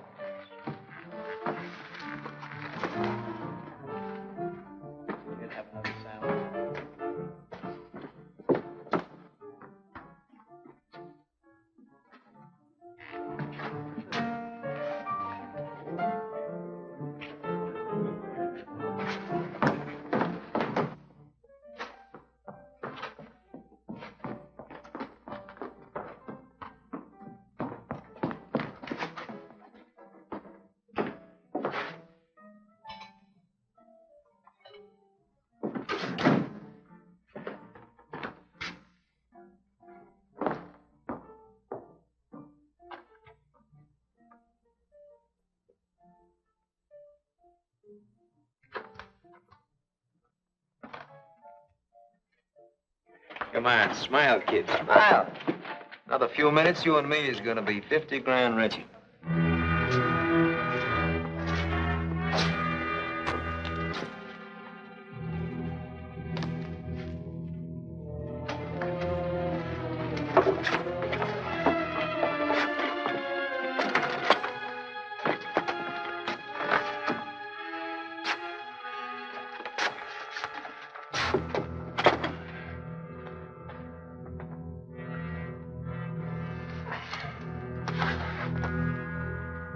Somebody winged you, huh?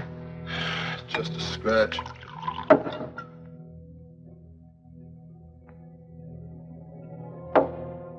Had me out cold for a while, though. I think you'll let Jiggy take a look at that. He's pretty good with them things. I'll be all right.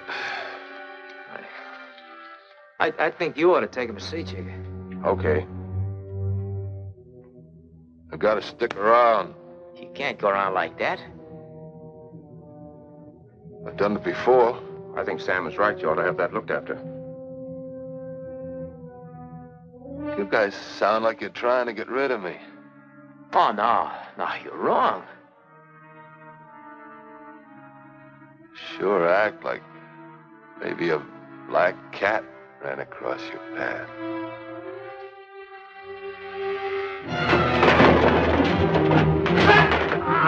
You're wrong about me, Sam. I can't do it. I had nothing to do with it. You were right about it. I had nothing to do.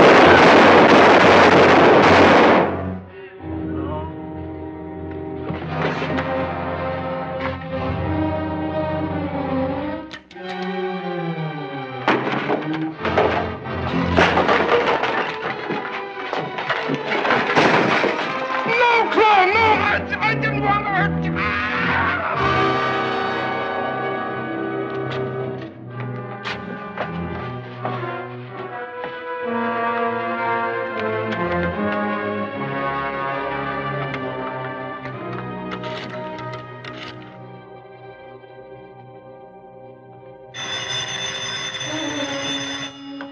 No tricks.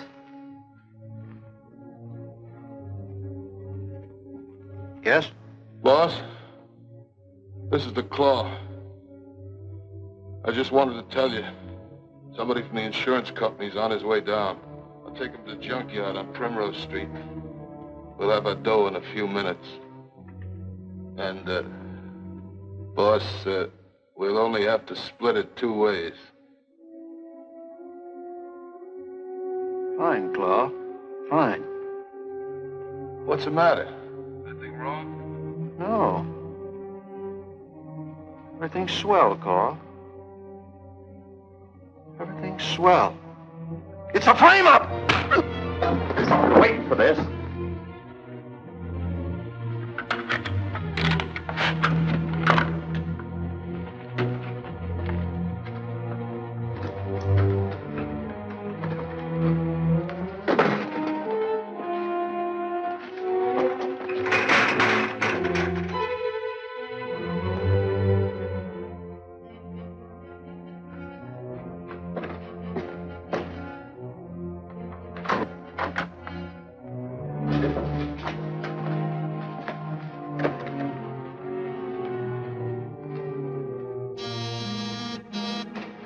Okay, Jigger, you lead the way. Lead the way where? Hey, you cops can't shove me around. I run a respectable joint. We'll talk that over in the back room. Get going.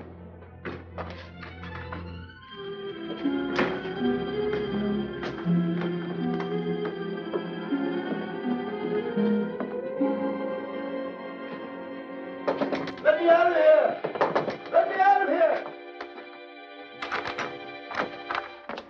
Oh, Dick Tracy. I'll be right with you, Vitamin.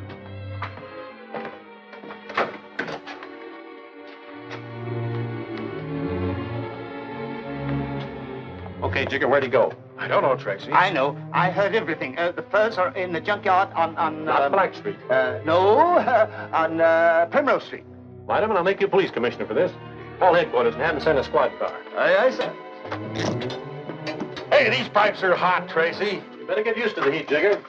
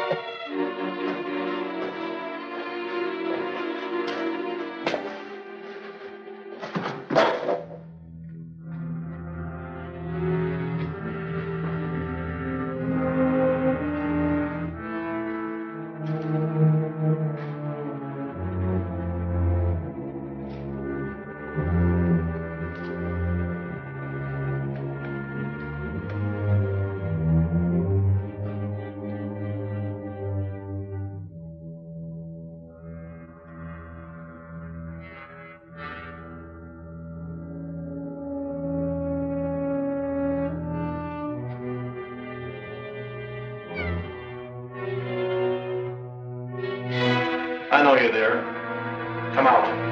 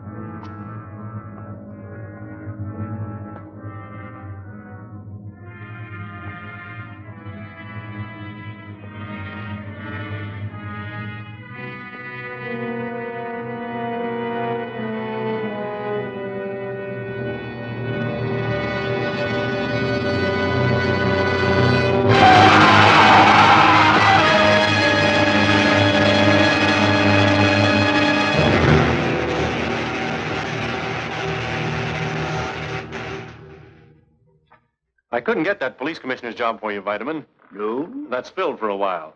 This is to show our appreciation. Haven't you anything to say, Vitamin? For the first time in my life, I'm speechless. You know, I think we should give you a badge more often. Oh, fortunately, I happen to have a little speech of acceptance with me. My dear friends, cannons to right of them. Vitamin, I have a table reserved for us at a nearby restaurant. Suppose you save that speech until then. Oh, Dick, how nice dancing. Well, why not? Tracy, I'm glad you're still here. I just got a report on Hatchet Harry. What about him? One of our men spotted him in the freight yards. Sorry, Tess. Come on, Pat.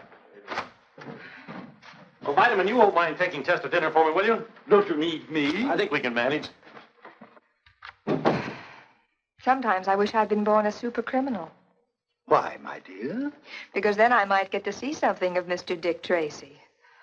Oh.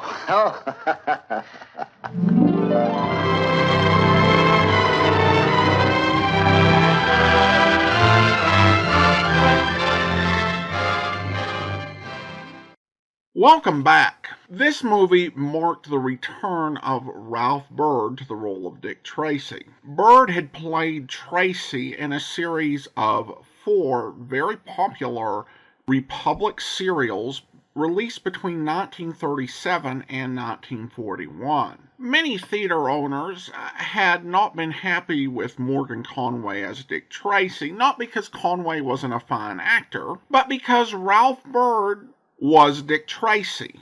And Byrd not only has Tracy's looks, but the confidence and charisma to carry off the performance. While there would only be 2 of these movies that starred Ralph Byrd, he would go on to star in a Dick Tracy TV series. Now, this film is a subject of a lot of debate. For some, it's the worst of the Tracy movies. And the one thing that does throw me as I was watching it is that this is so much like Dick Tracy versus Cueball, which was only released 5 months prior to this one. In both films, a simple robbery is planned, and it's a pretty clever plot, but it's foiled by the grotesque muscle who commits a needless murder, and who ultimately meets his end through an accidental death. While acknowledging those similarities, I think this is actually the better film. This one has a greater emphasis on the investigation and how Tracy is working to bring this entire gang to justice. Whereas Dick Tracy versus Cueball tended to focus more on Cueball's menace and all of the additional killings. This one also felt a bit better paced to me. There were plenty of characters, plenty of going on, and you definitely felt the film moving at pace to resolve everything. There's also a bit of a point to Vitamin Flintheart in this film, as opposed to the last one, where he was just comic relief. He does that too, but when he does get Sightless killed, he takes action and actually helps contribute to the plot. And I did love that scene where he was ordering the drinks. The one thing that should have caught my attention in one of the earlier films was the whole bit at the end where he and Tess are preparing to go out, and suddenly Dick Tracy has got another case. And it occurred to me that this was something they paid tribute to and actually did in the 1990 film. As this sort of trademark of Dick Tracy, as this man whose fight for justice is never quite done. And Tess Trueheart as the woman who has to put up with him. Of course, this film did have a new Tess Trueheart. This would be her only appearance. From what I can read on IMDb, this looks like this was kind of the high watermark for her Kay Christopher's career. Well, now it's time for the last of the 1940s Dick Tracy movies. The original release date on this one was September 26th of 1947, and the title is Dick Tracy Meets Gruesome.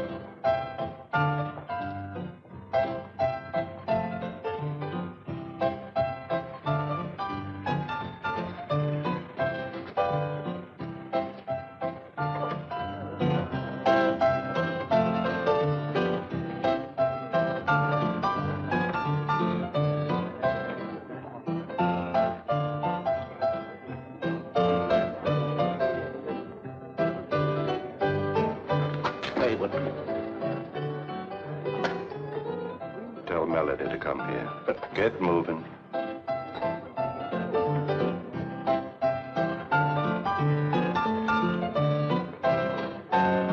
Somebody wants to see you, Melody. So tell him to look. Yeah, well, you'd better look. Standing right over there.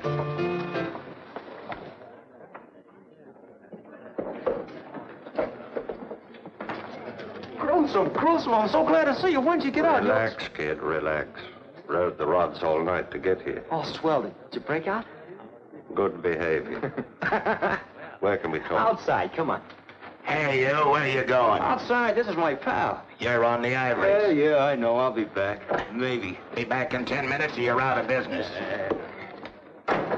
With you in town, that piano job don't mean nothing. You have anything in mind? Yeah, something really big. Where is it? Ain't far. Only the big boy ain't okayed me yet. He'll okay me. Yeah, that's what I figured.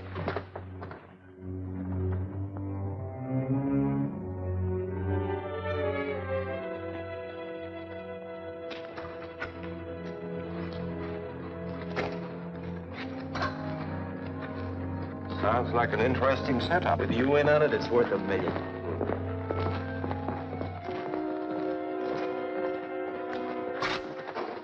Big stuff grows in strange places, eh, Melody? Here it grows out of test tubes. What do you want, Melody? I want to see the doctor. I got the right guy to handle that job for her. What is your friend's name? Gruesome. Isn't he? Come in.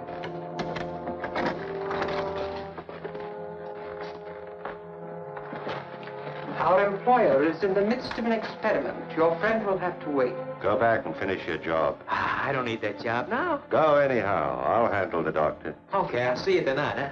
Boy, am I glad you're in town. Make yourself comfortable, but please don't touch anything. No? Why? It isn't advisable.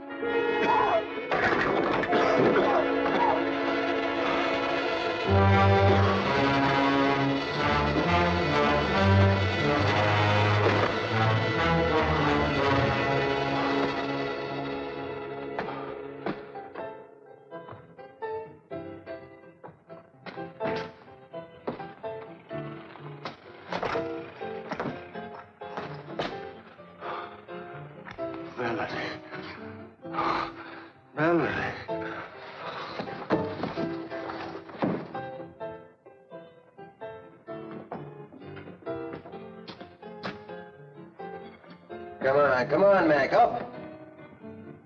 Oh, come on, get up out of there.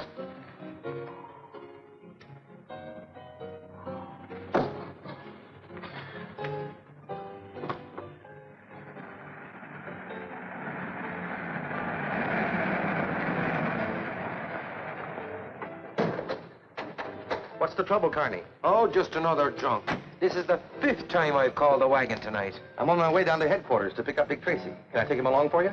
Don't that I'd appreciate, Pat. Well, where is he? He's lying in the doorway of that joint back there.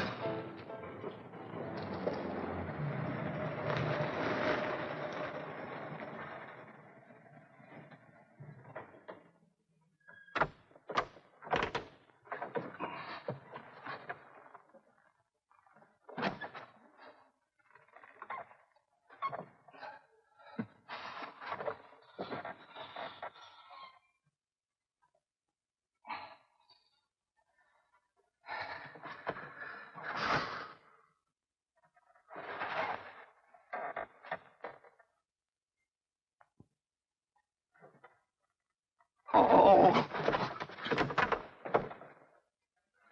That's funny, Pat. Not enough alcohol to have killed him. Yet no pulse and no heartbeat. So what did the big lug die of? A broken heart? I don't know, but Doc Ross can tell you tomorrow after the autopsy. I've been in this racket a long time, but I've never seen anything like this before. You say he was limp when you picked him up 10 minutes ago? Limp as a playboy's alibi. 10 minutes later, he's like this. Then it wasn't time for rigor mortis to set in. No time at all. Want to take a guess at what's eating him? Yes, I could guess, but it wouldn't mean anything. Except I think it's a case for homicide. Careful of your language, Frankie. He died in my car. But he didn't get whatever's wrong with him in your car. Right. So a corpse coming out of Hangman's Knot's got to be murder, huh? Probably. You say you found this on him? Loaded for bear. And his suit had the feel of a big house hand-me-down. That's sharp observing. Ain't it? Why don't you have Tracy take a look at him? I think I will. But if he has the answer to a drunk turning to stone, I give up. Happened not once, but several times. Thanks, Sarge. I wouldn't go in there now, Pat, if I was you. You mean I shouldn't go in? Nobody. Dick's got a VIP in there. VIP? Dick? A very important personage. In that case, I'll knock. Excuse me, Dick, but I think I just brought in a homicide. Anyway, he's a mighty funny stiff. Funny? I'll be right with you. Come over to the morgue, huh? Right. I'm sorry, Dr. Tomic. Go on. For instance, when I arrive home at night, I find figures lurking in the shadows near my house.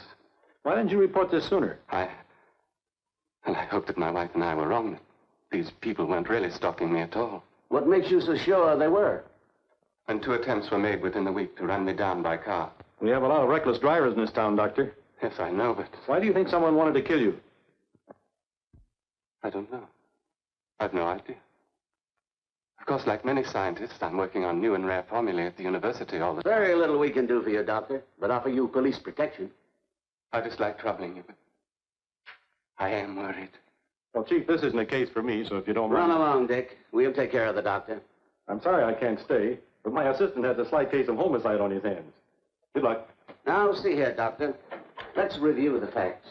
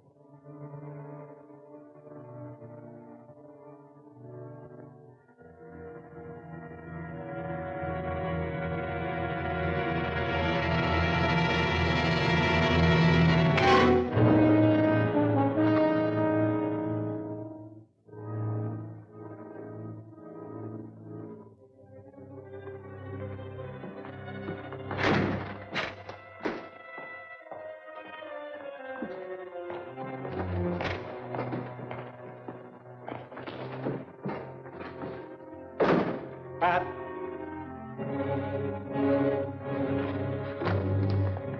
Pat? Did you get his number? Sure. What happened, Pat? Oh, you're asking me. I'm sitting here, see, writing out this report on the stiff. All of a sudden, blackout. Something hit me here. A crowbar, maybe, or a small bulldozer. I don't see how anybody could have got in here, Dick. Frankie put the stiff on this slab. He was out cold, just like he is now. The stiff, the mug, where is he? Looks like you had a drunk who woke up, Pat. He just outfoxed you, that's all. Outfoxed me, huh? I tell you, he was dead. Oh, don't look at me like that, Dick. You know I haven't had so much as a short beer since I joined the force. I tell you, I brought in an absolutely dead stiff. Okay, but if that's true, then you're just confused. There's a stiff in the other room. What? Why didn't you say so? Come on. What I want to know is who moved that stiff. So he outfoxed me, did he? What's that make you? I admit it, Pat. He tricked me, too. 1 minute he's dead. The next he slugs me, tricked you and vamoosed. Smart man. Smart? He's weird. I tell you, if I didn't know better, I'd swear we were doing business with Boris Karloff. Looks that way. Melody. Did you find him? Would I be back here without him if I did?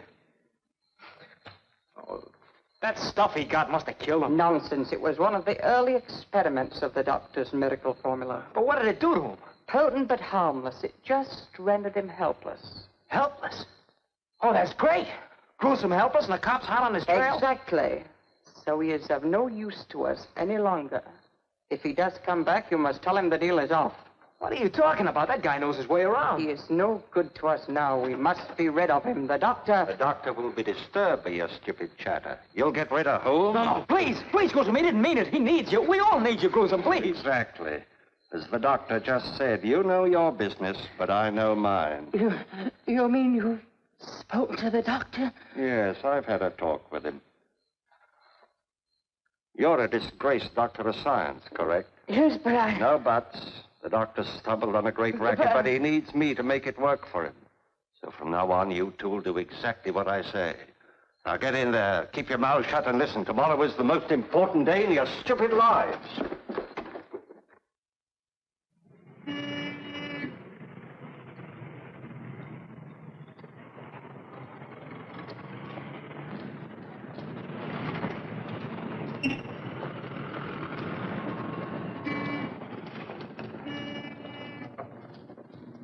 2.5 minutes to go.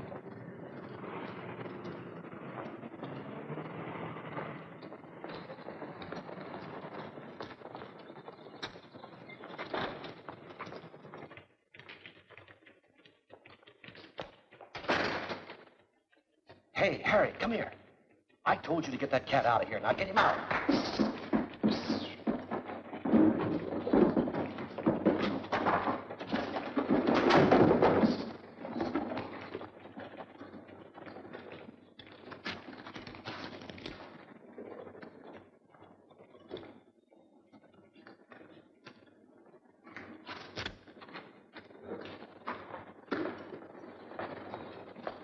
Afternoon, Mr. Duhart. Hello, Mr. Stone. 10, 20, 30. How's Mr. Tracy? Well, he's fine, thanks. Bye. Goodbye.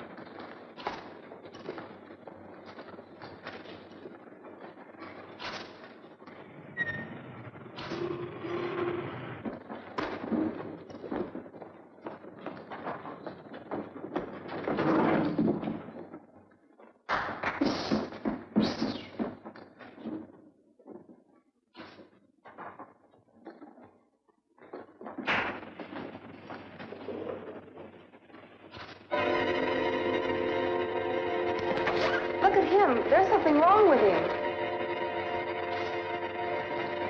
And him.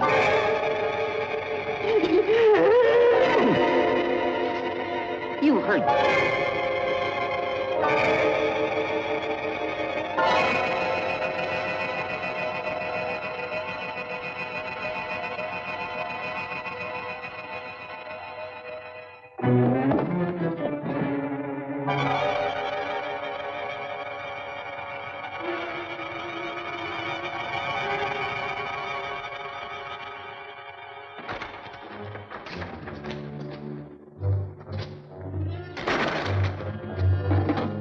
X-ray timed it perfectly. The air's clear. Lock the door. Hey, Gruesome, why one of you look as silly as they do? Lock the door.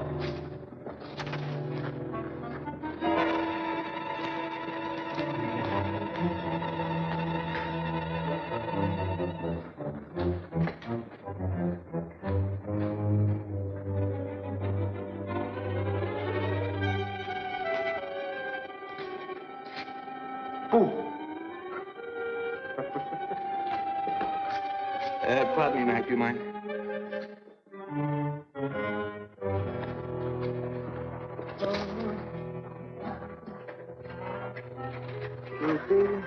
matter, buddy? Tanner? Melody. Yeah, come on, Gruesome.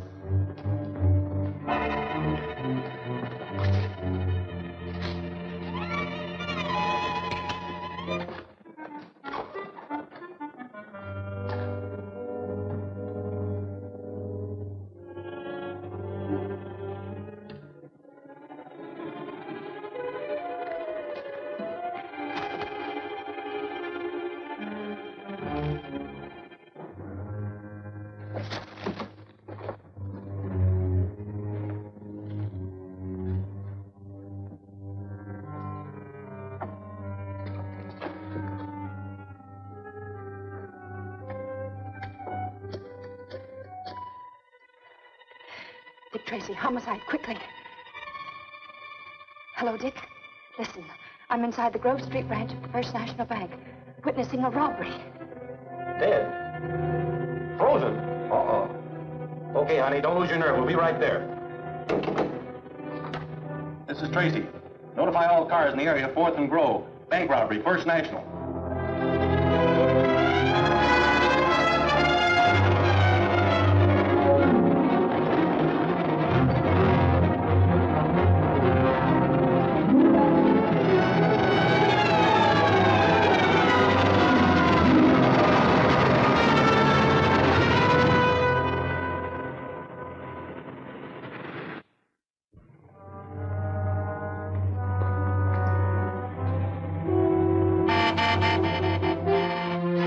Let's get out of here. Gruesome, there was a dame in that boat. Oh, look, get going.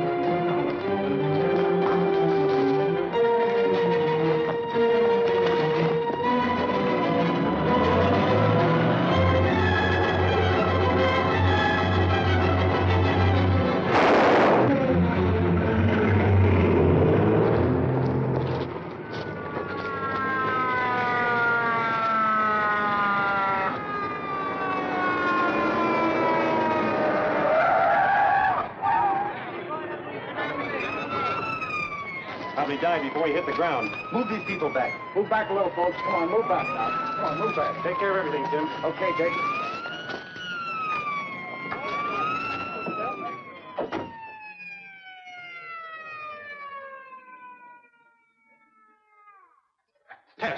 Tess, come out of it. Come out of what? I'm all right. Well, she's alive anyway. If I hadn't been in the booth, I'd have gotten it, too. But you see... Wait a minute. Payment on Thursday, or the bank will be forced to foreclose. But I tell you, I can't. You heard the man say they want a cash bonus? Oh, that's it. Mr. Crandall. Mr. Crandall. $100 worth of change, please. Yes, of course. Thank you.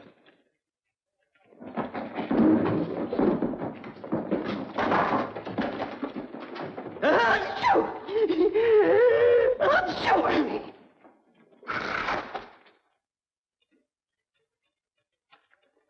You'll have to leave now, sir. It's 3 o'clock.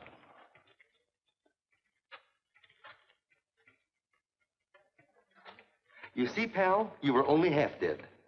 I don't question your word, Mr. Tracy. There undoubtedly was a bank robbery, but not here. Not here. They sent you to the wrong bank. Mr. Banks. Mr. Banks, over $100,000 has disappeared. Oh, that's fine. Right under our noses. What? This is the most amazing thing I've ever seen. 2 minutes ago, everybody was paralyzed. Frozen stiff, and now look at them. They're perfectly normal.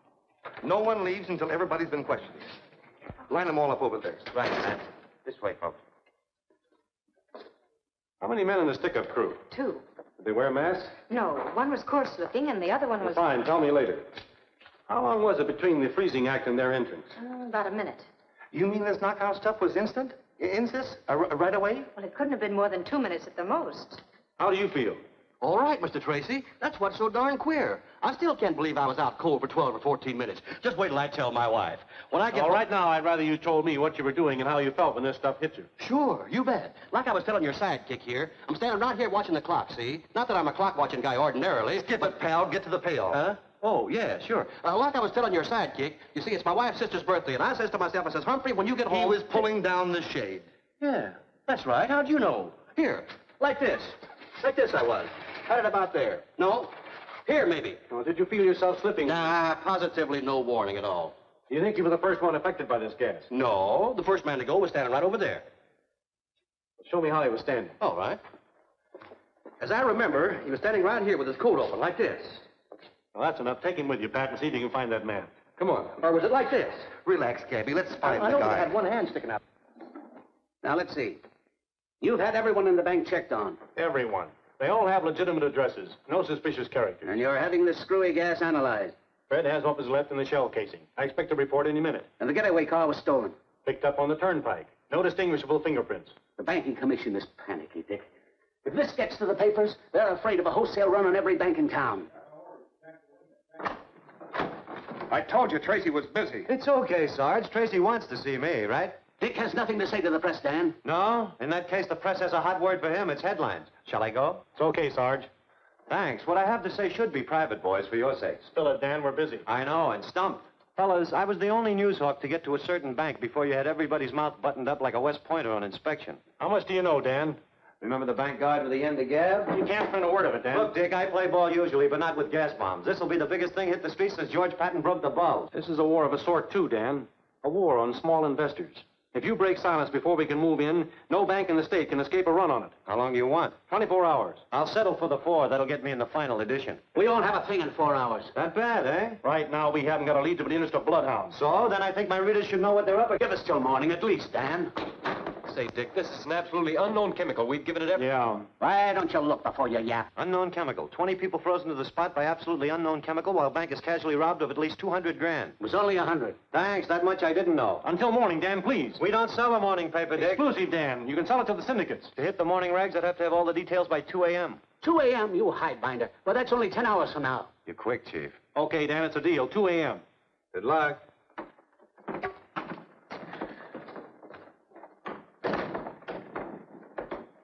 I'm sorry, Chief. Forget it. That ferret could dig salt out of Big Rock Candy Mountain. This chemical is so new, it isn't even registered. Is that it, Fred? Yeah, that's right, Dick. Think Dr. Tomic at State University could spot it? Sure, if anyone could. Tomic. That's the man who was complaining about threats on his life. Yes, top-flight physicist. Look, Chief, with only 10 hours before the panic hits, it's about... It's worth a try. What else have we got? Well, there's always Pat's living corpse, but... Oh, that. A shot in the dark. So is this. But if Tomic can tell us what it is, we at least have a lead.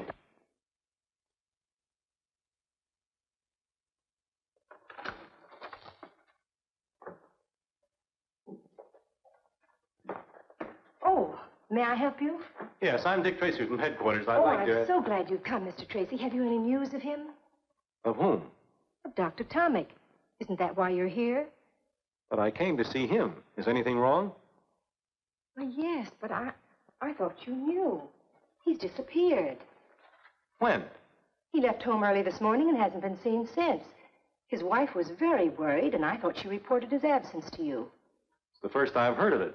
Are you his assistant? Yes, I'm Professor Leonard. You will find him, won't you, Mr. Tracy? We'll certainly try. Can you think of any reason why Dr. Tomic would want to disappear? No. What did you have in mind? Nothing in particular. Still, I'd like you to check any special or secret formula he might have been working on, just to make sure they haven't been removed. Of course. Will you wait here, please? I'd rather come along if you don't mind. Oh, not at all. Dr. Tomic always keeps his most valuable formulae in that locked cabinet. They're quite safe there. You have the keys, of course. Yes, but I'm certain nothing has been disturbed. Would you open it anyway, please? Very well.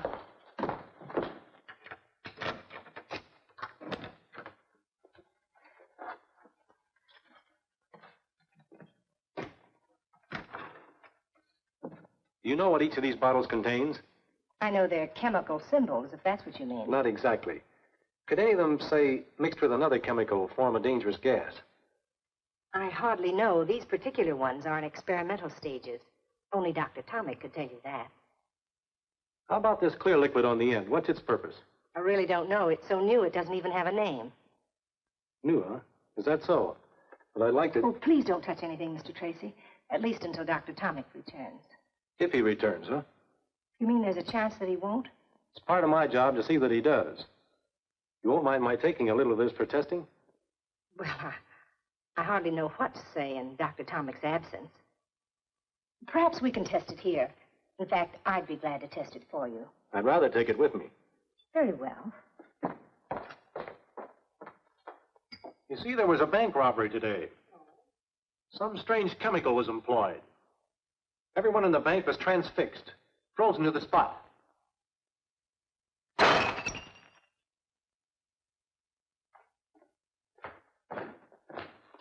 Startled? Shocked. You see, I work so close to science, I have every reason to dread the creation of such gases. I didn't say it was a gas. Well, what else could it be? I don't know. But it was a gas. Doesn't seem to stain or burn the surface, does it? No, Anything in it that will hurt me if I taste it? I think not, but I can't be too sure. Let's see. Tastes like water. Many chemicals do. Get me an empty bottle and a rag, will you? Professor Learned, Yes? could a man in Tommy's position be leading a double life? Hardly. He's one of the most respected men in his profession. Yet he came to headquarters complaining of attempts on his life the night before he disappeared. It's been my experience, Professor, that could be the act of an innocent man. Or of a man covering his tracks. Perhaps, but not Dr. Tomic. His whole life is an open book, beyond suspicion. I guess you're right. I know I'm right. Well, thank you, Professor. I'll be back when I have this analyzed. Very well, Mr. Tracy. But it isn't water. Probably not.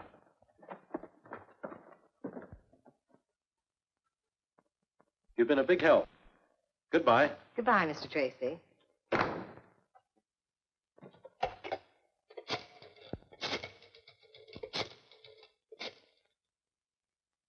I still say you didn't have to shoot him. But Gruesome, he saw us coming out of the bank. Seeing and identifying weeks, maybe months later, are two different things. But You're still... just that trigger-happy young mug you always were.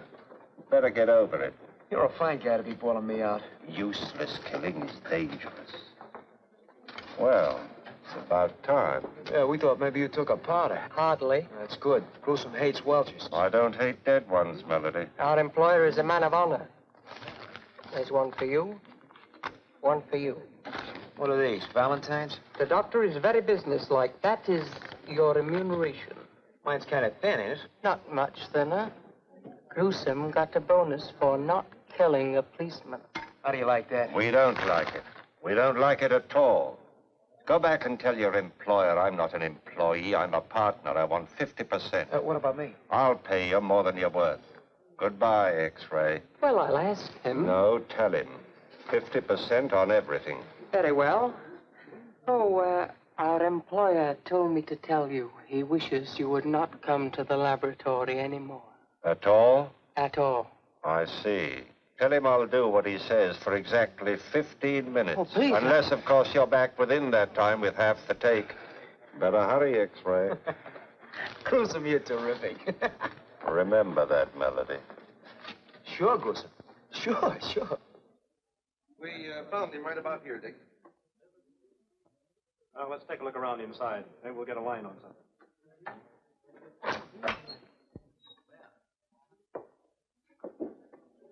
Who's the pulse?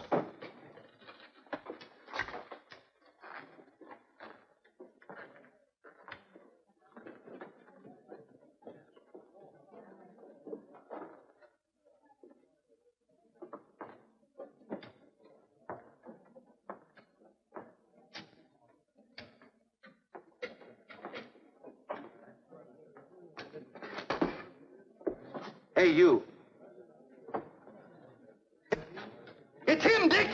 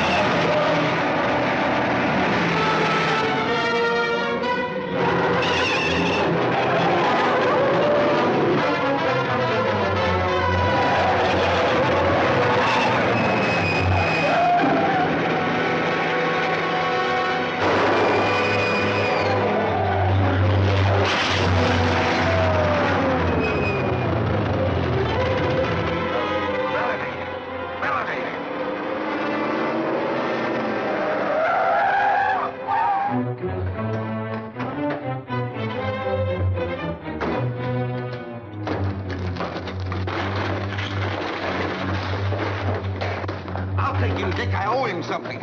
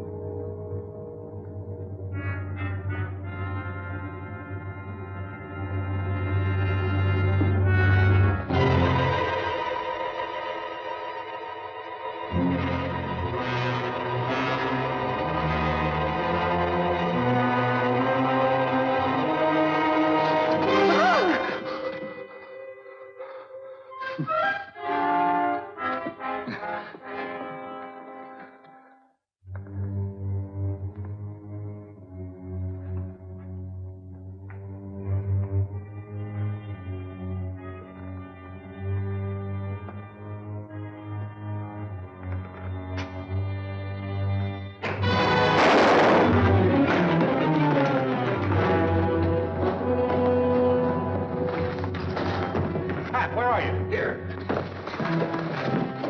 Are you all right? Yeah, it was him, Dick, that drunken stiff. Where did he go? He got away. Well, that's a lead anyway. What happened to you? What happened to me? I was standing right over there, and all of a sudden, I was... No, I'm not going to tell you. Come on, Pat. What happened to you? Okay. I was bit by a tiger.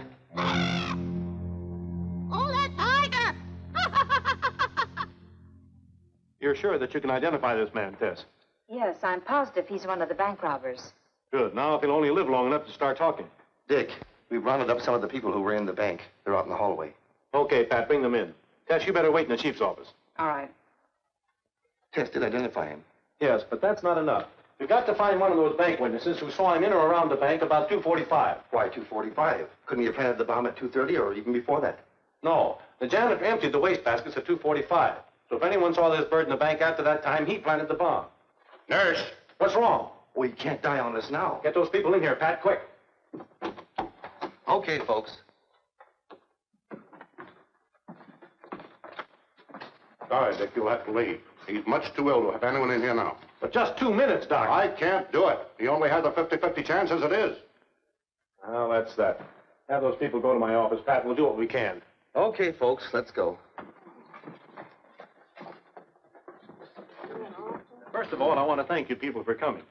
Now I'd like to ask you a few simple questions. Does anyone recognize this man? I'm sure I never saw him before. Well, now, I'm a bank guard, you see. We know that. Of course you do. And you know that bank guards have to be observing. Now, if that man was at the bank, it stands to reason I'd remember him, don't it? It does, do you? No. I could be wrong, Mr. Tracy, but I think that man passed me at the bank door. I think he was coming out as I was going in.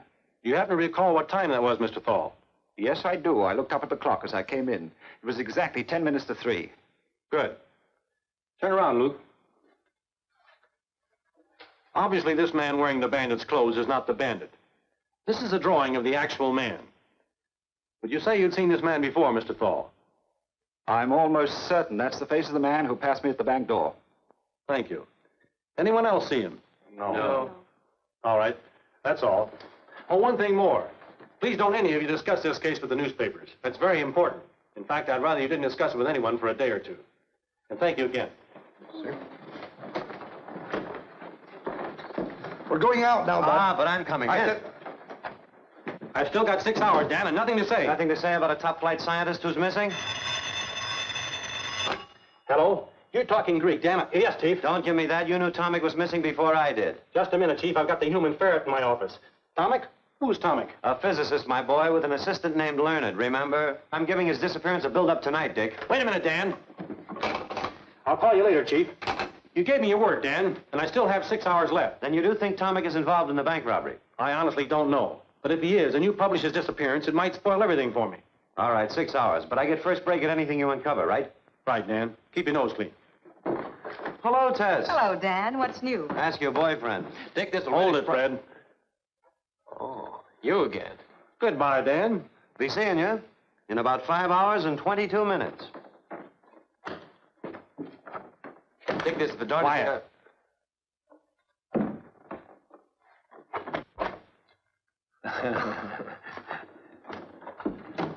I think I know what you were going to tell me anyway. I should see a certain professor at State University right away, correct? Correct, and quick. I'll see you later, honey. But we had a date for dinner. I'm having mine with a professor. Oh, well, since it's only a professor. A beautiful, feminine professor. And you expect me to be here when you get back? No. Then I will be. That's what I thought. Goodbye, Dick. Bye.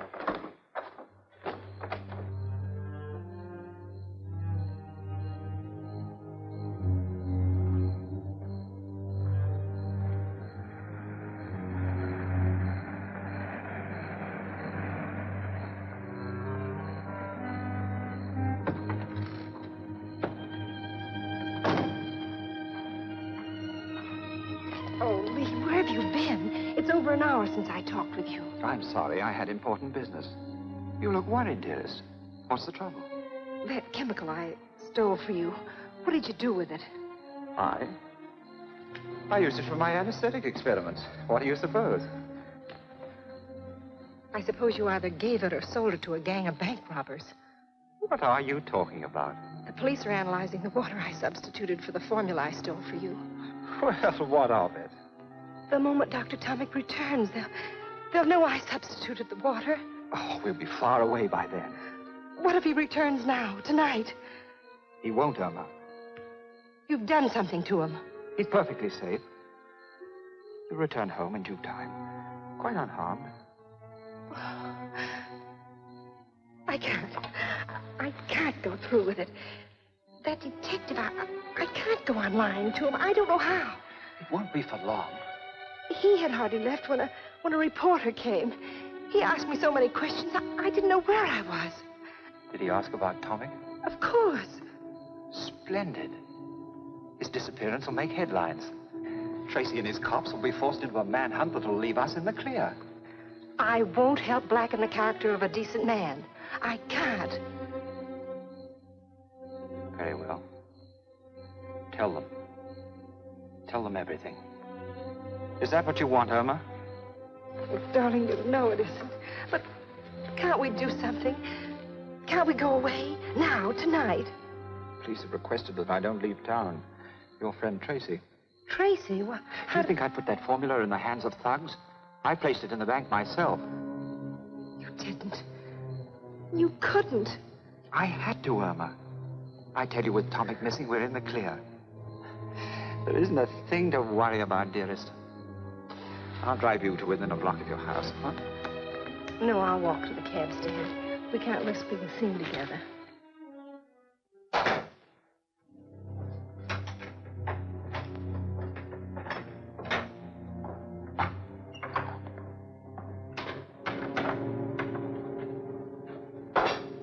Good evening. Well, Mr. Tracy, how did you get here? It was easy. Illegal, too. Illegal? What is? My breaking into your place and searching your things without a warrant. I should think so. Why did you do it? Why did you tell me I wouldn't find water in that bottle? You didn't. You're a biochemist. Why try to pretend you didn't know what was in that bottle? You forget, Mr. Tracy. You tasted whatever was in it, not I. I was so sure it wasn't water that Why? Why? Because I can see no reason why Dr. Tomic would make such a substitution. Neither can I. In fact, I don't think he did. But obviously he had to. He and I are the only two people Who have the key to that lock. So I say you made the substitution, not Tomic. If what you found in that bottle really was water, and you're not just trying to trick me because of some fantastic notion that I mixed up with bandits, then all I can say is Dr. Tomic put it there. I didn't. And, might I suggest that you spend your time looking for him instead of badgering me? I'm badgering you because I think you know something about his disappearance. Either you're shielding him or you're shielding someone else. Why? Why should I? Do I look like the kind of person who goes around shielding bank robbers and murderers? Frankly, no. But I think you got in over your head. And now you don't see any way out but lying. I'm not lying. I think you are. Consider this, Professor. Whoever got hold of that formula will stop at nothing to keep it. Murdering a bank guard is only the beginning. Right now, they're accused of murder. If you're involved in it, you're an accessory to murder, and your only chance of getting less than hung is to play ball on the right team. But I tell you, I don't know anything. I heard you the first time. Just the same, when I leave here, I advise you to get in touch with someone. Who? Whomever you're shielding. Tell them that no amount of money or fame or love or whatever it is you're doing it for is worth putting your neck in a noose.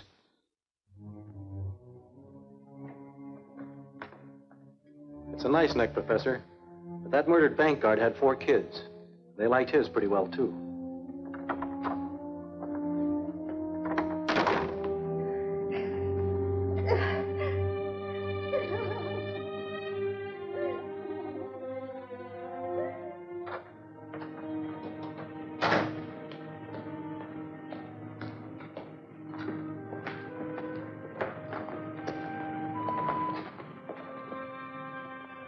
You cover the back. If she doesn't come out in 2 hours, go back to headquarters. Right.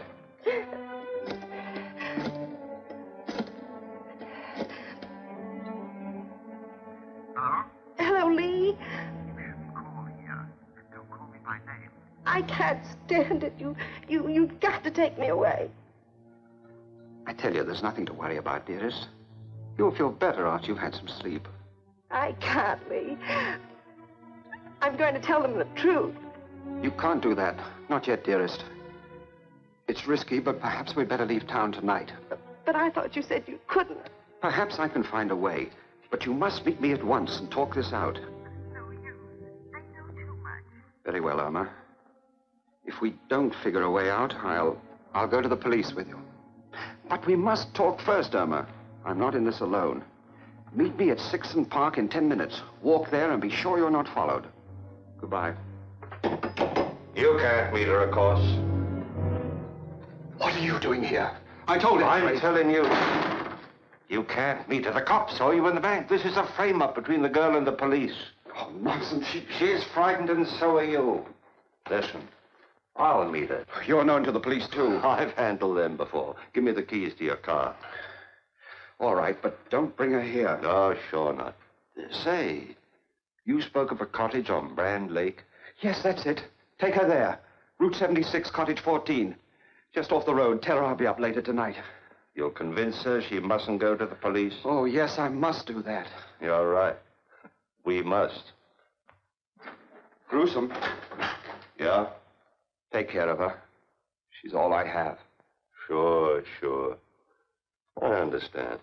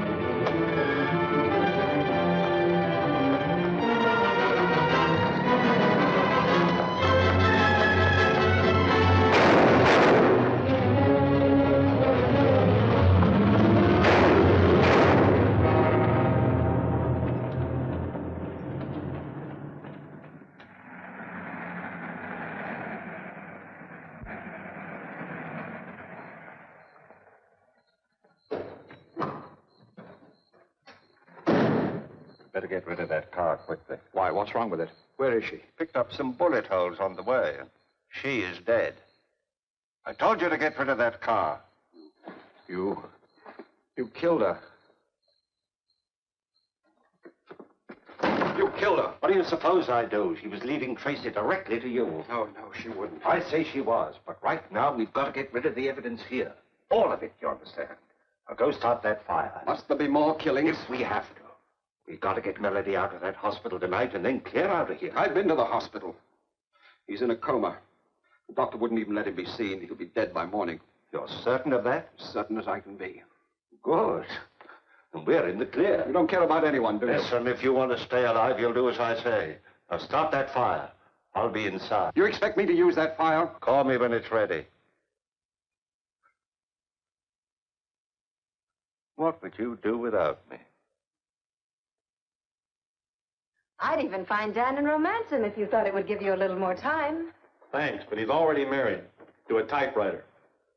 There's one consolation, though. Those crooks are just as worried as I am. Their killing that girl was an act of cold-blooded desperation. Do you think Dr. Tomic had her shot? That's anybody's guess. You trace the license number? Sure, stolen plates. But if you put 2 bullets into the back end of that car, we'll pick it up in no time. Time is something I'm fresh out of. If Dr. Carver could only fix up those other 2 crooks so they could talk. Said he'd call me in 10 minutes. It's been 15. This is Tracy. What about that smashed-up piano player? Just died. What? When? About 10 minutes ago. Thanks. Oh, no. We could have sweated it out of that guy. But he had to go die on us, too. Well, dead men tell no tales. What did you say? I said dead men tell no But sometimes they do, Tess. Sometimes they do. Where are you going? See the chief. Get an okay on an idea that'll make Dan and his papers think I'm a prime heel.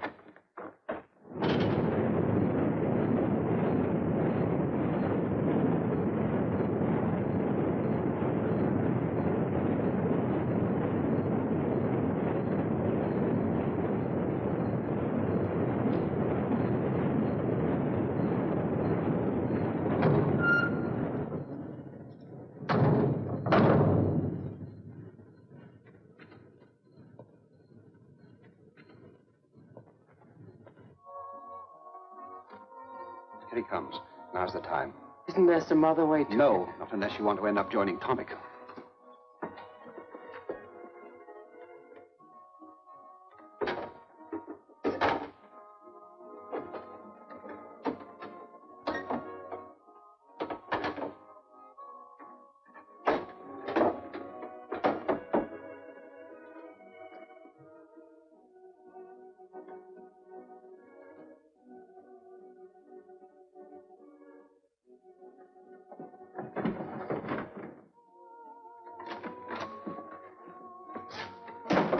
Where's the good doctor? Why, in there. Call the hospital? Yes, no change. Good. I'll stay here till we know if he's alive or dead. It's dangerous to hide you here. Dangerous for whom? All of us. Police will try to trace the driver of my car. I'll stay here. Very well. There's a small bedroom in there. You may use it. And there's whiskey in my desk. True hospitality. Oh, Doctor, why did you close that window? The smoke from the incinerator. I see. Won't you join me in a drink? I never indulge. Doctor? Yes? Come on in and join me, won't you? No, thank you. Come on in, both of you.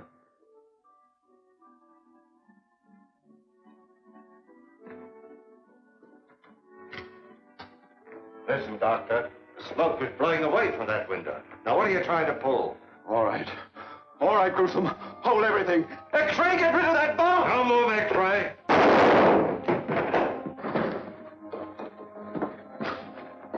Don't shoot me, Gruesome, please. Newsflash. Dangerous bank robbers expected to be rounded up within 12 hours. Homicide's famous Dick Tracy has just revealed that one of the robbers of the Grove Street branch of the First National Bank has been captured after suffering severe injuries in a wild chase by the police. He's alive. 5 minutes ago, Tracy reported that the injured bandit will be able to talk by morning. He added, and I quote, "When this man talks, we will round up the most dangerous gang of criminals in this city's history." We now return you to the piano. That announcement saved your life, X-ray. What? I need you. We got to get Melody out of that hospital. But that's a police hospital. Why not leave him there? Yeah? To talk and spoil a perfect setup? No, we got to risk it. What about him? What about him? He's dead and Melody isn't, worse luck. Go on.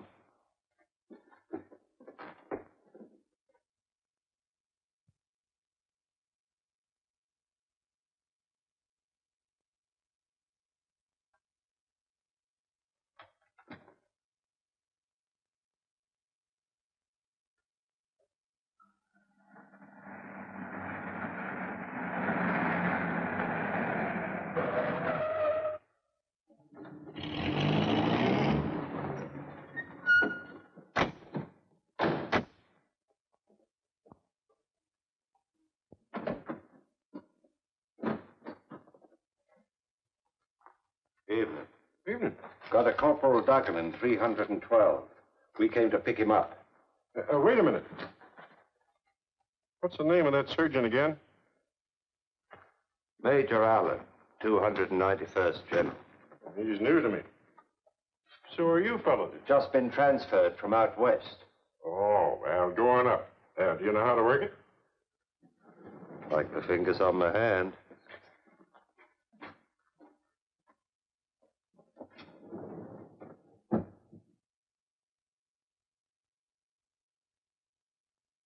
That's the gorilla, all right. They came in an army ambulance. Give me the phone, Pop.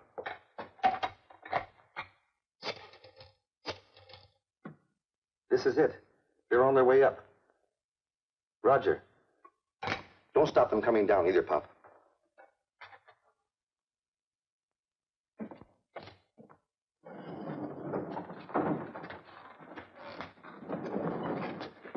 You wait here. If anybody questions you, remember where you're from. 291st General. Right.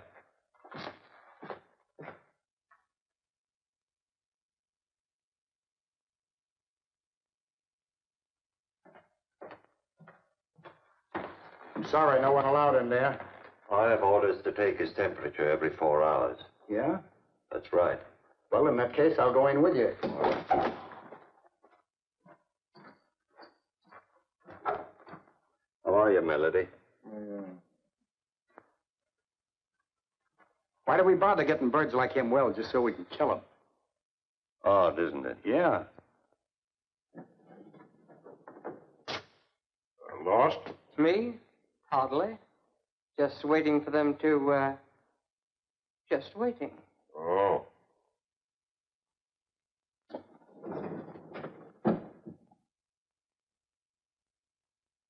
Hey. What's the matter? This man is running a dangerously high temperature. You better send for the doctor. Not me, buddy. My orders are to stay right here.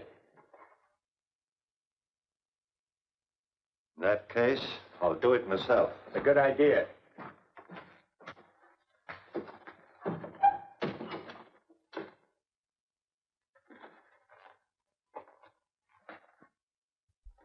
What happened? It's in the wastebasket, Tim. You want me to throw it out? No, leave it there. I know, but if this stuff makes people freeze the way you say it does, I won't be of any help to you. That's right. I know, but you're unarmed. I don't like this. Hey, this stuff has started to smoke. It should.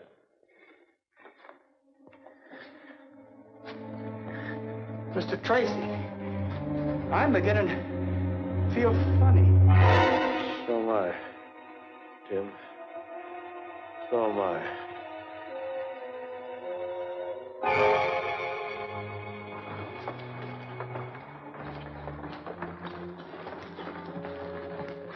Should be clear now.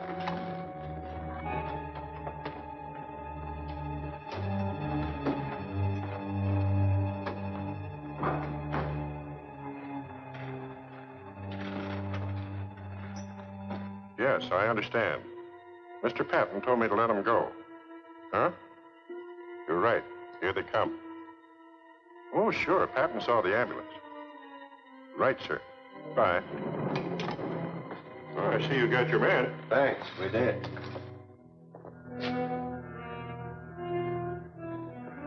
Say, who do you guys think you are parking here? Can't you read? Sorry, we didn't see the sign. Didn't see the sign. What kind of an excuse is that?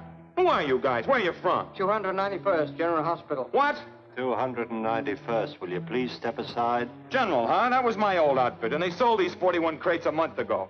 Where'd you pick it up? Look here, this man is dying. Yeah, and I got a rush call. So what? You know what I think? I think you guys are a couple of cadaver snatchers. I'm going to take a look at this stuff, see? No, wait. The other one. But this is ours. That one won't be spotted so quickly. Put him in that one. I hope nothing went wrong. What good? Tim would never leave Dick. Hey, here comes an ambulance out.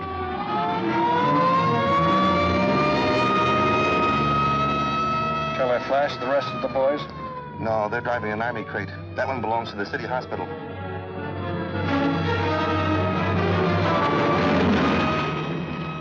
That was a clever piece of work, Gruesome. It almost misfired. Fall told you that corporal's name was Joseph Duggan. It was really John.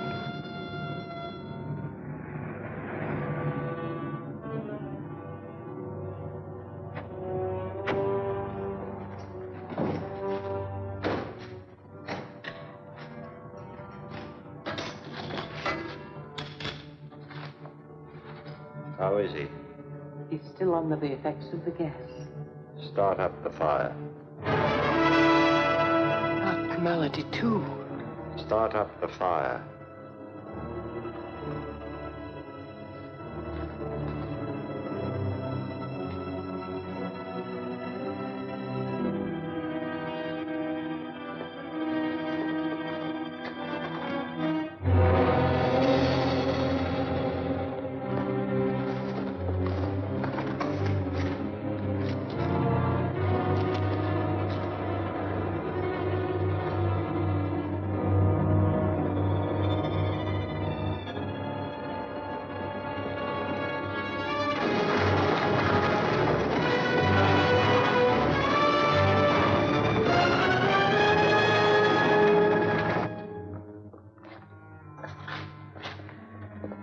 What's the matter, Bud? Ask the guy who stole this crate.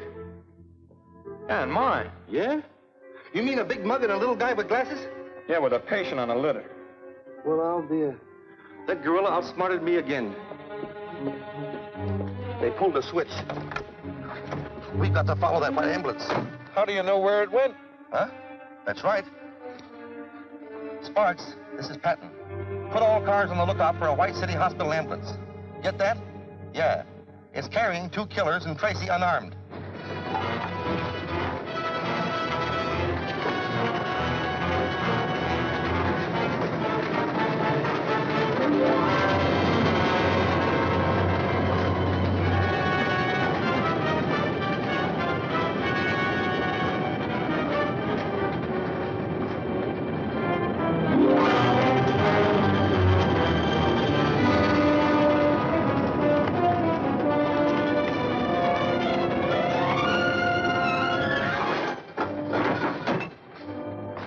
X-ray.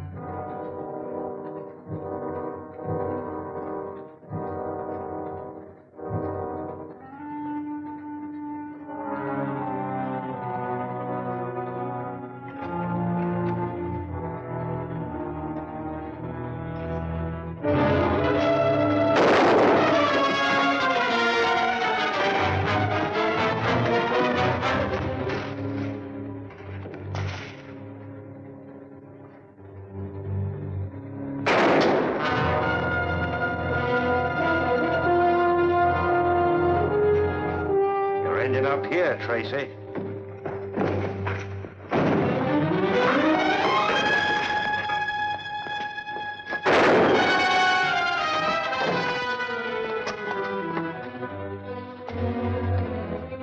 I'm not going to come in after you. I don't have to. Remember the bank? You got about 60 seconds left. There's no other exit, Tracy. This is the end of the line.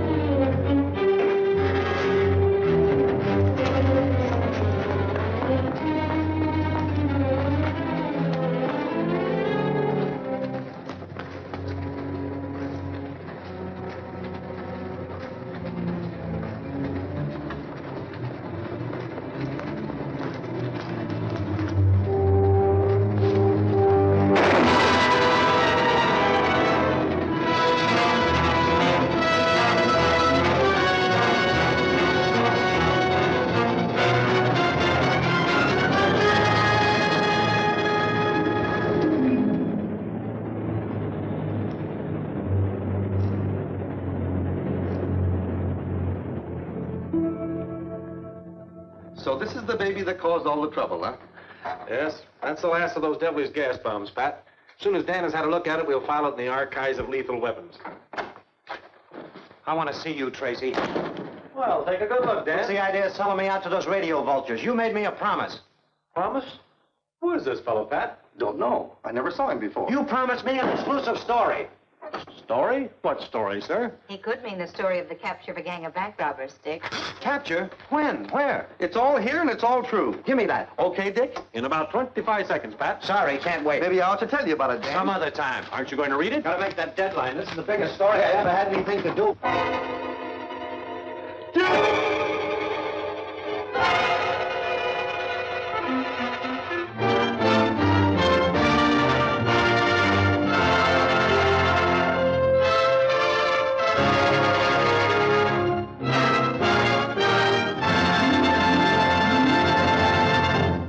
Welcome back. Was really pleased to bring this one to you because this is such a fun movie. Boris Karloff really ups the quality of the film, particularly in the villain category. He is such a great villain with so much menace. A very different villain than Splitface or Cueball.